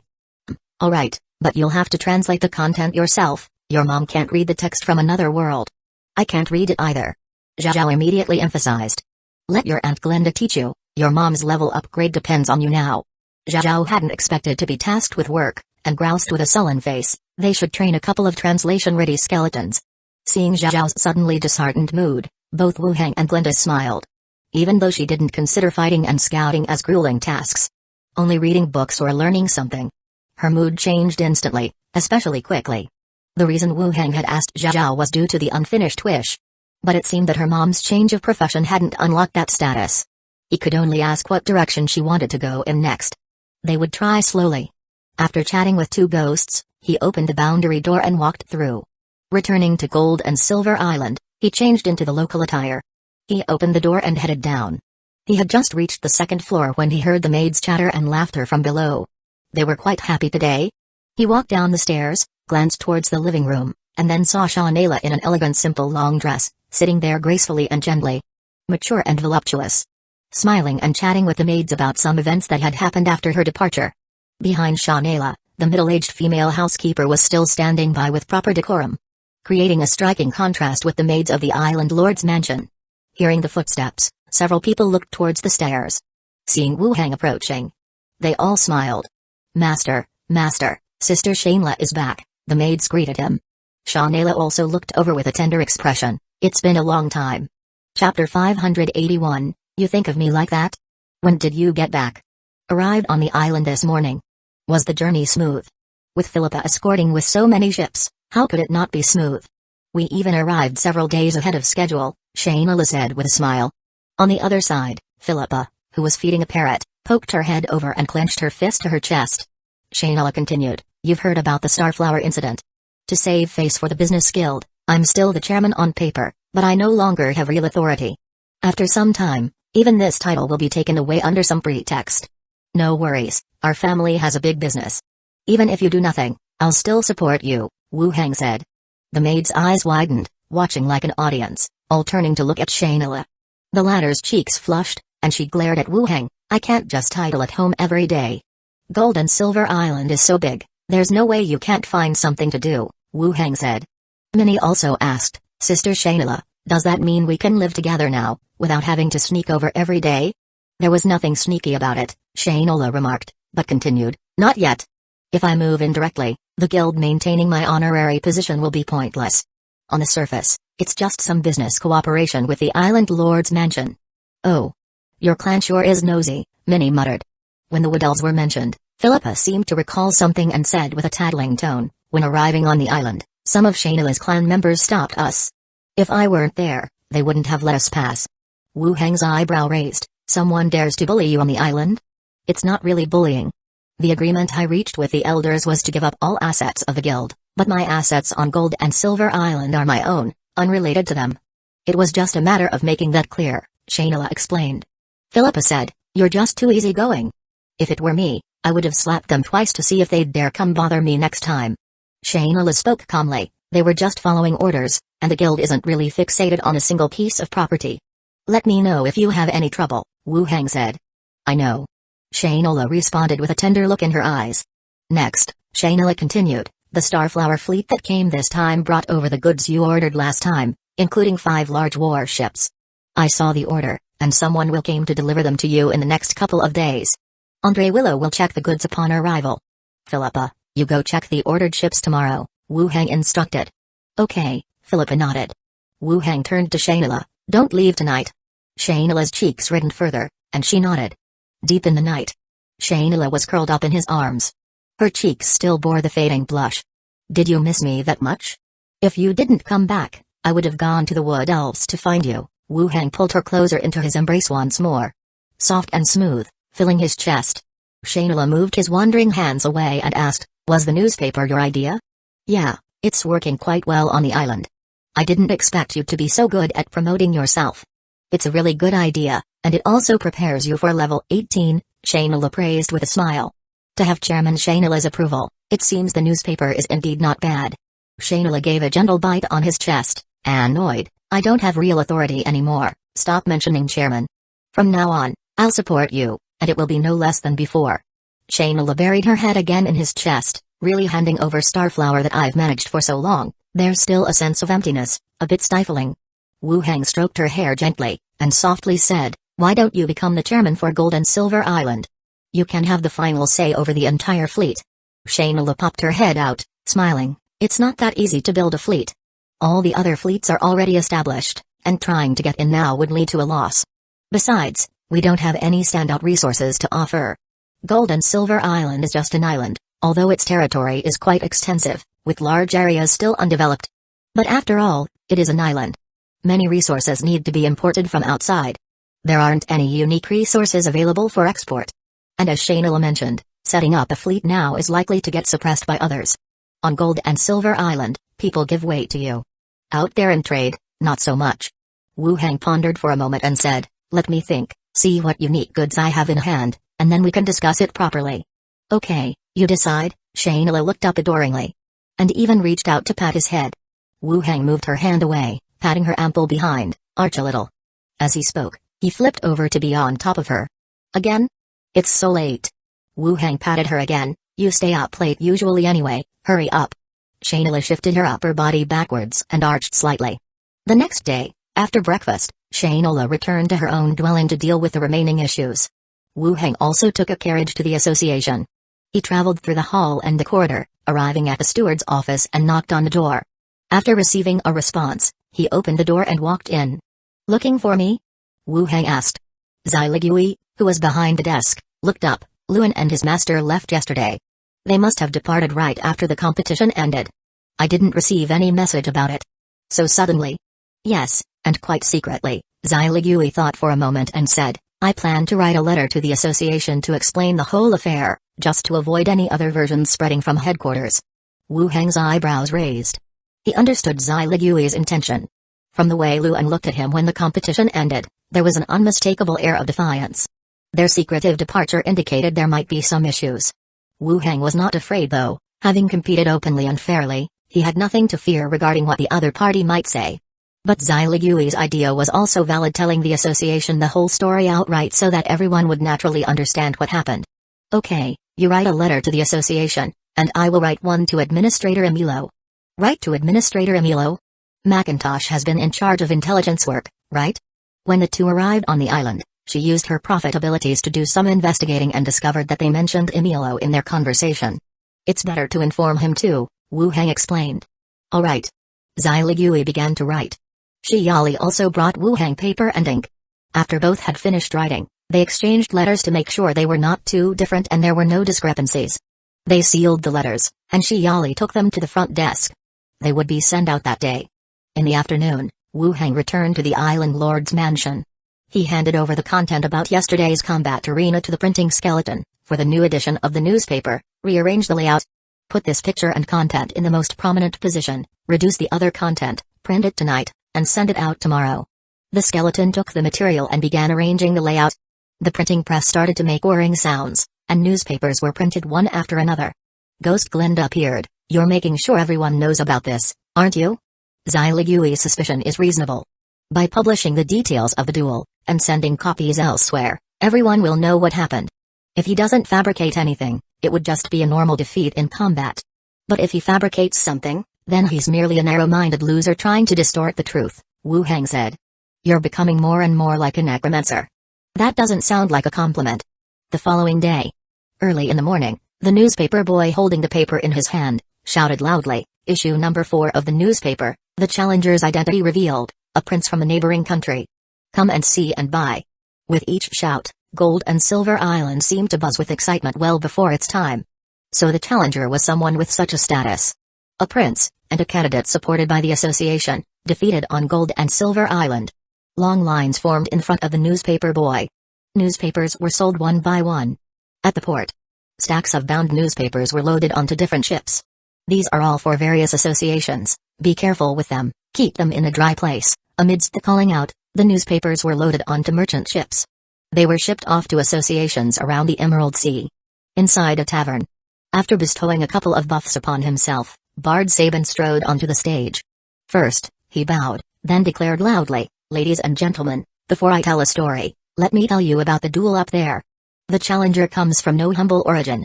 The crowd below instantly quieted down, all ears. Chapter 582, feels even more exhilarating. The tavern instantly quieted down, the chefs and helpers from the kitchen also made their way to the doorstep. Everyone on the island knew of the duel between the island master and the challenger.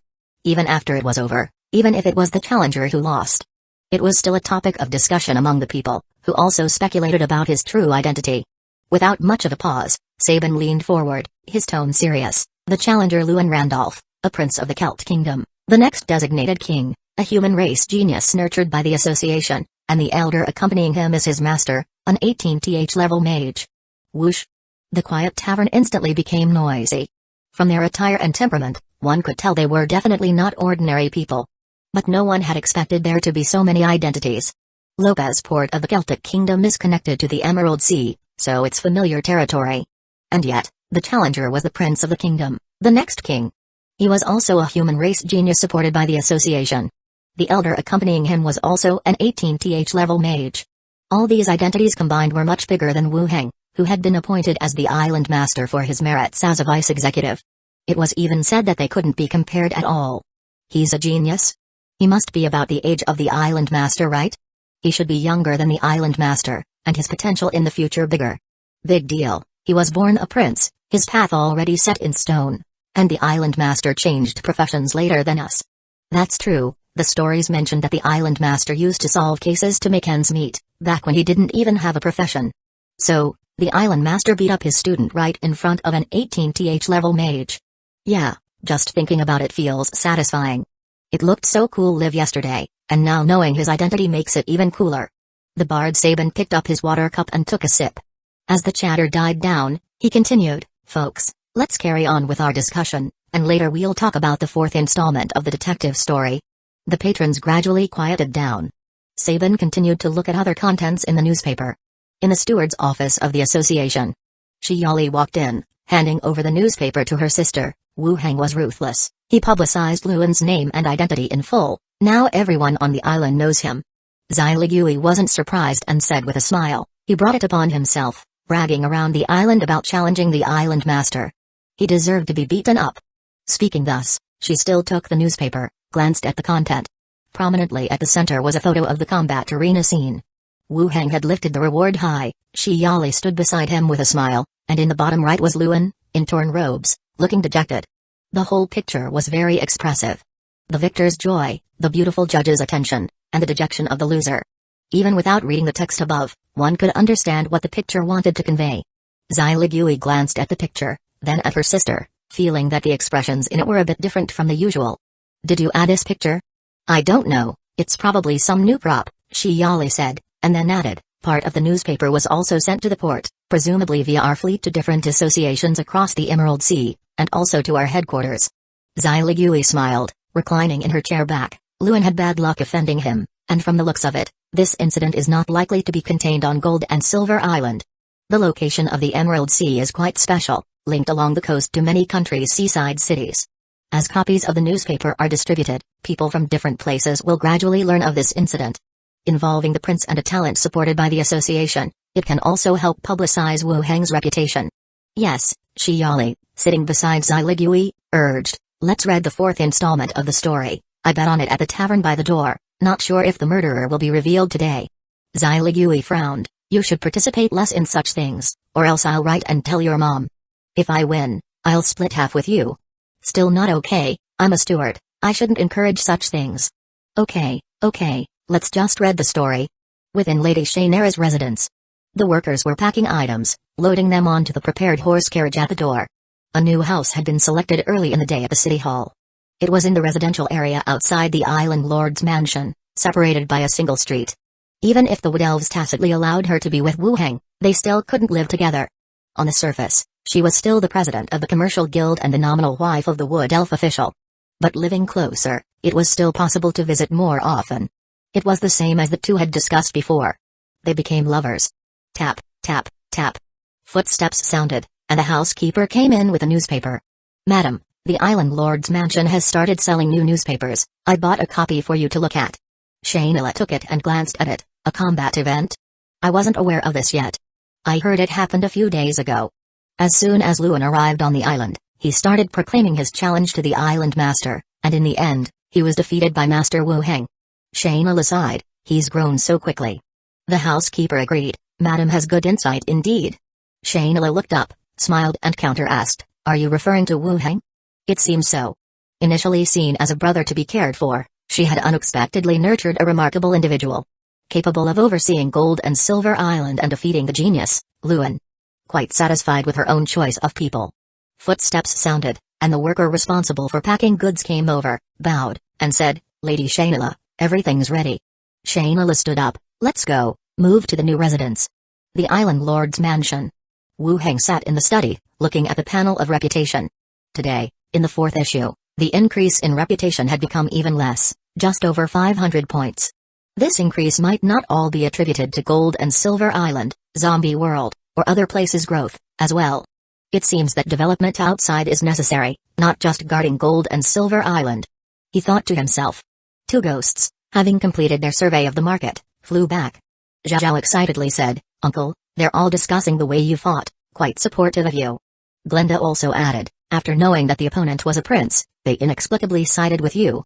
After all, I and most people come from similar backgrounds, not like those princes and princesses." Wu Heng thought for a moment. Yes, in hero stories, there's always a common man triumphing over the powerful, and even more so when it's a prince, Glenda said. Wu Heng laughed, "By saying so, am I increasingly resembling a hero in the stories? Isn't the hero your goal?" "Getting closer is only natural," Glenda replied as he floated toward the desk. "Exactly, if you don't strive hard now, there will come a day when you suffer." Zhao stood with hands on her hips, lecturing. "I've been quite hardworking," Wu Heng defended. The 2 ghosts flew to the side, each busy with their own tasks. The door was knocked. The voice of Minnie also came in. "Master, Sister Shayla is here." "I'll come down now." Backyard of the house. Shayla, in a light blue long dress, sat in the stone pavilion watching butterflies chase each other in the flower bed. The maid sensibly did not follow. Wu Heng walked slowly to the stone pavilion. "How is the house?" "I changed to one closer to you, still setting up the home furnishings." "I came over to sit for a while." Shayla turned her head, a smile on her face. "Once it's set up, I'll have Skeleton install an air conditioner for you, make living a bit more comfortable." "New house still setting up home furnishings?" "I came over to sit for a while." "Sure, my favorite thing over here is this prop," Shayla replied with a smile. Wu Heng walked into the pavilion and sat down beside her. Taking her hand, he pulled her up. "What?" Shayla whispered, then glanced around. Seeing no one was watching, she followed suit and straddled face to face on the opposite leg. Wu Heng encircled her waist with his hands, and softly said, "Have you seen the newspaper that was published?" Shayla held his face, smiling jokingly. "What, want me to praise you?" Wu Heng pinched her pertly. He said, "I'm thinking of publishing this kind of newspaper everywhere. Any ideas?" Chapter 583, Someone Died. Shayla raised an eyebrow. "When you say every place, what exactly are you referring to?" "For example, the main cities of nations or races, and some important towns," Wu Heng explained his idea. "That's too difficult. The transmission of information is already a problem, and there are more main cities of nations and important towns than you imagine." Shayla gently stroked his hair. "So, the goal you've set for yourself is a bit too ambitious. You could instead focus on the areas surrounding the Emerald Sea." Embracing the other person, Wu Heng fell into deep thought. What he had in mind wasn't just about printing in Gold and Silver Island and then distributing to various places. It was about establishing newspapers in every city. This would allow for swift collection of local news, rather than getting it through the mouths of some traveling merchants. The second point was to spread his stories across an even larger area and collect fame. The transmission of information that Shayla mentioned could be accomplished with the help of radios, by simply arranging for some people to stay by the radios. The main problem was the insufficient number of printing presses. With only 3 at hand, they couldn't be distributed elsewhere. "It's indeed not the right time now, but I can start planning ahead." Wu Heng lifted his head, pulling down one side of the other's shoulder strap. "What are you doing?" "We are outside." Shayla caught the slipping shoulder strap. "It's fine. Minnie and the others are in the living room reading comics. They won't disturb us before dinner," Wu Heng said. Shayla relaxed her grip, allowing him to pull down the shoulder strap. With the strap hanging to one side, her pale undergarment was exposed. Wu Heng reached around Shayla's back and unfastened the hook of her undergarment. When seated, it was already somewhat loose. With the shoulder of the dress taken down and the undergarment straps unhooked, both slid downwards in unison. The delicately beautiful collarbones and the fair bust, full, fair, firm, and round. Although he had seen them before, he still couldn't get enough of the sight. It was like a perfect piece of craftsmanship. Leaning in for a kiss, Shayla put up a finger and lightly pressed it against his forehead. "All right, you're all sweaty. Wait until after the next bath." "It doesn't matter," Wu Heng pressed on gently and took it into his mouth. As Shayna began to blush, she embraced him, gently caressing his hair. After a while, Wu Heng looked up and asked, with your years of experience in business, do you think there would be a market for an elixir that enhances constitution when taken, with effects similar to going up a level or two? You're like a child. Shayna took out a handkerchief, wiped the saliva off it, and then said, if such an elixir really existed, you could only become a well-known elixir supplier. Of course, you'd make a fair amount of money, but it wouldn't be enough to become a caravan. Then what would it take to become a caravan? Enough capital, your own commercial coverage, establishing connections with caravans from other nations, at least these things should be involved, said Shayna. Alright, I'll think about it, he replied. Shayna readjusted her clothing and asked, do you really have such an elixir? I do, Wu Heng nodded. Shayna looked at him seriously, don't mention it to others, just like with your level, or it will bring you trouble. Let me think about how to handle this. Don't worry, I know, Wu Heng said. Such a good boy. Stop treating me like a child, will you? Fine, someone has a strong ego, she teased. Stay the night? Wu Heng offered. Shayna shook her head, maybe in a couple of days. Once the residence issue is taken care of, I'll find a chance to come over. That works. The two sat in the stone pavilion for a while. Shayna left the island lord's mansion, and Wu Heng also returned to his own residence. As dusk approached, they dined together. Minnie came down from upstairs and said, Master, Wen Mangekyō has sent a message. Indeed, it had been a while since Wen Mangekyō had contacted him. Wu Heng headed towards the staircase and said, I'll go check it out. Weren't you planning to visit Shayna? Make sure you come back early. Understood, Master. After speaking, she called the other maids, and they left the island lord's mansion together, heading towards Shayna's newly purchased residence. Wu Heng went upstairs and entered the radio room. He glanced at Wen Mangekyō's logbook, which indeed recorded a message saying she needed to see him. Picking up the handset, he said directly, Wen Mangekyō, can you hear me? From the other end of the handset came a flurry of noises, followed by a woman's voice, Master, the mistress is having dinner in the dining room, I'll ask her to come over. Hearing the voice and the address, it must be Wen Mangekyō's housekeeper. Named Harut. Soon, Wen Mangekyō's voice came through, Master. Wen Mangekyō, I saw your message, did you need me for something? Wu Heng asked. Shayna's tone was somewhat grave as she said, Steward Slither brought over a body, female, in her 20s, named Woblini, said that she had provided information to you before. Had provided information? Wu Heng frowned, recalling the name. Since it was sent by Slither, it must be a resident of Blackstone Town. He had lived there for a while, but indeed he had no recollection of such a person. Moreover, at that time, he was just a squad member, far from managing to cultivate informants. No impression? Any distinguishing features? Wu Heng continued to inquire. Wen Mangekyō paused, then said, the appearance has become somewhat indistinct, and it's hard to recognize any particular facial characteristics, but Steward Slither said that she used to work at a tavern, and back then, her name was Bella. Bella. Wu Heng's eyes instantly widened. Bella was dead. In Wu Heng's mind, the image of her in the tavern, always with a smiling face, surfaced instantly. His tone also became solemn. I remember now, she did provide me with information before. How did she die?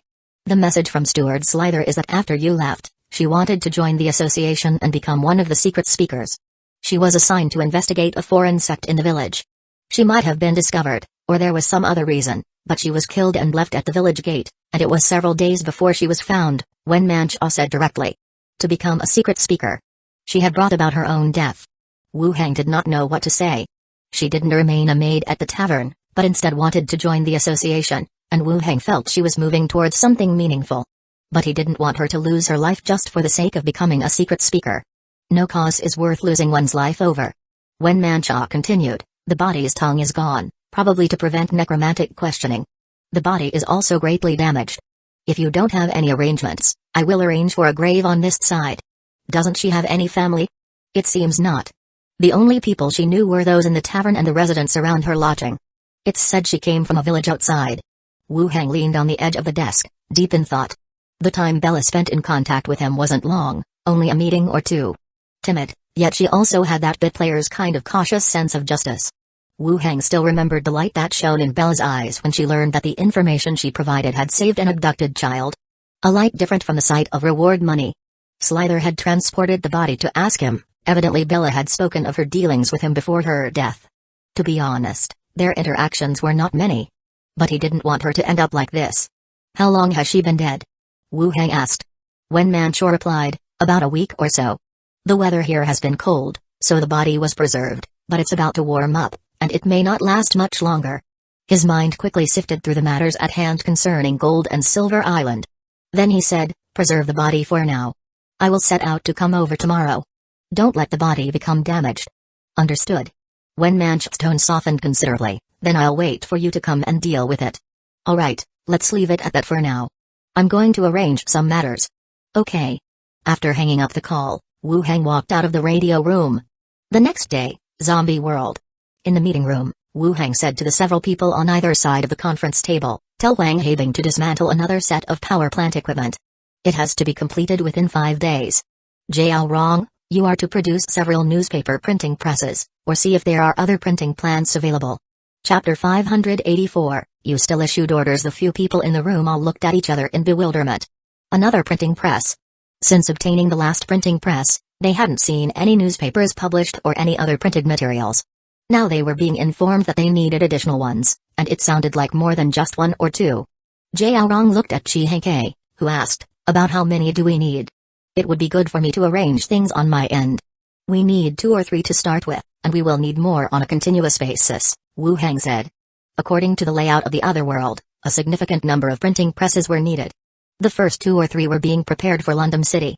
Chi Henkei nodded and said to Jiao Rong, I'll contact a few other cities to have people look for printing factories or old newspapers. You should also design the blueprints, and later we can produce them ourselves. With Chi Henkei's help, Jiao Rong readily agreed, I'll get started on it as soon as I get back. After delegating the tasks for the power plant and the printing press, Wu Hang continued, addressing Chi Henkei, how are the skull teams that are attacking the cities doing? Chi Henkei replied, everything is going smoothly, there haven't been any issues with the battles or the transportation. Any new information? Chi Henkei pondered for a moment, then said, the main station rescue team has also started organizing rescue missions, setting up evacuation points, and arranging helicopters to rescue survivors who can make it to rooftops. But people from other cities are still crowding into our channel, requesting that we rescue them in their cities. The main station rescue team was probably feeling the pressure. Their own civilian refuge base had started to rescue survivors along the way, and it was somewhat unacceptable for them to be without any action. But the method of rescue was somewhat harsh. There were few people who could make it to the evacuation points on their own or wait for a helicopter on the rooftops. It was still more reliable to enter the city directly, clean up the zombies, and then rescue people. Wu Hang thought for a moment, then said, announce on the radio that we will arrange more teams to rescue survivors. As long as they hold on, we will get everyone out. The expressions of the people present tightened. This sentence, we will get everyone out, inexplicably added a sense of mission. Okay, I'll have someone release the information right away, Chi Henkei nodded. Wu Hang then looked at the others, do you have anything else? The others shook their heads, indicating they had nothing else. Wu Hang looked at Kaiang-tsai, who was sitting at the far left. Kaiang-tsai, how is the anti-stab vest coming along? Kaiang-tsai, who had been listening attentively, immediately responded, still looking into it. Currently, there are 2 directions. One is to improve the outer fabric of the anti-stab vest to achieve specialized level density and toughness. The second is to add some adhesive properties to the fabric, attaching it to metal plates with glue on both sides. Wu Hang asked, which direction are you developing now? Both directions are being pursued simultaneously. We've gathered 2 professionals in this area in the last few days. However, it will probably take a few more days to see any results, Kaiang-tsai replied. The base lacked talent in this area. Kaiang-tsai was quite imaginative, but he had only been an auto mechanic before. Leading some friends, he was self-researching, so progress was inevitably slow. Secondly, Kaiang-tsai was one of the first to join Wu Hang with Li Yaong, and their relationship was good and trustworthy. It wasn't good to have him always driving and repairing vehicles, so it was better to shift him toward technical work when possible. Hurry the process as much as you can, and we can make gradual improvements later. Alright. Kaiang-tsai nodded. Wu Hang continued, also, continue working on that machine gun-mounted flying dragon. Understood. After the meeting concluded, everyone left. Wu Hang and Chi Henkei took a walk around the factory, and he asked Zhao to visit her mother as well. Later that afternoon, after having lunch in the cafeteria, he went back to his dormitory, entered the boundary door. At the Island Lord's mansion, Wu Hang came downstairs and had Andre Willow, who was outside, called back as well. Sitting with the maids in the living room, he prepared to hold a meeting. Once everyone had arrived, Wu Hang spoke directly, I am going back to London City for a bit. I'll leave everything here in your hands. Wire, besides handling City Hall matters, pay attention to the newspaper's 7-day update cycle. The serialized story has already been compiled, just publish it chapter by chapter as planned. Minnie, you're in charge of the entire operation of the Island Lord's mansion. Try to limit going out. If Shangela and Xiligui need me, tell them I have come out temporarily, tell others it's inconvenient for now. The newspaper still needs to be updated to maintain its current popularity. Gold and Silver Island has been relatively calm lately, with even ordinary crime beginning to diminish. But as Wu Hang was leaving, he had to be wary of potential dangers, as he still had quite a few enemies. And they were gradually increasing. You never know when someone might land on the island. Therefore, caution was paramount. Of course, the defenses of the Island Lord's mansion were quite reliable. Even in Wu Hang's absence, it would be difficult for an 18th level professional to break in. Dozens of level 15 skeleton warriors, a guard force of level 10 skeletons everywhere, plus armored vehicles. That was enough to handle most troubles. Understood, Master, the maids nodded one after another. Then, Minnie whispered, Master, did something happen there? No trouble, not any danger. A friend has run into a bit of trouble, I'm going to see if I can help, Wu Hang explained. Minnie continued, when do you plan to leave? I'm leaving right away. I'll have the kitchen prepare some food for you, in case the meals there don't suit your taste, she said. That would be good. Minnie stood up, saying, Roby, Annette, go prepare some clothes for the master, it's still cold there. I'll ask the kitchen to make a few dishes. Oh, okay. The maids dispersed to their respective tasks. Wu Hang and Andre Willow sat in the living room, making conversation for a while. The other maids also finished organizing everything. Wu Hang put everything into his space ring, donned the train captain's hat, and the train whistle sounded. The phantom train appeared out of thin air. He waved goodbye to the maids and boarded the train. He filled in London City on the itinerary, and the train set off, diving into the void. Outside the window was sheer void. Wu Hang walked into a carriage and took a seat. The absence of senses concentrated his mind even more. It also allowed him to ponder issues more effectively. This trip to London City was not only to deal with Bella's matter but also to take the opportunity to develop London City. Electrify the whole city while also arranging for the newspaper business. London City had a sizable population. If the newspapers could achieve the same popularity as on Gold and Silver Island, his own reputation would significantly increase. Maybe he could even rise to level 19. On Gold and Silver Island, the development and expansion of the island were settled. The only difficult problem he was currently facing was the formation of the Gold and Silver Island merchant caravan. Shangela had been pulled away by the Wood Elves, which was an excellent time to help him, but they also made a good point. Having only one type of elixir as the product was at most like an alchemy institution capable of providing elixirs. It didn't qualify as a merchant caravan. He needed to enrich his products sufficiently to support a merchant caravan. He pondered over it in his mind for a while. Then he closed his eyes and thought no further. Waiting for the train to reach its destination. Several days later, scenery began to appear outside the window, and the train slowly came to a stop. When the door opened, Wu Hang stepped off the train. The air was still cool, but the hard, cold ground had become soft, the piled-up snow was starting to melt, revealing the rotten leaves beneath and the bones of animals. Wu Hang swept his gaze around to establish London City's location. He unleashed the mansion skill and ate something simple inside, then pushed out the motorcycle he had prepared in advance. Accompanied by his skeleton attendant, he headed toward London City. Rushing all the way, he kicked up dust. Merchants driving their carriages on the road all looked sideways, uttering exclamations. They discussed what he was riding. It seemed like a hunk of iron running amok. As he got closer to the outskirts of London City, the population became denser. Looking towards the interior, he felt that the number of houses stretching outward was more numerous and denser than the last time he had come. And the further out he went, the more rudimentary the houses appeared. Wu Hang started to slow down and proceeded slowly. People stepped aside and also cast curious glances. Clatter, clatter. All of a sudden, a group of men on horseback burst out of a small alley to the right. They stopped in front of the motorcycle. After sizing him up, the leader spoke. What kind of mount is this? Get off for an inspection. Wu Hang pushed the visor of his helmet up and scanned the few who had stopped him. Humans and beastmen were both present, 7 in total, dressed in padded armor, looking fierce. What are you doing? This is Bayan Gang's territory. Get down when you're told to. Stop talking nonsense, someone muttered under his breath. I'm a friend of Lord Wanmansha. After another look, they scoffed. You? Don't waste my time. If you don't want to be checked, that's fine, just pay 2 silver coins each as a security deposit. As they spoke, the merchant caravan that Wu Heng had just passed came behind them. They went by without anyone stopping them or mentioning any inspection or security deposit. They don't have to pay? They're merchants from inside the city. Do you think you're the same as them? Hurry up, don't make trouble for yourself. With that said, one of them reached out to grab Wu Heng's arm.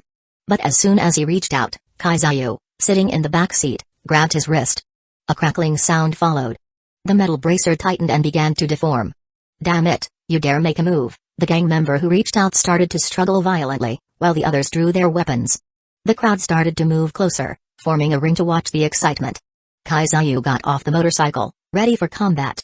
Behind the onlooking crowd, another group of people squeezed in. Leading them was a towering beastman followed by over a dozen armored skeleton warriors, with patrol guard written across their chests. What's going on here? The city lord ordered no disturbances. Are you all itching for a fight? The beastman bellowed, his voice booming. Sir, this man is very suspicious. He even tried to fight with me just now. I think there's a problem. One of the gang members immediately approached and said. The beastman looked over questioningly, frowning. Wu Heng couldn't be bothered with more words, waved his hand, and said, take these people away. Damn, you think you're giving orders now? Chapter 585, Fierce Ghost. Russell. In the astonished gazes of the onlookers. The skeleton with patrol guard emblazoned on it immediately sprang into action, drawing weapons from its waist and swiftly encircling several gang members in the middle. The gang members' eyes widened. The leading beastman kept looking at the skeletons, then at the man who was stopped. Someone capable of commanding the skeletons of the city lord's mansion. But that wasn't any team leader that he recognized. Clearly, this wasn't someone from outside. The demeanor of the leading beastman became respectful, and he spoke in a hushed and soft voice, My lord, who are you? Wu Heng looked at him and asked, does London City have a rule about paying a deposit to pass through? Pay to whom? These gang members. There's no such rule. The roads were built by Lady Wenmansha, how could someone charge a fee for them? Answered the beastman honestly. The expressions of several gang members began to show panic. They wanted to step forward to explain, but the skeletons blocked them outside. They shouted from a distance, My lord, there's been a misunderstanding. My lord, we're new here. We're not familiar with the rules, please spare us just this once. We were wrong. Wu Heng glanced at the few men and said, take them into custody and send them to the city lord's mansion. Yes, my lord, the beastman responded and turned to the skeletons, tie them up. The skeletons immediately tightened the encirclement and swiftly pushed the gang members to the ground. They took out ropes and tightly bound the captives. Don't crowd around, clear the road, the beastman captain barked again. The crowd also made way for a path. Wu Heng twisted the throttle and left the area, heading into the outer city area where there were fewer people. The rest of the journey was trouble-free. It seemed that the security in the outer city area and the inner city district was much better than in the areas outside the city. The residents' situation also appeared to be somewhat better. The road became smoother, and the motorcycle's speed gradually increased. Heading in the direction of the city lord's mansion. City lord's mansion. The gate opened, and Wu Heng stored away his motorcycle, striding inside. The housekeeper hastened out to see. Upon discovering the helmetless Wu Heng, she quickly ran back inside. Then, Wenmansha, draped in a deep blue shawl and supporting her bulging belly, slowly walked out with the assistance of the housekeeper. Seeing that it was indeed Wu Heng, her eyes sparkled with surprise and joy. Master. Wenmansha called out sweetly. The housekeeper also followed, calling out Master. Wu Heng quickly walked over, supporting Wenmansha on the other side, and said, Why did you come out? What if you catch a cold? I'm not that delicate. I walk out here every day. Wenmansha let go of the housekeeper's hand, resting it on the other side, slowly walking back. Even so, try to come out less. Just move around inside the house. Did everything go smoothly for you, Master? Pretty smooth. Oh, when I was entering the city, I encountered the Bayan gang collecting a deposit fee for entry, Wu Heng said. Wenmansha's brows rose slightly, but without much surprise. She said, recently, the population outside the city has been increasing, and it's indeed been somewhat chaotic. Did you pay them? Being extorted by a gang on my way home would be laughable. I had the patrolling skeletons capture them, they'll be sent here soon, Wu Heng replied. Wenmansha said with a smile, I'll deal with them in a bit, as a way to vent your annoyance. It's not a big deal, just as long as those gang members are kept in line. Okay. They returned to the house together, where the warmth from the air conditioning greeted them. The housekeeper hung the outerwear to one side. Wu Heng sat down beside Wenmansha, gently touching her belly. It seems to be moving inside. Wenmansha said with a smile, It's getting more and more restless. It will be worth it, Wu Hang said. Thank you. Not at all, this is our baby, I'm thrilled. Wu Hang gently embraced the other person, and when Mancha obediently leaned into his arms. They sat in the living room and chatted for a while. Wu Hang said, let's go, take me to see the body first. It's outside. The two stood up, donned their robes, and walked out of their residence together. When Mancha led him to a storeroom-like building in the courtyard, opened the large doors of the storeroom, revealing the clutter inside. And in the corner, a coffin. It's warm in the house, so it was kept here, when Mancha explained from the doorway. No problem, Wu Hang entered the storeroom, and the skeleton opened the coffin, revealing the body inside. The skin was pale and purplish, with a gruesome, horizontal cut on the neck, the expression frozen in pain and despair. But it was indeed Bella. His first informant in name. Lift it out. The skeleton lifted the body out of the coffin, and the entire body was stiff as a board. It was carried out by two skeletons, by the shoulders and feet, and placed on the ground. Wu Hang was just about to step forward. A voice of a female housekeeper came from behind. Lady, the people from Bayan Gang have been brought over, they're in the hall over there. Wu Hang turned back to look, and when Mancha said with a smile, I'll go to the front and have a look, I'll come back to find you after I've dealt with it. Wait for me in the house after you're done, it's too cold to be outside. Yes, okay, when Mancha nodded, leaving with the housekeeper. Wu Hang turned his attention back to the body. He took out the ritual materials and placed them in the designated positions on the body. Holding a wooden rod, he gathered his magic power and thrust it into the ground forcefully. Whoosh! An array for the ritual gradually spread out from the center of the body. Awakening the soul spirit. A spell that could awaken the soul of the body. It was also a high-level spell that Wu Hang had recently learned. It was just uncertain whether it could achieve the effect described. It was also Bella's last hope. Once the array formed, energy converged towards the body. Wu Hang took out a demon soul pot once again and placed it into the ritual array. The soul inside the demon soul pot was drawn out by the array. A vague silhouette of a woman emerged. The soul imprisoned in the demon soul pot belonged to the only female among the three exiles of the blood clan. Wu Hang was unsure whether gender would have an impact, but having a ghost of the same sex at hand, he chose to use it first. The ghost appeared, looking around in terror. Even without recognizing the array on the ground, it felt itself being pulled toward the body. Necromancer, you can't do this. The blood clan won't let you off, you will be tormented endlessly. Don't, let's talk this through nicely, with your handsome looks, you must be the scion of some great family, we should talk in the way of nobles. I beg you, stop the array, I don't want to die. From the initial howling to the subsequent pleading. Bit by bit, it was pulled by the array into the body's interior. Then, the energy of the array surged violently. Magic power flooded toward the body like a tide. The next second, the array abruptly ended. A fierce ghost burst out from the center of the body's forehead. With a blurred appearance, it glanced at Wu Hang and the skeletons beside him, let out a roar, and flew through the roof towards the sky. Damn. Chapter 586, You're the deputy. The ghost turned and ran. In the blink of an eye, it passed through the roof and disappeared from view. This was truly beyond Wu Hang's expectation. With a thought, his own two ghosts separated from him, floating on either side. What happened? Glenda glanced at the body and the ritual materials. I just transformed a ghost, but it seems something's not quite right. Keep it under control, don't hurt it, Wu Hang said quickly. The two ghosts looked at each other and also passed through the roof, chasing after the sky. They chased after the fleeing ghost. Now both Glenda and Zhao were level 18 ghosts, and they were obviously faster than the fleeing ghost. Gradually closing the distance, they got closer and closer. Wu Hang stepped out of the storeroom and waited for a while before Zhao flew back.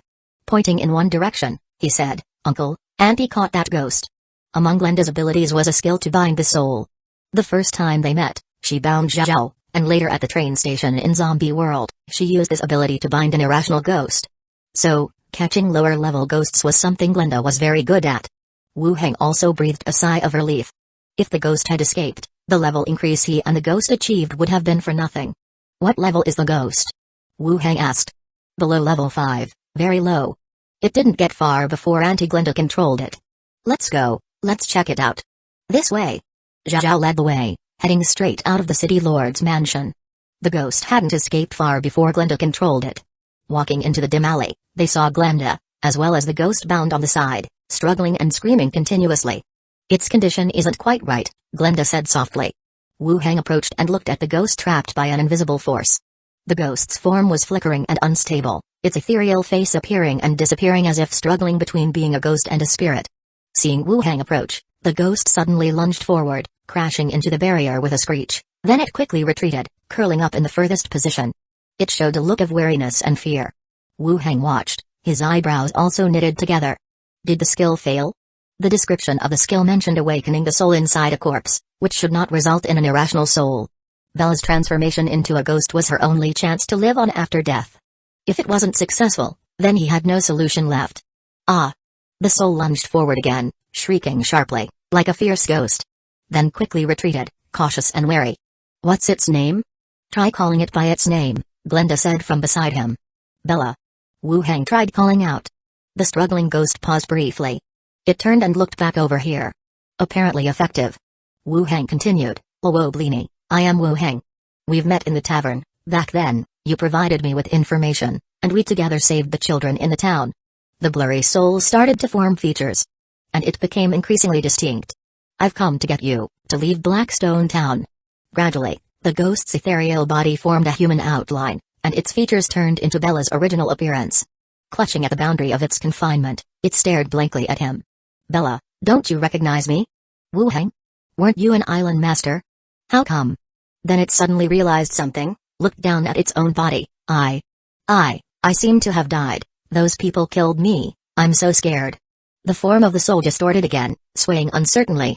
Wu Hang soothed, Bella, it's okay, it's all over now. I've come to take you away from here. Would you like to come with me? Bella furrowed her brows. Me, like this? Yes, I'll take you to Gold and Silver Island. It's surrounded by seas. Have you seen the ocean? There are the elf race, dwarf race, the outside world is much bigger than Blackstone Town. Bella was a bit coy, but I don't know how to do anything, won't I be a burden to you? I came from Blackstone Town to fetch you, and I would be very sad if you didn't agree. Well. Okay then, I am willing to go with you, Bella said shyly, nodding her head. As the two spoke, Bella's state began to stabilize.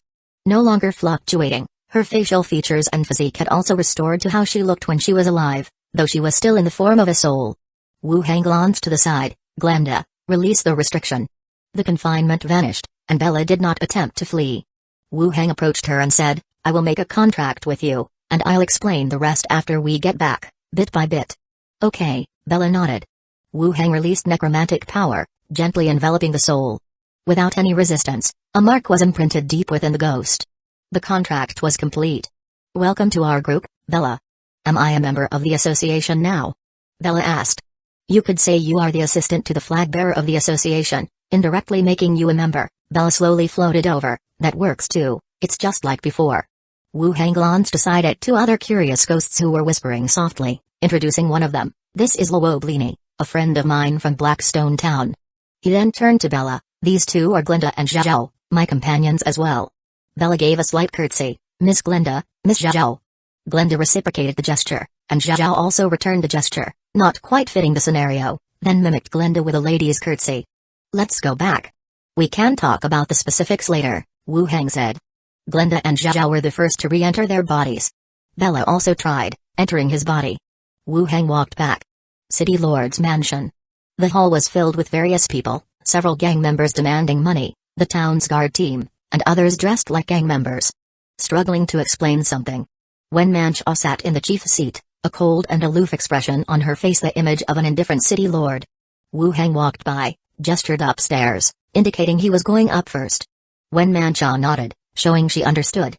After going upstairs, he entered his study. He released the three ghosts again. Glenda floated to one side, Zhao looked around curiously, and Bella showed no signs of instability. Bella, do you remember what happened before? Wu Hang cautiously asked. Bella's expression revealed fear and unease. But she still spoke. I remember, I wanted to send a message to the association, but somehow people found out, and they killed me on the grounds of betraying the church. Wu Hang was reassured, seeing that mentioning the incident did not cause any problems with Bella. He then asked, did you find out any information? Bella recalled and said, the church I joined is called Heaven Destiny Cult, the leader named Fata, who gathered quite a number of people through preaching, and moved towards the west of the kingdom. Hearing Bella mention the Heaven Destiny Cult, both Wu Hang and Glenda showed surprised expressions. This sect was not unknown to them. The releasing of exiles from stone coffins in the Emerald Sea and a subsequent revenge by an 18th-level necromancer from the island. It was all the doings of people from Heaven Destiny cult. The association had even listed the sect on a warrant issued, yet there had been no news. It was unexpected to encounter them here. Emerald Sea and Blackstone Town were not close. Especially since the transportation was not very developed in this world, it was quite a distance to travel. What is the bishop's profession? Wu Heng asked. I'm not sure.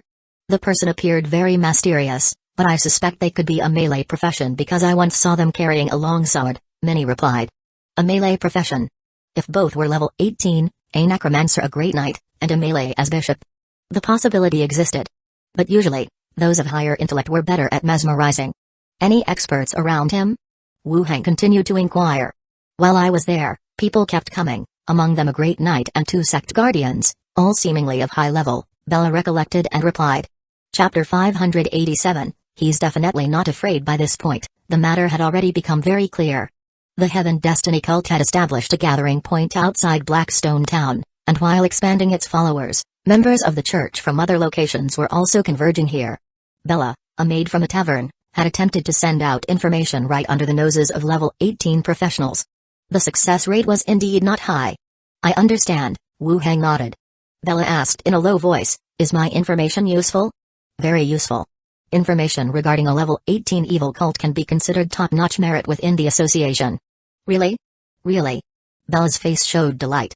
Wu Heng said, Glenda, Zhao, help Bella get familiar with Ghost. Okay. Glenda nodded. Zhao also diverted her gaze from the window and nodded. The 3 ghosts flew aside and began to discuss the characteristics of ghosts and what they could do. Wu Heng then sat at the desk. He opened Bella's attributes and took a look. Ghost, level 2, attributes, agility 13, constitution 9, intelligence 8, perception 10, charm 13, traits, invisibility, ethereal movement, solo.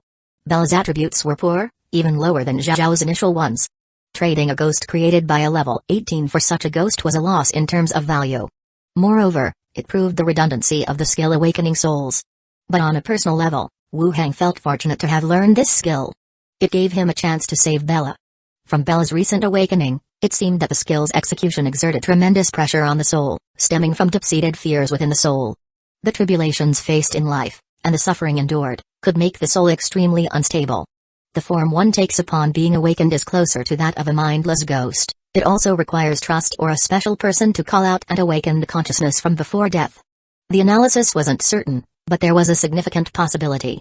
And the Heaven Destiny cult. Wu Heng stroked his chin. He and the Heaven Destiny cult were probably arch-enemies by now. Each wanted the other dead, and this time they had killed Bella. Since I'm here, I might as well take the opportunity to annihilate them. With sufficient firepower from a level 18 professional, there shouldn't be any problem. Having obtained the information, it was best to use this opportunity to destroy the Heaven Destiny cult, as the cult would cause trouble on Gold and Silver Island once it grew. Moreover, Bella was now his ghost. Not eliminating the Heaven Destiny cult now could become her unfinished wish later on. It would be troublesome to have to search the world for them later. First, establish the power plant and newspaper in London City, then find the Heaven Destiny cult and resolve this matter before returning to Gold and Silver Island. Having planned in his mind, he took out a special item, passionate goose feather quill, and a blank letter from the space ring. He unfolded the letter and began writing. The letter was for Slither. He first conveyed the information he had learned in a few brief sentences. Then he told her not to take risks, that he would handle the matters in London City and then come to find her. Together, they would deal with the Heaven Destiny cult. After finishing the letter, he checked it from the top once more. He placed the letter in his palm, remembered what Slither looked like, and mentally recited her name. The next second, the letter disappeared. Once everything was taken care of, he looked at the 3 ghosts gathered together. Wu Heng opened the door and walked downstairs. When Mangekyō was still dealing with matters, only with a different group of people. The housekeeper saw Wu Heng coming and quickly approached. She pushed up her black-rimmed glasses and curtsied slightly. Master, do you have any instructions? I will be using the study, don't allow anyone in. I'll be back before dinner, Wu Heng said. Certainly, Master, the housekeeper responded. Wu Heng nodded and returned to the study. He took back all 3 ghosts, opened the boundary door, and headed to Zombie World. Stepping out of the boundary door, Wu Heng stood by the window and glanced outside. The melting snow had piled up in the factory yard, leaving puddles all over the concrete ground. Wu Heng picked up the walkie-talkie and called Chi Hankai directly. Before long, there was a knock at the door. Chi Hankai entered through the door. She wore a gray wool sweater with a long woolen overcoat on the outside, and on her shoulder still perched the little owl. "How's the preparation for the task I assigned last time?" Wu Heng motioned for her to sit and asked directly. Chi Heng Kai answered, "The power plant equipment is all ready. The printing press was found in Enzu City and can be transported over tomorrow." He had rushed to London City, which took 7 days. The printing press was still en route. "Can it be delivered by noon tomorrow?" Chi Heng Kai pondered for a moment. "If it can be transported, I'll have it tested right away. Everything will be completed before noon." Wu Heng continued to ask, "Nothing else matters, right?" "Everything else is going smoothly." The two skeleton armies continued on to the next city. Logistics is also moving in that direction. "The headquarters traded with us once, mostly in gold and some ammunition," said Chi Heng Kai, glancing at her notebook. Wu Heng nodded his head. After the discussion, they went outside to collect the exchanged grenades, machine cannon ammunition, and then went back to the dormitory to return to the city lord's mansion. Wu Heng went downstairs. Dinner was already prepared. After dining with Wen Manshaw and taking a stroll in the courtyard together, they returned to the bedroom early. The sky here was growing darker, but in comparison to Gold and Silver Island, it got dark very early. On the bed, Wu Heng stroked Wen Manshaw's soft, fiery red hair and said, "All right, don't force yourself." Wen Manshaw lifted her head and kissed his waist. "I missed it, too." Wu Heng pinched her cheek. "Once the baby is born, I will reward you properly." "You're making me itch with anticipation," Wen Manshaw said carefully as she moved forward and leaned into his embrace. Wu Heng held her, passing his arm over her shoulder and gripping her full chest, where a light liquid began to ooze out. "I will help you build a power plant and a newspaper office here. The power plant requires a location, and the newspaper involves printing text on paper, requiring regular distribution." Wu Heng carefully explained the purposes and characteristics of the power plant and the newspaper office. As for electricity, Wen Manshaw was familiar with solar panels and street lights and understood it quite well. As for newspapers, Wu Heng brought a finished sample and explained it to her while showing it. This too was easily understood. "We have a ready-made site. I'll have someone take you there tomorrow," Wen Manshaw nodded and said. "Good," Wu Heng nodded. Wen Manshaw continued to ask, "Master, it's time for us to find a lady for the house." "Eh? How did this come up?" Wu Heng looked at her. "It just feels like it's time." Wu Heng hugged her tighter into his arms. "Aren't you afraid that with a lady in the house, she might bully you all?" "How could that be? You are the master of the house, surely you won't let anyone bully us." To the west of Blackstone Town, Iron Rock Village. A figure in a long coat stood at the doorway, while on one side nervously paced the cheetah. At that moment, several figures emerged from the village. They saluted and said, "Steward, the village is empty now, and a large number of burnt corpses were found behind the village, likely the villagers. Every house has been raided, with valuables and equipment taken away." Another added, "We found evidence of cult activities in some rooms, confirming that a cult had stayed here before." Slither narrowed his eyes slightly, and his expression instantly chilled. Following the trail, they hadn't lost sight of the target. However, on their way here, they found that 3 villages had been exterminated. Utterly ruthless. "Investigators, enter the village and record the heinous crimes, while the rest seal off the village. We will spend the night here and continue the pursuit tomorrow," commanded Slither. "Yes." The crowd answered. In a neatly arranged room, Yuli took out an illuminating stone and hung it from the ceiling, saying, "And, if we pursue them, will we be able to defeat this cult? They are quite frightening." As Slither prepared food for the cheetah, she spoke softly, "We'll follow them first, and once we find their traces, we'll inform the nearby guard team to surround and exterminate them. There won't be a direct confrontation. With the Echo Kingdom in such chaos, where would we find a guard team to command?" Yuli muttered. "Let's just see how things go. If Wu Heng were here, he wouldn't be afraid of these evil cults." "Yes." Chapter 588, Waiting for reinforcements the next day, early in the morning. Iron Rock Village. The team of professionals staying overnight had not slept well. The matter of the evil cult hung over them like a massive stone, oppressively heavy. If they didn't investigate, the cult would continue to wreak havoc, leading to more deaths. If they proceeded with the investigation, they were likely to encounter danger, and given the current state of Hueco Kingdom, it seemed unlikely they could muster military support. The preparations were almost complete. Yuli, showing some dark circles under her eyes, lightly knocked on a door. "Andy, we're all ready, we can leave now," she said. "Release the tamed beast first, I'll be out soon," Slither said, turning her head as she sat at the table. "Okay." Yuli turned and left. Slither turned back and finished pinning the last bit of a letter on the table. Picking up the letter, she glanced at it. "Hope it's not needed." Taking a deep breath, she neatly packed the letter away to one side. She began to pack up the pillows and bedding beside her, putting everything into the space ring. As she was packing the pillows, a blank envelope slipped to the side. Slider's eyes narrowed. Surprise, doubt, and joy flashed through her eyes next. She picked up the letter and quickly unfolded it. The contents appeared before her eyes. Slider, we've investigated Bella's death thoroughly. The sect responsible is called the Heaven Destiny Cult and was officially declared an evil cult by the association 2 months ago. The leader is called Fat and is above level 18, though his profession is still undetermined. As of the latest intelligence, the cult may possess 2 professionals at level 18 and several at level 15. I have arrived in London City and will head to Blackstone Town after arrangements here are done. Do not act rashly before I arrive. If Heaven Destiny Cult directly threatens you, first ensure your own safety. The letter wasn't long, but aside from mentioning the Heaven Destiny Cult, it included no other content. After reading it, Slider's forehead was covered in sweat. More than one professional at level 18, several at level 15. Even just reading the description made her spine chill and her heart beat violently. With such forces, why would they appear here? Forget about attacking nearby villages, even if they swept through the surrounding towns, no one could stop them. If they really followed them, she feared none would return. Andy, are you not ready yet? Everyone is waiting at the door, Yuli's urging voice came through again. Slider took a deep breath, calming her heart. The words on the letter had disappeared, leaving behind only blank paper and an envelope. She put the letter into the space ring. Slider, accompanied by Cheetah, opened the door and saw Yuli standing outside. Yuli asked, Andy, what's wrong? It's nothing, Slider pinched her cheek. What was that for? Yuli muttered discontentedly. They walked together to the village gate. Slider scanned the prepared carriages and a few small teams. In a stern voice, she ordered, cancel the tracking operations. We'll station ourselves in Iron Rock Village. Send one team back to Blackstone Town to bring reinforcements here. Extra, read all about it from London. Newspapers released by the City Hall. Sit at home and know the world's affairs. Internal turmoil in Hueco Kingdom, level 18 evil cult slaughters villagers. The killer of the Blood Python gang's leader is actually among us, legendary city lord, Mr. Wu Heng's rise from a nobody to association island master. All written in the newspaper. The newspaper boy's voice rose in the main streets of the city. Holding the newspapers high, he shouted loudly, drawing the attention of those passing by. No one knew what the newspaper was. But listening to those few shouted lines, it seemed quite appealing. This newspaper. Can I take one?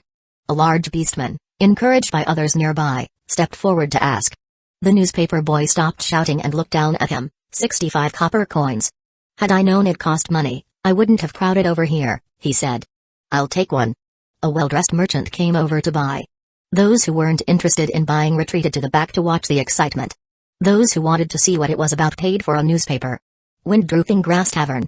A few scattered patrons occupied about a third of the place. A human-dressed bard, after whispering something to the owner, walked straight to a wooden platform on one side. After tapping on the counter, he announced loudly, Everyone, this morning the city lord's mansion released something called a newspaper. It costs 65 copper coins apiece and covers news from the surrounding cities, information about local gangs, and stories about the esteemed Wu Heng. Luckily, I had some spare change and bought a copy to share with you all. All eyes in the tavern turned to him. Most of the tavern's patrons were beastmen, and few could read. Seeing that it was new and that they didn't have to pay for it, smiles appeared on everyone's faces. Quick, tell us quick. This is good, spending money for one but everyone gets to hear what's written. Quick, start talking before I get too drunk to understand. The bard smiled and began. The first piece of news, the old king of Hueco Kingdom has died. Power struggle. Wu Heng, master of Gold and Silver Island, defeated Prince Luan Randolph of Kelp Kingdom, a human race genius, in a fair competition held by the association. Gold and Silver Island? Wu Heng? Why does that sound so familiar? That captain from the association, the one who repelled the Hammer Party, the real city lord of London City. I knew it sounded familiar. Now he's an island master too, and he even defeated a prince. No wonder he didn't want this city, it's simply beneath him. The tavern became noisy with the news. It was chaotic, everyone discussing Wu Heng, some even sharing rumors they had heard. The bard was in no hurry to continue. He waited for their discussions, letting newcomers realize who Wu Heng was and what he had done in this city. Unlike in Gold and Silver Island, the bards in London City's taverns were specially arranged by the City Hall. Each one placed in a spot to read the newspaper free of charge to the patrons. This was because London City, unlike Gold and Silver Island, was spread out with fewer high-level professionals, and even fewer literate individuals willing to buy publications. Getting them to buy a newspaper, or finding a bard willing to read it, was a difficult task. So they just arranged it themselves, until it became a habit. The tavern would eventually hire its own bard to be a permanent fixture. After finishing the report from the newspaper, the bard started telling the following story, and all the patrons again fell silent. The tavern was unusually quiet. Only the bard's voice echoed through the tavern. Wu Hang glanced over and immediately said, "Are you looking at that retired soldier?" I chuckled to myself. This sly fellow, knowing I couldn't verify it, just bluffed. I planned to expose Wu Hang's conspiracy to embarrass him. Just then, a letter carrier came out, catching up to ask, "Excuse me, what is your profession?" "I once was a soldier for the kingdom." Wu Hang's theory was proven right again. I was so shocked it was unbelievable. I couldn't help but ask, "How did you figure that out?" "It's quite simple," Wu Hang explained with a smile. The letter carrier's hands had calluses, and his wrist was tattooed with a sword and a flag. His demeanor carried the air of an infantryman, his tone of speech, and his confident posture led me to believe he had served in the military. Plus the symbols on his hands identified him as from the light infantry. The patrons gently nodded, even the reluctant beastmen. They understood the basis of the analysis. It was reasonable. The story continued uninterrupted by the patrons' admiration. Watson admired Wu Hang's deductions and handed him the letter that had just arrived. Watson picked up the letter, reading its contents. A murder case had occurred on Lauriston Garden Street, inviting Wu Hang to investigate. This is where the story, identical to the first issue on Gold and Silver Island, ended. While everyone was engrossed, the bard clapped his hands gently. "Well, that's the end of the story. The second half will be published in the next issue of the newspaper." The crowd was dazed, then looked at each other. "It's over? This thing can stop midway? Damn, I hate it when people stop talking halfway through." Slam. "Come with me to the city hall. That's 50 copper coins for the mug." Damn it. Chapter 589, So this is your tamed beast city lord's mansion. Wu Hang looked at the status on the panel. Status, level 18, 33,574 out of 48,000, the growth rate of status wasn't too bad. In one morning, it had increased by almost 600 or 700 points. Based on the experience gained from Gold and Silver Island. The first issue was just a warm-up, the second and third issues would bring about an explosion of status. With the current number of 33,000, it might just max out. Directly meeting the conditions for level 19. At that time, to increase experience points, one would simply need to go and kill zombies. Thinking of this, Zhao was the first to fly back. Zhao was the first to speak. "Uncle, because of the issue with the story discontinuation, the bard who was telling the story was beaten, covered in blood." Wu Hang instantly sat up from his chair. "Come on, that's not necessary." "It's true, the one who hit him was taken away by the patrol," Zhao said. "Well, it seemed that the people in London City were even more fierce than those on Gold and Silver Island." Then, Glenda and Bella also flew back one after another. After 2 days of adjustment, Bella had completely accepted her body and was able to proficiently hide and reveal her form.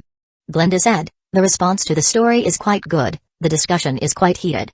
Bella also added, "The pub is quite lively, but not many bought the newspaper." "No worries, we aren't relying on these to make money. It's fine as long as the newspaper can continue to be published," Wu Hang said with a smile. The main thing was still to collect status. It was good as long as the newspaper wasn't losing money. The three ghosts nodded, without saying much else. After confirming there were no problems with the newspaper's release, Wu Hang reopened the door and walked downstairs. In the living room, Wen Mancha was nibbling on pastries. Seeing Wu Hang come down, she smiled. "The newspaper is quite a success. I had someone go out and check." Wu Hang sat down next to her, wrapping his arm around her shoulder. "For the upcoming issues, continue the distribution. I've prepared the next few issues of the story for you, and the rest will be transmitted through the radio." Wen Mancha turned her head to look at him. "Are you leaving?" "There are still matters with the evil cult to handle, and I can't stay away from Gold and Silver Island for too long," Wu Hang explained softly. Wu Hang had stayed for 3 days. The factory equipment had already been transported. Besides assembly, there was also the laying of lines. Once the lines were completed, they could normally be powered. Now that the newspaper had already been sold, the plan that Wu Hang had set was completely successful. "But you just arrived," Wen Mancha leaned in his embrace. "I'll take you to Gold and Silver Island," Wu Hang said, looking at her. Wen Mancha thought about it, then shook her head. "How could I leave London City? Even if we go, we'd only stay for a day or two before having to return. We would waste all the time on the road. It's better if you come back earlier next time." "All right, Next time I will spend more time with you. Wu Hang lifted her chin and gently pressed his lips to hers. After a moment of intimacy, they slowly parted. Wen Mancha then asked, Master, when will you leave? I'm leaving soon. Wen Mancha nodded, looking towards the side, heartfelt. Madam. The housekeeper stepped forward. Prepare some provisions for the master for the road. Compile the tax revenue for the past few months and hand over half to the master, Wen Mancha instructed. Yes, madam, the housekeeper responded and got ready accordingly. Wu Hang didn't say much, just soothingly held her. Approaching noon. Wu Hang got ready, waved goodbye to the two, donned the train captain's hat, and directly boarded the train. The train horn sounded, and the train disappeared. The train appeared again. It stopped in a wasteland just outside Blackstone Town. Wearing the Faceless One's skin, Wu Hang transformed into the appearance of a fisherman and walked directly towards the city. Nearing the city gate, the guard team stopped him. What are you here for? Wu Hang took out the emblem, from the association, here to find Slither. The two guarding the gate looked at the emblem and furrowed their brows. After thinking for a moment and looking at the two figures again, they stepped aside. Behave, and don't cause trouble. Wu Hang ignored them and walked straight into the city. Blackstone Town was unusually deserted, with only a few residents hurrying by, not interacting, but merely keeping their heads down and hurrying along. This was a stark contrast to the bustling London city. All the way to the association's hall. After Wu Hang entered, he went directly to the steward's office, knocked lightly on the door, and no one answered for a long time. He released a ghost to check inside the room. There was no one inside, and it appeared they had been gone for several days. What was going on with Blackstone Town? He walked back to the reception desk and asked, I'm looking for Steward Slither, we had an appointment. You are? The staff member sized him up. Wu Hang took out the emblem again to prove his identity. What do you need the steward for? The staff member confirmed and then asked. I had contacted the steward beforehand, we are supposed to carry out a task together, Wu Hang explained, frowning and guessing what the other was implying. The staff member suddenly said, the task of investigating the cult? Yes. Please wait a moment. The staff member left and then returned with a member of the squad. Wu Hang recognized the person, a member of a previous squad. Sir, the steward and others are stationed in Iron Rock Village, he said to have me take you there when you arrived. Wu Hang looked at him and asked, wasn't it said we were together in Blackstone Town? Why did you go to Iron Rock Village? The man hesitated, then led him aside. When Steward Slither sent me back, we had already reached Iron Rock Village. The matters of the cult? Yes, the people from several villages along the way are gone, and the kingdom's guard team refuses to deploy, so the steward took us to investigate on our own. Wu Hang nodded, it's quite urgent, tell me the location of Iron Rock Village, I'll head there now. The squad member took out a map and pointed directly to the location of Iron Rock Village. Give me the map. I'll head there now, you prepare and follow. Wu Hang took the map and walked out of the association. After leaving the city, he brought out his motorcycle and headed toward Iron Rock Village. Iron Rock Village. The association had been stationed here for 3 days. Slither and Yuli both had space rings, so there was plenty of food and water. While eating, Yuli said, Andy, why haven't the reinforcements you mentioned arrived yet? We could have returned to Blackstone Town in this time. They should be here soon. Slither said. How do you know that? Yuli took a sip of soup and seemed to have thought of something, exclaiming, is it that kind of letter that has no words after you read it, you and your man? Smack. Slither smacked the back of her head, don't talk nonsense. Yuli's eyes cleared instantly, she muttered softly, it's your fault for not telling who it is. Slither said no more, worrying inwardly. Wu Hang was coming directly, just as this young girl had guessed. Outside the village, a ranger ran back quickly. He said, Steward, the trail is nearing Tull Village. The few people eating together all frowned. That place was no longer under the jurisdiction of Blackstone Town but belonged to the next town's management. Andy, it's not our responsibility. Before she could finish, the cheetah, crouched at the side, suddenly stood up, facing the village exterior with a ferocious expression. And in that direction outside the village, a figure burst swiftly out of the dense woods. Clothed in a black cloak, wearing a mask, and emitting an unsettling aura. He looked up toward the guarded village. So it was your tamed beast that led me so far. Chapter 590, Why do your movements look so familiar? Someone followed the tame beast here, causing immediate tension among the members of the association. Steward Slither and a few squad leaders quickly ascended the city wall. They peered at the figure outside. Cloaked in black, wearing a mask. See if there are others, Slither said to those beside him. Rustle. Several tamed beasts soared into the sky, flying in all directions. No others found, a few rangers replied. Meanwhile, The figure in the black cloak outside the village cast a sweeping glance at the gate and the surrounding walls. They looked ominously at the people above and, with a smile, began to retreat, planning to leave. He's trying to leave. Someone alerted. Slither watched the figure's gradual retreat, his expression becoming hesitant. But there was only one person. If they actually let him go back and spread the news, it would only become more troublesome later on. "Open the gates, we can't let him escape," Slither ordered with a cold voice. The village gates opened, and everyone rushed out, chasing in the direction the figure was headed. The cheetah led the chase, leaping through the air straight towards the target. The fleeing man suddenly stopped in his tracks, twisted his waist, and lashed out with his right leg like a whip. Bang! A dull sound echoed as the cheetah was sent flying away. Whoosh, whoosh. The sound of arrows piercing the air filled the silence. The man in the black robe dipped low and quickly took cover behind a thick tree. Listening to the footsteps closing in around him, he said with a cold laugh, "I was hoping you wouldn't stay inside." During his speech, a smoke bomb dropped at his feet. A vast expanse of smoke covered the entire forest. The man in the black robe drew both a short and a long sword. His movements ghost-like, he turned and charged into the fog. "Be careful of the fog, spread out." Slither's voice rang out. The next second, a sharp long sword thrust violently out from the fog. Slither's gaze sharpened, he tilted his head to dodge the blow, and his long sword swung forward in a slicing arc. In the sky, an eagle wearing leather armor suddenly transformed into a giant bear and fell from the heavens. Bang! The heavy landing sent the black-robed figure's original position crashing down. The impact caused the fog to scatter to both sides. The others also spotted the target, arrows whistling as they closed in from all sides. The black-cloaked man swung his blade swiftly, wounding the bear twice before again weaving through the trees to attack others closing in. People kept getting hurt, sent flying backward. A fourth-tier professional. Definitely above level 15, otherwise, they couldn't possess such fighting prowess. "Fall back to the village," Slither shouted again. At his command, he immediately drew the attention of the assailant. The footsteps reversed, the figure flickered in and out of visibility, appearing before Slither once again, his weapons thrusting and slashing quickly, turning into streaks of sword light. The bear charged again. "Let's fall back," Slither yelled. "Blackstone Town Steward, killing you would be a great accomplishment for me when I return." Bing spurt. Mid-sentence, the chest of the man in the black cloak suddenly exploded, and blood flowed down the split armor. The man's gaze condensed, not hesitating an instant, he flipped to dodge. Another smoke bomb was thrown, and his figure vanished into the smoke. Bang, bang, bang. Explosions sounded again, bullets shot into the smoke. Damn.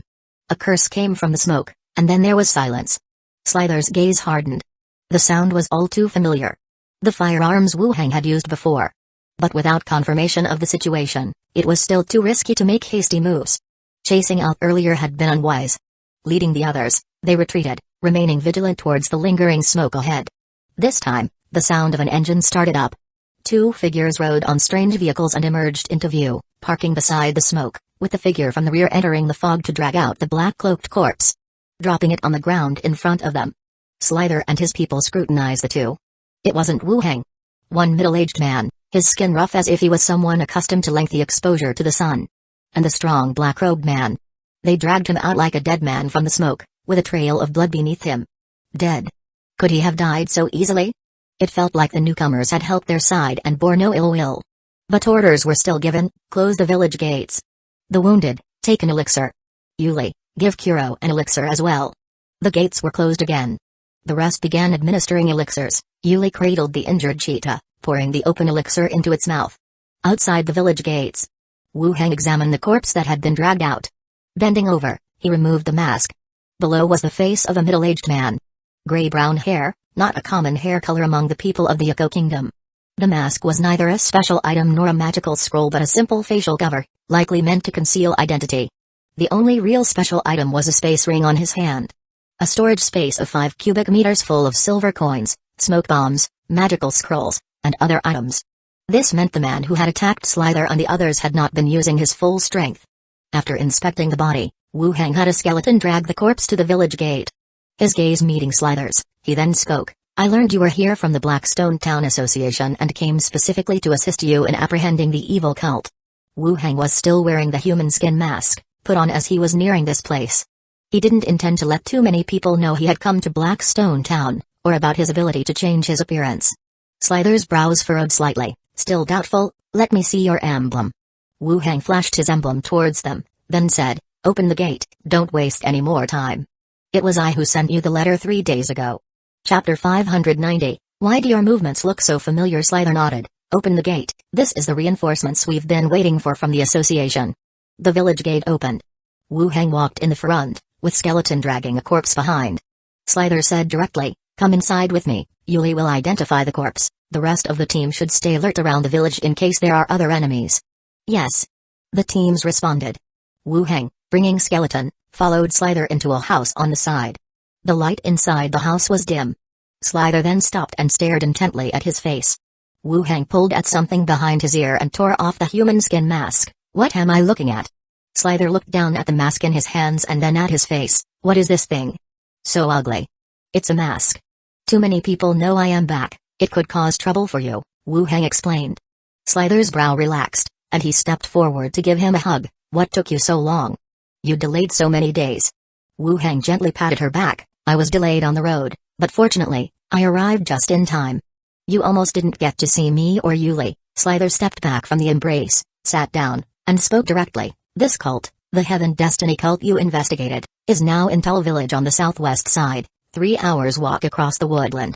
Slither, on this end, had not been idling either. She had located where the evil cult was stationed. The remaining tasks were too difficult for them to accomplish due to the level difference.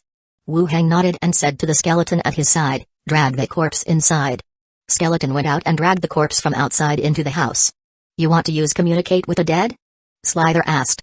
"I want to ask if there are any preparations, and how many high-level professionals are in the village," Wu Hang said. "This corpse might be level 15, aren't you converting it?" "I don't need this one," Wu Hang said and directly cast communicate with the dead on the corpse. The fallen corpse sat up, its cloudy eyes looking their way. Wu Hang directly asked, "Where are your people stationed?" The corpse answered, "Tull Village." "Who in the village is a high-level professional?"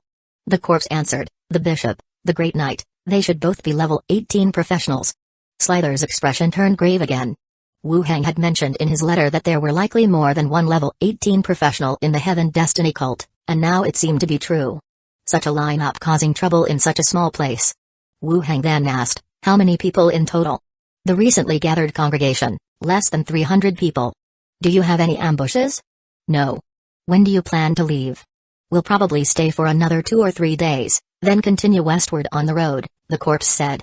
After answering 5 questions, the corpse fell back down with a thud. Slither's expression was serious. She asked, "What do we do?" "There are no professionals reaching level 18 stationed in this region's association." "It's okay, don't worry." Wu Hang reassured, and continued, "Can you find Tull Village?" "Yes.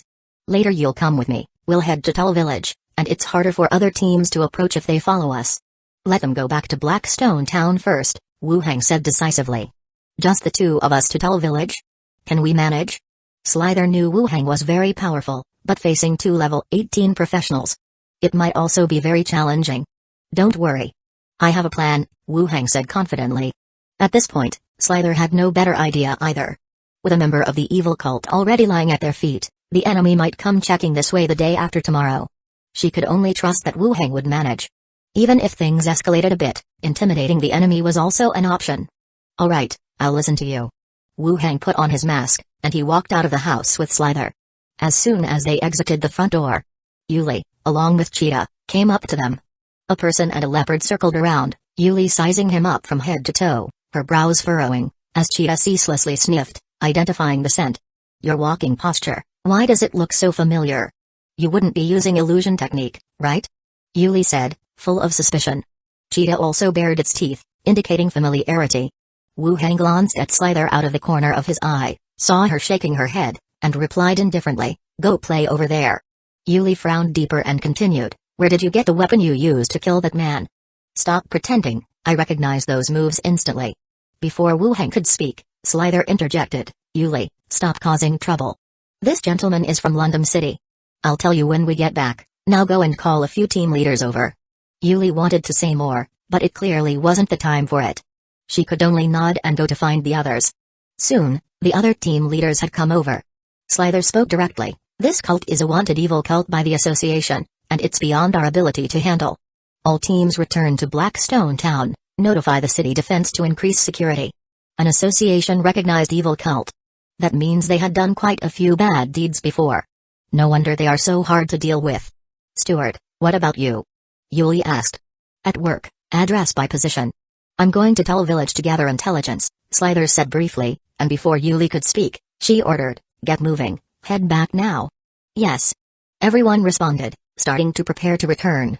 Once everything was prepared, the team members returned. Wu Hang and Slither also crossed through the forest.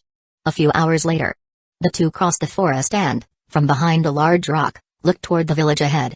That's Tell Village, it's no longer within our Blackstone Town territory. Mobilizing the nearby town's guard team is a bit difficult, Slither said.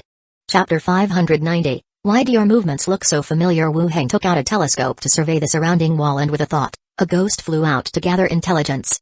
Soon, the ghost returned, and the images were shared.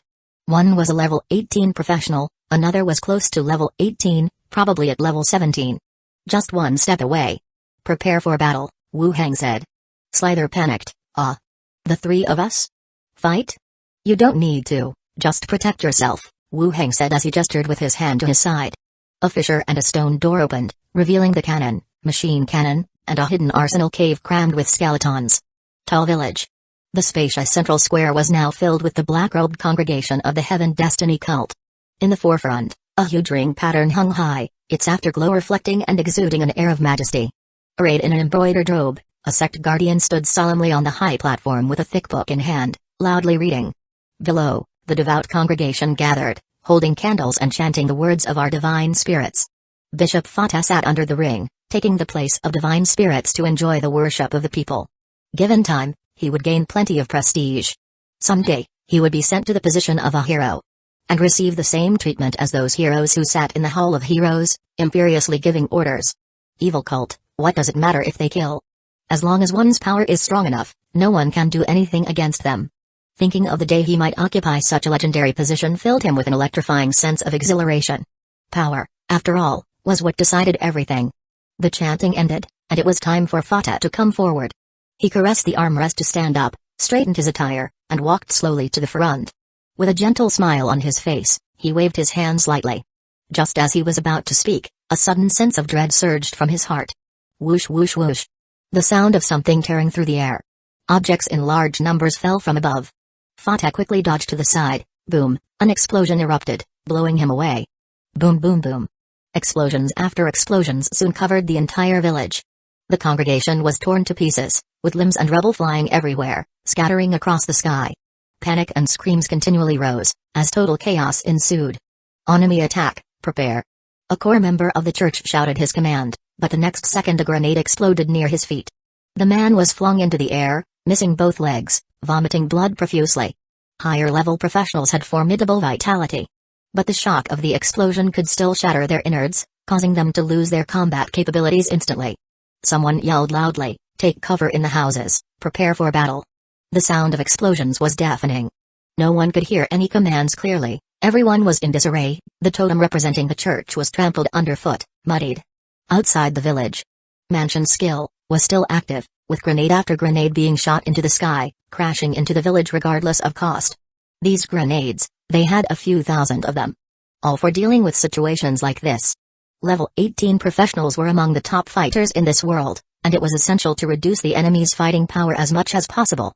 It would be best to kill or seriously injure them directly. The force and shock from the grenades could hardly be stopped by any special item or artifact. If hit, there would be no good outcome. Slither stood to one side, his eyes wide open, watching as the gates opened nearby. The artillery shells flew into the village, shaking the earth, tearing through the walls, and the village was engulfed in dust and smoke. Had the way of fighting changed? Is this how battles are fought now? During a round of covering bombardment, Zhao quickly flew back, directly entering his body. The images were shared. In the smoke-filled village, a group of people stumbled through the collapsing walls, fleeing toward one side. The level 18 bishop. And a few professionals of not insignificant levels. Wu Hang pointed to the side. There, Kaizayu lead the team, kill all of them. Kaizayu stepped lightly, turning into a blur as he rushed out. Meanwhile, behind the stone door, amid the clattering of bones, a flood of oddly shaped mutated skeletons surged out of the stone door, charging into battle alongside him. Chapter 591, You've exposed yourself. Bishop Fatel at more than 20 people, charged out of the ruins, and fled into the distance. The identity of their enemies was still unclear, but they were definitely not the local defense forces or the local association. Those guys didn't have the power to level a village to the ground.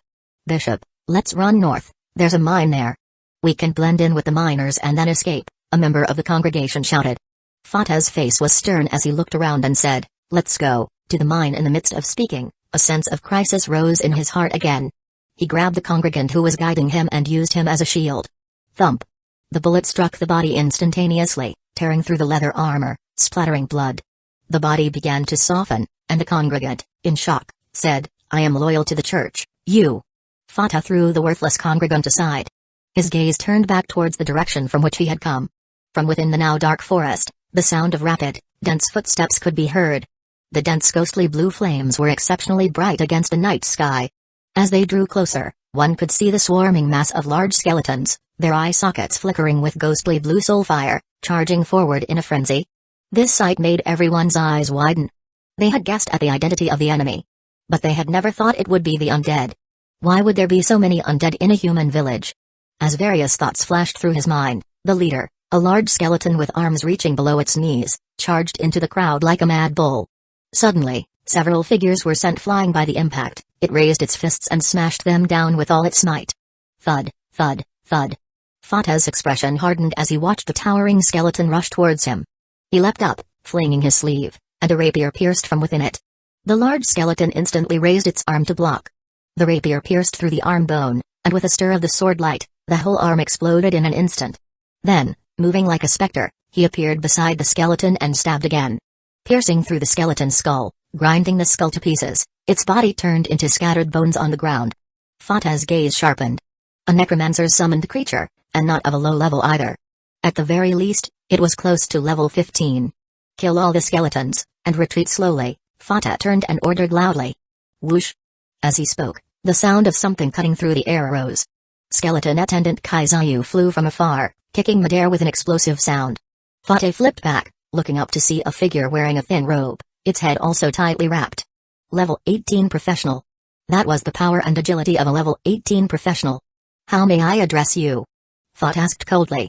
Kaizayu's arms transformed as he shed his upper clothing, revealing his white bony chest beneath. Another skeleton.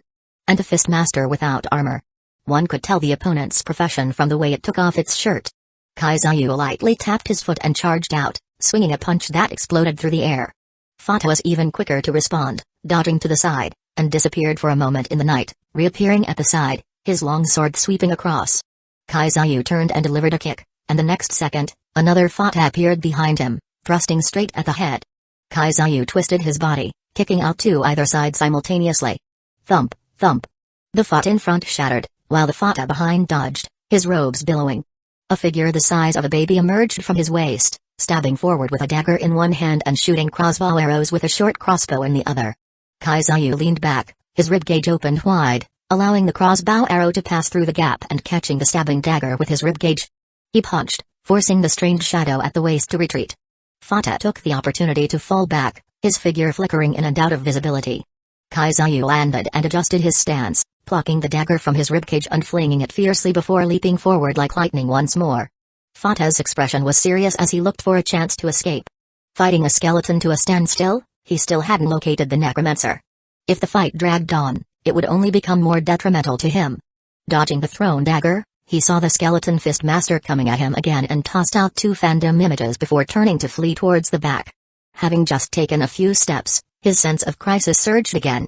He poised his long sword beside him. Clang! A powerful force struck his weapon, making his arm tingle and nearly causing him to drop his sword. There was another expert. Hesitating, Kaizayu quickly followed up. His punches were fierce and powerful, the shockwaves rolling and thundering, while Fata moved agilely with a strange fighting style. His form flickered in and out of sight, occasionally producing magical duplicates, and weird limbs emerged to assist in the attack. In the distance, on a thick tree trunk, Wu Heng held a sniper rifle, his eyes showing surprise. He was not just surprised by the opponent's action of blocking the bullets, the various peculiar combat techniques were also unexpected. It was clear that the opponent was a close combat professional, but with the displayed illusionary duplicates and the weird weapon techniques, he didn't resemble any common close combat professions. He couldn't delay any longer, letting him escape would only make matters more complicated. With a thought, several duplicates appeared. Russell Russell. Are you fucking stupid, using a skill on a tree? What the hell were you thinking? If you weren't me, I'd want to smack you dead. Several curses later, each duplicate quickly climbed up the surrounding trees or floated in the air on flying carpets. Each person with a sniper rifle, aimed from a distance at their target. Bang, bang, bang. The next second, all 6 pulled their triggers simultaneously. In the scope, Fata, who was entwined in combat with Kaizayu, suddenly looked this way, his long sword waving in the air, clang clang blocking 2 bullets. The rest of the bullets hit his body, staining his robe with fresh blood. After being hit by the bullets, he stumbled for a moment, and then with another whoosh, Kaizayu's leg sweep connected with his head. Crack. The sound of breaking bones rang out, and Fata's body instantly flew to the side. Kaizayu's body continued to follow closely. He pushed him to the ground, and his fists fell like raindrops. Bang, bang, bang. The blows were relentless, air bursting continuously. The body on the ground caved in under the barrage, and dust and gravel flew in all directions with the blasts of air. Before long, from amidst the rising dust, a ghost floated out, not looking back as it fled toward the dense woods in the distance. But it didn't get far before another ghost caught up with it, immobilizing it midair. From behind, Wu Heng sat on a flying carpet, with 2 other ghosts by his side, swiftly flying over. The immobilized ghost struggled and howled incessantly. Seeing Wu Heng fly over, it roared ferociously, "Necromancer, why are you doing this? My hard-earned church, why are you doing this?" Wu Heng ignored him, looking towards the ghost Bella on his other shoulder. "Is it him?" "Yes." Bella looked evasive, showing great fear. Meanwhile, Bishop Fata's ghost also curiously stared at the other ghost, examining it closely. Confusion flashed in his eyes. "You're the traitor I killed, the Association spy." Then he abruptly turned towards Wu Heng. "You're with the Association, a necromancer." Wu Heng was no longer paying him any attention and explained to Bella, "Now that he's dead, and we have his ghost, I'll lock him up for now. Once you level up, you can deal with him." Bella glanced cautiously at him and said, "Thank you, I'll leave the disposal to you. Killing him has avenged me. A great revenge has been taken, completing one of my wishes." Wu Heng led on. "Listen to me," Fata roared loudly. Then he continued, "Necromancer, I didn't know she was one of yours. From my standpoint at that time, I would definitely have killed her. It's not all my fault. You're level 18, right? We could join forces and elevate you to a hero's status. At that time, wealth, women, the entire continent will bow down. Don't you want such a position? Endless riches, girls from all races, even princesses and queens will be presented to you. I can help you, trust me." Wu Heng raised an eyebrow. "I don't trust you." Having said that, he took out the demon soul pot and began to swallow Fata's ghost. All of it was taken into the demon soul pot. Having taken the ghost, Wu Heng and his own ghosts landed. He ordered Skeleton Cashew to pull the body buried in the ground and began checking the equipment on the corpse. The long sword and belt, both were magical props. Inside the space ring, there were over 200 gold coins, a large number of silver coins, magical scrolls, some weapons and equipment, and many everyday items. But there were no particularly special items or props. Wu Heng directly took the space ring. Glenda then asked, "How did he know about your lechery?" "Who?" "That ghost just now. He specifically mentioned girls from all races, princesses and queens." Glenda followed closely, whispering. Wu Heng, speechless, "Didn't you hear him mention the endless wealth before that? Once wealth is exhausted, then it comes to women, otherwise, what else can he say?" Glenda's brow twitched slightly. "Your explanation does make sense. I thought he might be observant of details and realize your preferences." Zhao, rocking back and forth, chin propped, "Uncle's been caught out." Bella also giggled softly. The battle here was over. Wu Heng motioned for the skeleton to continue into the already destroyed village. The dust within the village had dispersed, leaving only ruins and rubble. In some half-collapsed corners or dark nooks, one could still vaguely see figures. There were whispers and the sound of weapons being drawn. It seemed that even at this point, there were those who refused to give up. Such is the way with sects, they can always influence the thoughts and actions of some. Even if it has been proven that the sect is a lie, and the bishop who could perform miracles didn't receive divine protection, it would still be believed that everything was a test from God. "The necromancer has come in, let's kill him," a voice shouted from the shadows. The surroundings began to stir. Figures started to advance tentatively, crossbow arrows shot out from corners. Wu Heng barely glanced, raising his magic wand, corpse battlefield, was released. Corpses within the village rose, slowly becoming skeletons. A sea of bones stood in the entire area. "Kill everyone," Wu Heng ordered. The risen skeleton surged into the surrounding houses and corners, and sounds of battle and slashing arose. in the midst of fierce combat. Suddenly, a figure, carrying a skeleton, rushed out of a partially collapsed house. Before more skeletons surrounded him, he knelt down, holding up the decapitated skull. I am a secret speaker from the association, don't kill me. Chapter 592, check him out. I am a secret speaker from the Gold and Silver Island Association, they sent me here, please don't kill me. This is my letter of pledge, I've killed a great knight from the church, he said. The voice was loud, as if using all his strength. It was pitch black at midnight, and the face of the speaker was unclear. But the mere mention of Gold and Silver Island reminded Wu Heng of someone. Babuzzy, captain of the Flying Fish pirate group, and also a friend zealously protected by Philippa. During his time at Gold and Silver Island, as a bargaining chip for redeeming his crimes, he was arranged to investigate the Heaven Destiny cult and actually found his way here. Wu Heng directly said, tie him up first. 2 skeletons took out hemp ropes and bound the man. The remaining skeletons continued charging at other people around, the shouts and killings still filled the area. Gradually, the whole area quieted down. The bodies in the corners and those recently outside the village were all dragged out. They were piled up in the village center. Wu Heng brought Slither from outside the village into the village and hung an illuminating stone in a room that hadn't completely collapsed. He briefly explained the situation here to her. He put on the Faceless One's skin again, transforming into the appearance of a middle-aged fisherman. Bring the tied-up prisoner here, Wu Heng said. Soon, the door opened. Babuzzy, with his hands bound, was brought in. He looked different from when Wu Heng had seen him on Gold and Silver Island. He had gained a lot of weight and had regrown a thick beard. Babuzzy also glanced carefully at the other man under the light of the illuminating stone. It wasn't the island master of Gold and Silver Island but a middle-aged man. Necromancers are also fierce. Destroying a force is just like flattening land. In a steady voice, Wu Heng said, we are from the Blackstone Town Association. You say you are a spy from Gold and Silver Island? Yes, I was arranged by Gold and Silver Island to spy on Heaven Destiny cult. The steward on the island is called Xiligui, and the island master, Wu Heng, also comes from your Hueco kingdom. You can write to Gold and Silver Island, everything I've said is true, Babuzzy quickly said.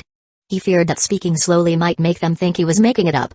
Wu Heng said, we will confirm with Gold and Silver Island, since you are a spy, what have you found out? Babuzzy hesitated, I was just following them, and before I could send out the information, you guys busted the whole operation. So, you're saying you did nothing? Wu Heng felt somewhat dissatisfied. Bella, a maiden from a tavern, was killed for leaking information. And here was a spy, who had been a pirate and had a higher level. And he did nothing. Wu Heng even doubted if he was just killing time here. Babuzzy quickly explained, when I first arrived, a woman from Blackstone Town was caught transmitting messages. After that, the bishop was much stricter in his surveillance, and I had even less chance of sending messages to Gold and Silver Island. Wu Heng still felt these were just excuses. He spoke sternly, answer whatever I ask. Okay. Can you confirm that this bishop is the leader of the Heaven Destiny cult? I can confirm, and there isn't any main god here, it's just him being worshipped by the congregation, Babuzzy said. Are there others outside? Babuzzy thought for a moment and answered, there should be, I've heard there are 2 sect guardians and 1 great knight. Wu Heng further asked, are they outside and never coming back? Babuzzy replied, no, this bishop leads us westward, and we will converge in Urgiro City, gathering all the members. There are others. Urgiro City, that's also a city in Hueco Kingdom? Wu Heng asked. Babuzzy replied, yes. The Great Knight, did you kill him? How did you kill him? Babuzzy didn't expect the conversation to jump back to the Great Knight. He answered, he was injured, hurt by something that fell from the sky. I killed him while helping with the rescue. All questions answered. Wu Heng then said, alright, your answers are satisfactory for now. Tomorrow, you will come back with us to Blackstone Town. We will confirm your identity with Gold and Silver Island. If there's no issue, you will be released. Thank you, steward. Babuzzy immediately thanked him, his expression showing relief as if he had survived a great disaster. Release him. The skeleton stepped forward and untied him. Babuzzy flexed his wrists. Wu Heng reminded, find a room to rest in. Don't wander around tonight, otherwise, if the necromancy thinks you're trying to escape, it will be difficult if they kill you. Babuzzy's eyes narrowed, I won't leave the room tonight, I'll take care of all needs inside. Wu Heng nodded, and Babuzzy left the room, finding a fairly well-preserved room and firmly closing the door. After dealing with Babuzzy's matter, Wu Heng walked out of the room again. He looked at the remaining bodies that had been gathered up. The most conspicuous ones were the level 18 body and the body of the Great Knight whose head had been severed at level 17. How should we handle this? Slither asked. Wu Hang thought for a moment and said, the level 18 goes back for an autopsy and report to the association, then I'll carry out the transformation. He took a straw mat out of the space ring. After rolling up the bodies, Slither first stored them in the space ring. Wu Hang continued to transform the remaining bodies. The body of the Great Knight became a level 17 Great Warrior skeleton. Could actually be specially trained. Might even reach level 18. After handling everything, the two returned to the same room, closed their eyes to rest, and waited for dawn. The next morning, Wu Hang activated the mansion skill, bringing all the skeletons into the hidden arsenal cave. He only took Kaizayu, a skeleton, along with Slither and Babuzi, and headed back to Blackstone Town. In the afternoon, the Blackstone Town Association. Below ground, autopsy room. Slither said, the corpse examination is complete, and both the coroner and the investigator have made their records. I will write a report when I return and send it to headquarters. Should I mention your name? Just mention me directly. Relying solely on Blackstone Town's capabilities to claim the elimination of a level 18 profession of the Heaven Destiny cult is a bit far-fetched. Also include Bella's situation, link the whole incident together. Wu Hang deliberated before replying. The association recognizes it as an evil cult that possesses a level 18 and several higher-level professionals. Saying that Blackstone Town could eliminate them, the headquarters would be skeptical when they received the intelligence. Counting Wu Hang, it wasn't too far off. After all, he had level 18 skeleton attendants and those immensely powerful devices capable of eliminating all the pirates in the Emerald Sea. Eliminating a newly emerged sect was also quite normal. For Wu Hang himself, he also needed the level 18 merit. The components for the 100 soldiers set and the level 18 skill book, all these required first-class merits to exchange. So, he definitely needed to have his name reported. Okay, I'll write the letter when I get back, Slither said with a smile. After this merit, Slither would definitely be promoted as well. This was a good thing for everyone. Wu Hang nodded and continued to inquire, is this corpse still useful? Aren't you going to transform it? If you don't need it anymore, I will transform it. Go ahead. Wait for me at the entrance first. You can come in after I finish the transformation, Wu Hang said, turning back. Slither didn't say much more and walked straight out. Standing at the entrance, waiting with arms crossed, Wu Hang placed the faceless one's skin onto the corpse's face. The mask fused with the face, recording the appearance of the other. Then, he took off the skin and released the bone manipulation skill towards the corpse. The flesh fell away, and the bone slowly stood up. Skeletal Deceptive Swordsman, level 18, indeed, it was a special profession. Come down, follow me out. The skeleton leapt down from the iron bed and followed Wu Hang to the door. Wu Hang pointed at Slither to the skeleton, from now on, you are responsible for protecting her. The skeleton walked directly behind Slither, like an attendant. Slither raised her eyebrows, surprise and joy evident in her eyes. A level 18 attendant, protecting me? Hueco Kingdom is too chaotic, and you are such a responsible person, it will protect you from now on, Wu Hang stated. This time, if Wu Hang had arrived a day later, Slither would have been the second Bella, Yuli the third, and he would have had 2 more ghosts. Although they could also stay by his side, Wu Hang didn't want them to be truly endangered. Especially now, the Hueco Kingdom seemed like it had no government at all. It was genuinely worrisome. Thank you, Slither said gratefully. She didn't quite like skeletons, but a level 18 skeleton was truly a treasure. What's there to thank? Wu Hang said with a smile, then added, there's a new property on Gold and Silver Islands streets deserving military merits. I've reserved a building for you to manage Money Cat. Are you coming with me this time? You might as well stay there for a few days. The matter of increasing Money Cat had been discussed in their letters before. It was considered a leisure industry that needed support. Slither thought for a moment and said, I can't leave right now. I'll send someone there after some time. If I leave now, Blackstone Town and the surrounding area will get even more chaotic. That's fine, Wu Hang nodded. What about your informant on Gold and Silver Island? Slither asked further. No need to write to Gold and Silver Island. After a couple of days, just say that Gold and Silver Island has replied, requesting him to continue heading to Ergiro City to investigate the remaining members of the Heaven Destiny cult, Wu Hang instructed. Alright, understood. The two chatted for a while underground.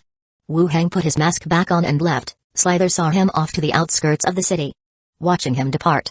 In a deserted area, he put on the train captain's hat and boarded the train. At the headquarters of the association, the Hall of Glory. The floor was immaculately white, radiating a soft glow, and the dome above was adorned with exquisite murals depicting the glory and mission of heroes and adventurer pioneers. The level 18 mage Mofati, accompanied by his apprentice Lewin Randolph, arrived in front of the room. They knocked lightly on the door and entered. Inside the room, a young male elf sat behind a desk. Mofati and Luan bowed slightly and said, "Lord Kales." The elf male nodded and smiled, replying, "Mofati, you've returned. This trip must have been very beneficial for your apprentice." "It did bring significant insights." Mofati nodded with a smile, but his expression suddenly turned serious. "Lord, we passed by Gold and Silver Island, and there's something we need to discuss with you, concerning the island master, the Necromancer Wuheng. We suspect that he has conducted some ritual that involved possession or reincarnation." "Wuheng? The young man that Emilo takes interest in? Tell me what happened." The elf male also grew serious. Mofati sat down and began describing earnestly the rumors from the islanders, Wuheng's control over the island, and his exaggerated speed of level advancement. He provided a well-reasoned analysis and speculation. "There's definitely something wrong with him. I think we should send a level 18 inspector to check on him," Mofati stated bluntly. The elf man's eyebrows furrowed as he pondered. Just as the room had fallen quiet, thud, thud, thud. The door was knocked again. Another figure entered, glanced at the other two in the room, and paused visibly.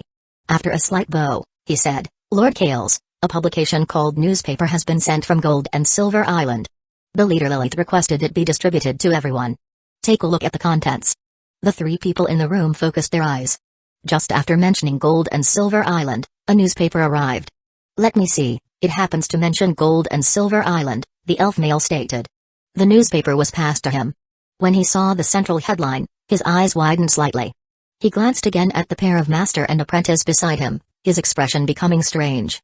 Chapter 593, Things heat up at headquarters. Hearing about the newspaper delivered from Gold and Silver Island, both the mentor Mofati and his apprentice frowned along. Newspapers were something they had never seen in the headquarters before, but they had been to Gold and Silver Island and had seen them in taverns where bards read these kinds of newspapers. The public challenge against Wuheng was also because the newspaper had generated considerable heat on the island. They had planned to use this heat to step on the opponent and elevate their own reputation. How did the newspaper manage to be sent over to the headquarters? It couldn't be related to them, could it? But on closer thought, they had seen the contents of the newspaper, which were all about the happenings and information around Gold and Silver Island, as well as the personal stories of Wuheng. It should have nothing to do with them.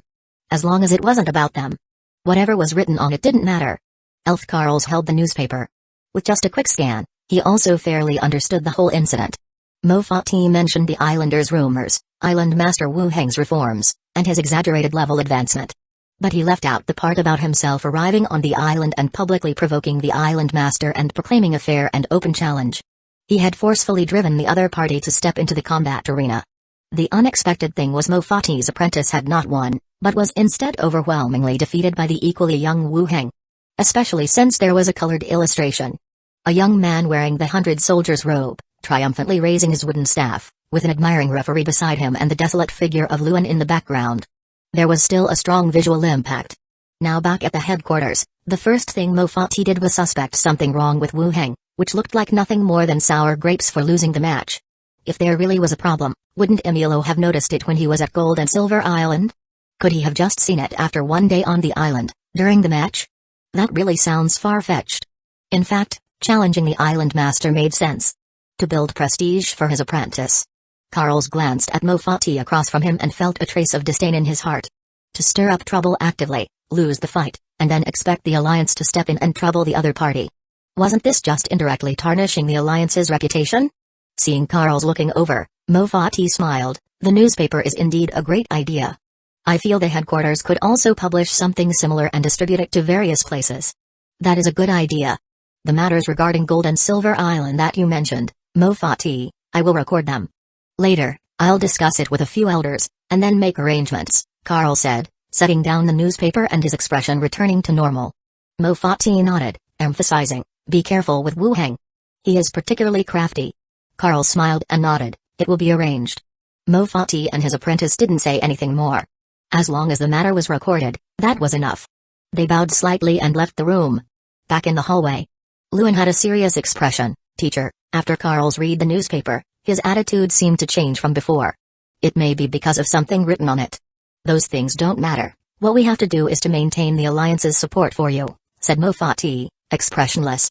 Thank you, teacher, Luan expressed his gratitude. The two of them walked out of the corridor and returned to the Hall of Glory. Stacks of newspapers were piled up at the reception. No one was hawking them, nor was there any promotion, but occasionally people curiously walked by, casually taking a copy to look at the content. It seemed like a sort of carefree, free reading material. Many people looked down at the newspapers, and as the mentor and apprentice duo entered the hall, they too cast peculiar glances. "Go get a copy and see what's written on it," Mofati said. Under the gaze of others, Lewin walked up to the front desk and took a copy of the newspaper. As he walked back and read, his face began to look increasingly troubled. "Teacher, this here," he said. Mofati took it from him directly, his gaze falling on the conspicuous illustration in the middle, as well as the enlarged headline.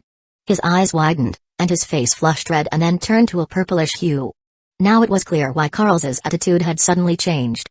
The content of the newspaper was obviously saying his apprentice and he had lost the match. And now back at headquarters, they were planning to schemingly retaliate against Gold and Silver Island. What a cunning lad, to have even published such an incident, Mofati muttered under his breath. They had underestimated the newspaper. It wasn't just there to broadcast some information about Gold and Silver Island, it had actually published such an incident. The documents were even delivered to headquarters.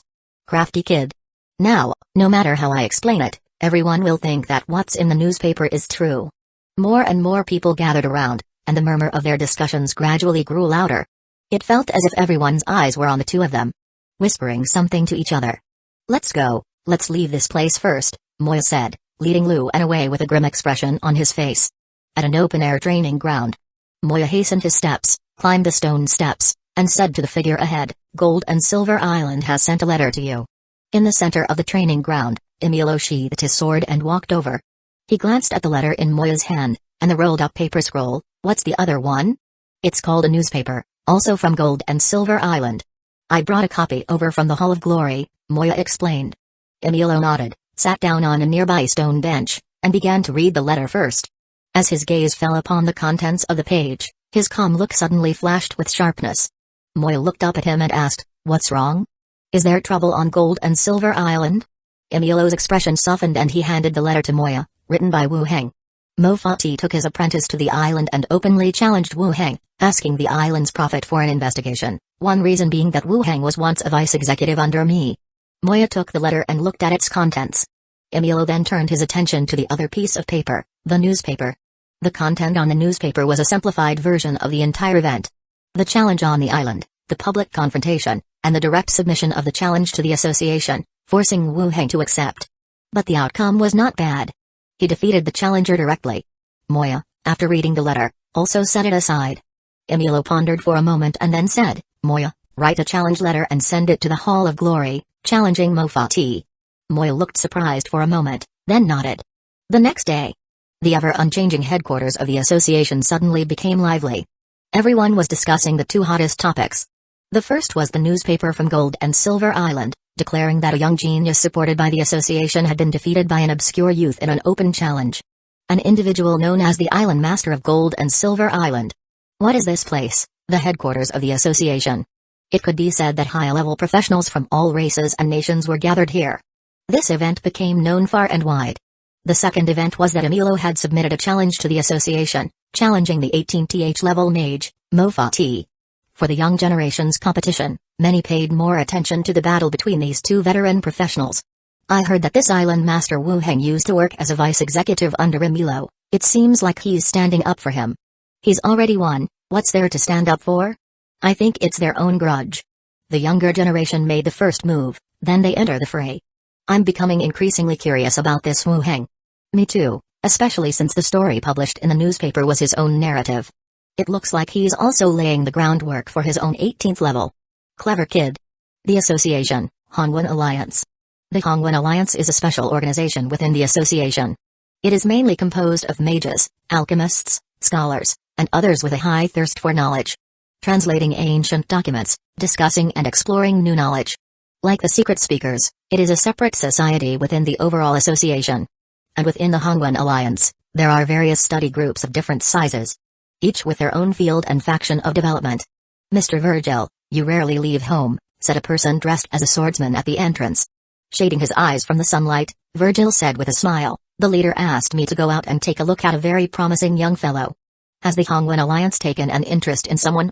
"How it turns out is still uncertain," Virgil answered with a smile. As the carriage stopped in front of him, He waved goodbye. I've got tasks to attend to. We'll talk another time if the opportunity arises. Alright, safe travels. Chapter 594, Russia's call for help. Several days later, Gold and Silver Island. The phantom train appeared out of nowhere, and Wu Heng, accompanied by Skeleton, slowly walked down from the train. He walked into town and hailed a carriage to head home. Pushing the door open to the manor, 3 maids quickly ran out from inside the room. They threw themselves into his arms, cooing softly, "Master, we've missed you so much." Wu Heng hugged the 3. "I've missed you too." The 3 were overjoyed as they walked into the house, asking, "Is Sister Wen Mancha doing well? Has the baby been born yet?" "Still a month to go, but her belly looks quite big," Wu Heng said. Minnie said, "Why didn't you bring Sister Wen Mancha over? This place is much better than London City." "I'll ask her in a few days. If she wants to come over, I'll go bring her here," Wu Heng replied, patting Minnie's hair. Then, Roby went to cut some fruit, and Annette went upstairs to prepare bathwater. Minnie sat on the sofa, reporting the changes on Gold and Silver Island during the days he was away. "In the days you were gone, 2 issues of the newspaper have been published. The day after tomorrow should be the next issue. Sister Vera said that the newspaper has been quite effective, and several more merchant teams signed newspaper subscription agreements at the city hall," she reported. "Sister Shayla came over twice. Knowing you weren't here, she stayed to chat with us and kick the shuttlecock around. We've all been quite happy. Just yesterday, Philippa said that the new battleship has been armed and went out to patrol the seas this morning, taking Sister Shayla along," Minnie recalled. Minnie thought for a moment. "Other than that, there's not much else. The island has been quite quiet, with no special situations occurring." Wu Heng nodded, feeling relieved in his heart. The arrangement and development of Gold and Silver Island were quite alright, even in his absence. It didn't affect the normal operations. Of course, his absence was still not something to reveal to outsiders. The enemies were still numerous, but without a clear understanding of the situation on Gold and Silver Island, they couldn't cause any disruption. He chatted with Minnie in the room for a while. Annette's voice came from upstairs, announcing that the bathwater was ready. Wu Heng told Minnie to contact Wen Mancha and assure her of his safety, while he himself went upstairs to bathe and soothe the travel fatigue. At dusk, Andre Willow also returned from the city hall. The group dined together, and Andre Willow also updated Wu Heng on the situation, which wasn't much different from what Minnie had reported. In short, there was nothing much at all. After dinner, the maids underwent training. Wu Heng then went upstairs, back to his study. Inside the study, 3 ghosts were released, and Zhao went to watch cartoons, while Glenda conscientiously flew to the desk to open the Great Detective Collection and continue rewriting. The newly joined Bella looked around curiously. Wu Heng spoke, "We're in the Island Lord's mansion on Gold and Silver Island. At night, you can go invisible and look around, just don't stray too far to avoid any danger." Bella stuck her head through the wall and peered outside. "Are we going to live here in the future? I'm the Island Master, similar to a city lord. I'll mostly need to stay here," Wu Heng said. "You're really impressive. When we first met, you would spend a long time looking at the drink menu," Bella said with a smile. "That was because I wasn't familiar with the taste of the drinks and wanted to choose something conservative," Wu Heng explained, then continued, "From now on, we'll be one family. Just consider this place as your own home." Bella smiled and nodded, "Thank you." After settling Bella in, Wu Heng went back downstairs. He glanced at the maids training on the first floor. Then called out, "Vera, Minnie, go back to your room and rest." The 2 maids dropped their weapons and ran over, each clinging to one of his arms. They headed toward the bedroom. The next day, at the association, Wu Heng stood in front of the steward's office door, knocked lightly, and upon hearing a response, he directly entered. Xia Yui looked up at him. "Haven't seen you in several days." "Miss me?" Wu Heng asked with a smile. Xia Yui glanced sideways, organizing materials, but with a smile sneakily watching Xiali from the corner of her eye, she scolded, "Stop talking nonsense." Wu Heng sat down, and continued, "I went out a few days ago and encountered a bishop from the Heaven Destiny cult. I just killed him on the spot." Xia Yui's expression turned serious. "Why did you go out on your own? That's very dangerous." "It was initially just some other matters. I didn't expect it to involve the Heaven Destiny cult," Wu Heng explained, then briefly recounted his encounter. One of his informants had been killed by the opposition. He went to investigate and ended up running into the Heaven Destiny cult. Xia Yui listened intently, and even though Wu Heng spoke lightly with some jokes in his story, dealing with an 18th level professional was definitely not an easy matter. It was even more tense and dangerous than he described. "Next time something like this happens, let me know in advance. Don't always think about adventuring on your own," Xia Yui said seriously. "Okay," Wu Heng continued, I also saw Babuzzy, the captain of the Flying Fish pirate group, whom we had sent out from the Heaven Destiny cult. He actually found the Heaven Destiny cult. That's pretty impressive, Xyligui said, somewhat surprised. More than impressive. He didn't send out a single piece of intelligence and got fat off their food. Wu Hang was annoyed every time he thought of him. It was mainly a contrast. Bella was killed because of the intelligence, while he, who was supposed to redeem himself through his actions, ended up doing quite well. Given more time, he could probably become a great knight. Xyligui found this somewhat amusing since it was Philippa who had requested his release, and it was also for the sake of Wu Hang's reputation that he was given a chance. So, did he come back with you? No. There are 2 more Heaven Destiny cult branches outside. I asked him to continue investigating, Wu Hang explained. That works. It's better if there are results, but even if there aren't, with the bishop killed, this sect won't last much longer. Xyligui nodded. That's what I thought too. Xyligui picked up her cup of water, took another sip, and continued, tell me about your plans going forward, so you don't always act on your own. Wu Hang leaned back, no real plans, but yes, I want to assemble a fleet. Help me screen a few vice captains who are good in water and have clear backgrounds. Only choosing vice captains? For the captain, I'll appoint a skeleton. With so many pirate leaders turned into skeletons, it's fine for them to be captains. Wu Hang said with a smile. Alright, I'll arrange that for you in the next few days, Xyligui responded. After sitting at the association for a while, Wu Hang left the association. He called a carriage and headed for Lighthouse Street. In the shop, he picked 2 introductory books for bards. One was called Resounding Words, which could enhance one's voice to make it more captivating. The second was Generic Performance, a skill to train one's own acting abilities, which did not solely mean performing on stage as a celebrity. It included disguises, deception, and intimidation all as parts of performance. The more proficient one became, the better the effects were. Both books were intended for Zhao's mother, in hopes of unlocking Zhao's unfinished wish more quickly. After purchasing the books, he changed his appearance and had lunch at a tavern. He listened to a bard tell the story of Wu Hang, the great detective. At first, due to borrowing someone else's story, he felt somewhat embarrassed, but as his fame greatly increased, he stopped feeling that way and even considered collecting more books for Glinda to rewrite. After lunch, Wu Hang then took the carriage back to the Island Lord's mansion. He rested downstairs for a while. Then he returned to the study, opened the boundary door, and headed to Zombie World. After stepping out of the boundary door, he heard the sound of pattering rain. Glancing out the window, he saw the sky was dark and the fine raindrops formed a continuous sheet. It had started to rain here too. Picking up the walkie-talkie, he called Shihankai. Before long, there was a knock on the door, and Shihankai, wearing a tailored woolen coat with a small owl on her shoulder, walked in. How have things been recently? Wu Hang gestured for her to sit down.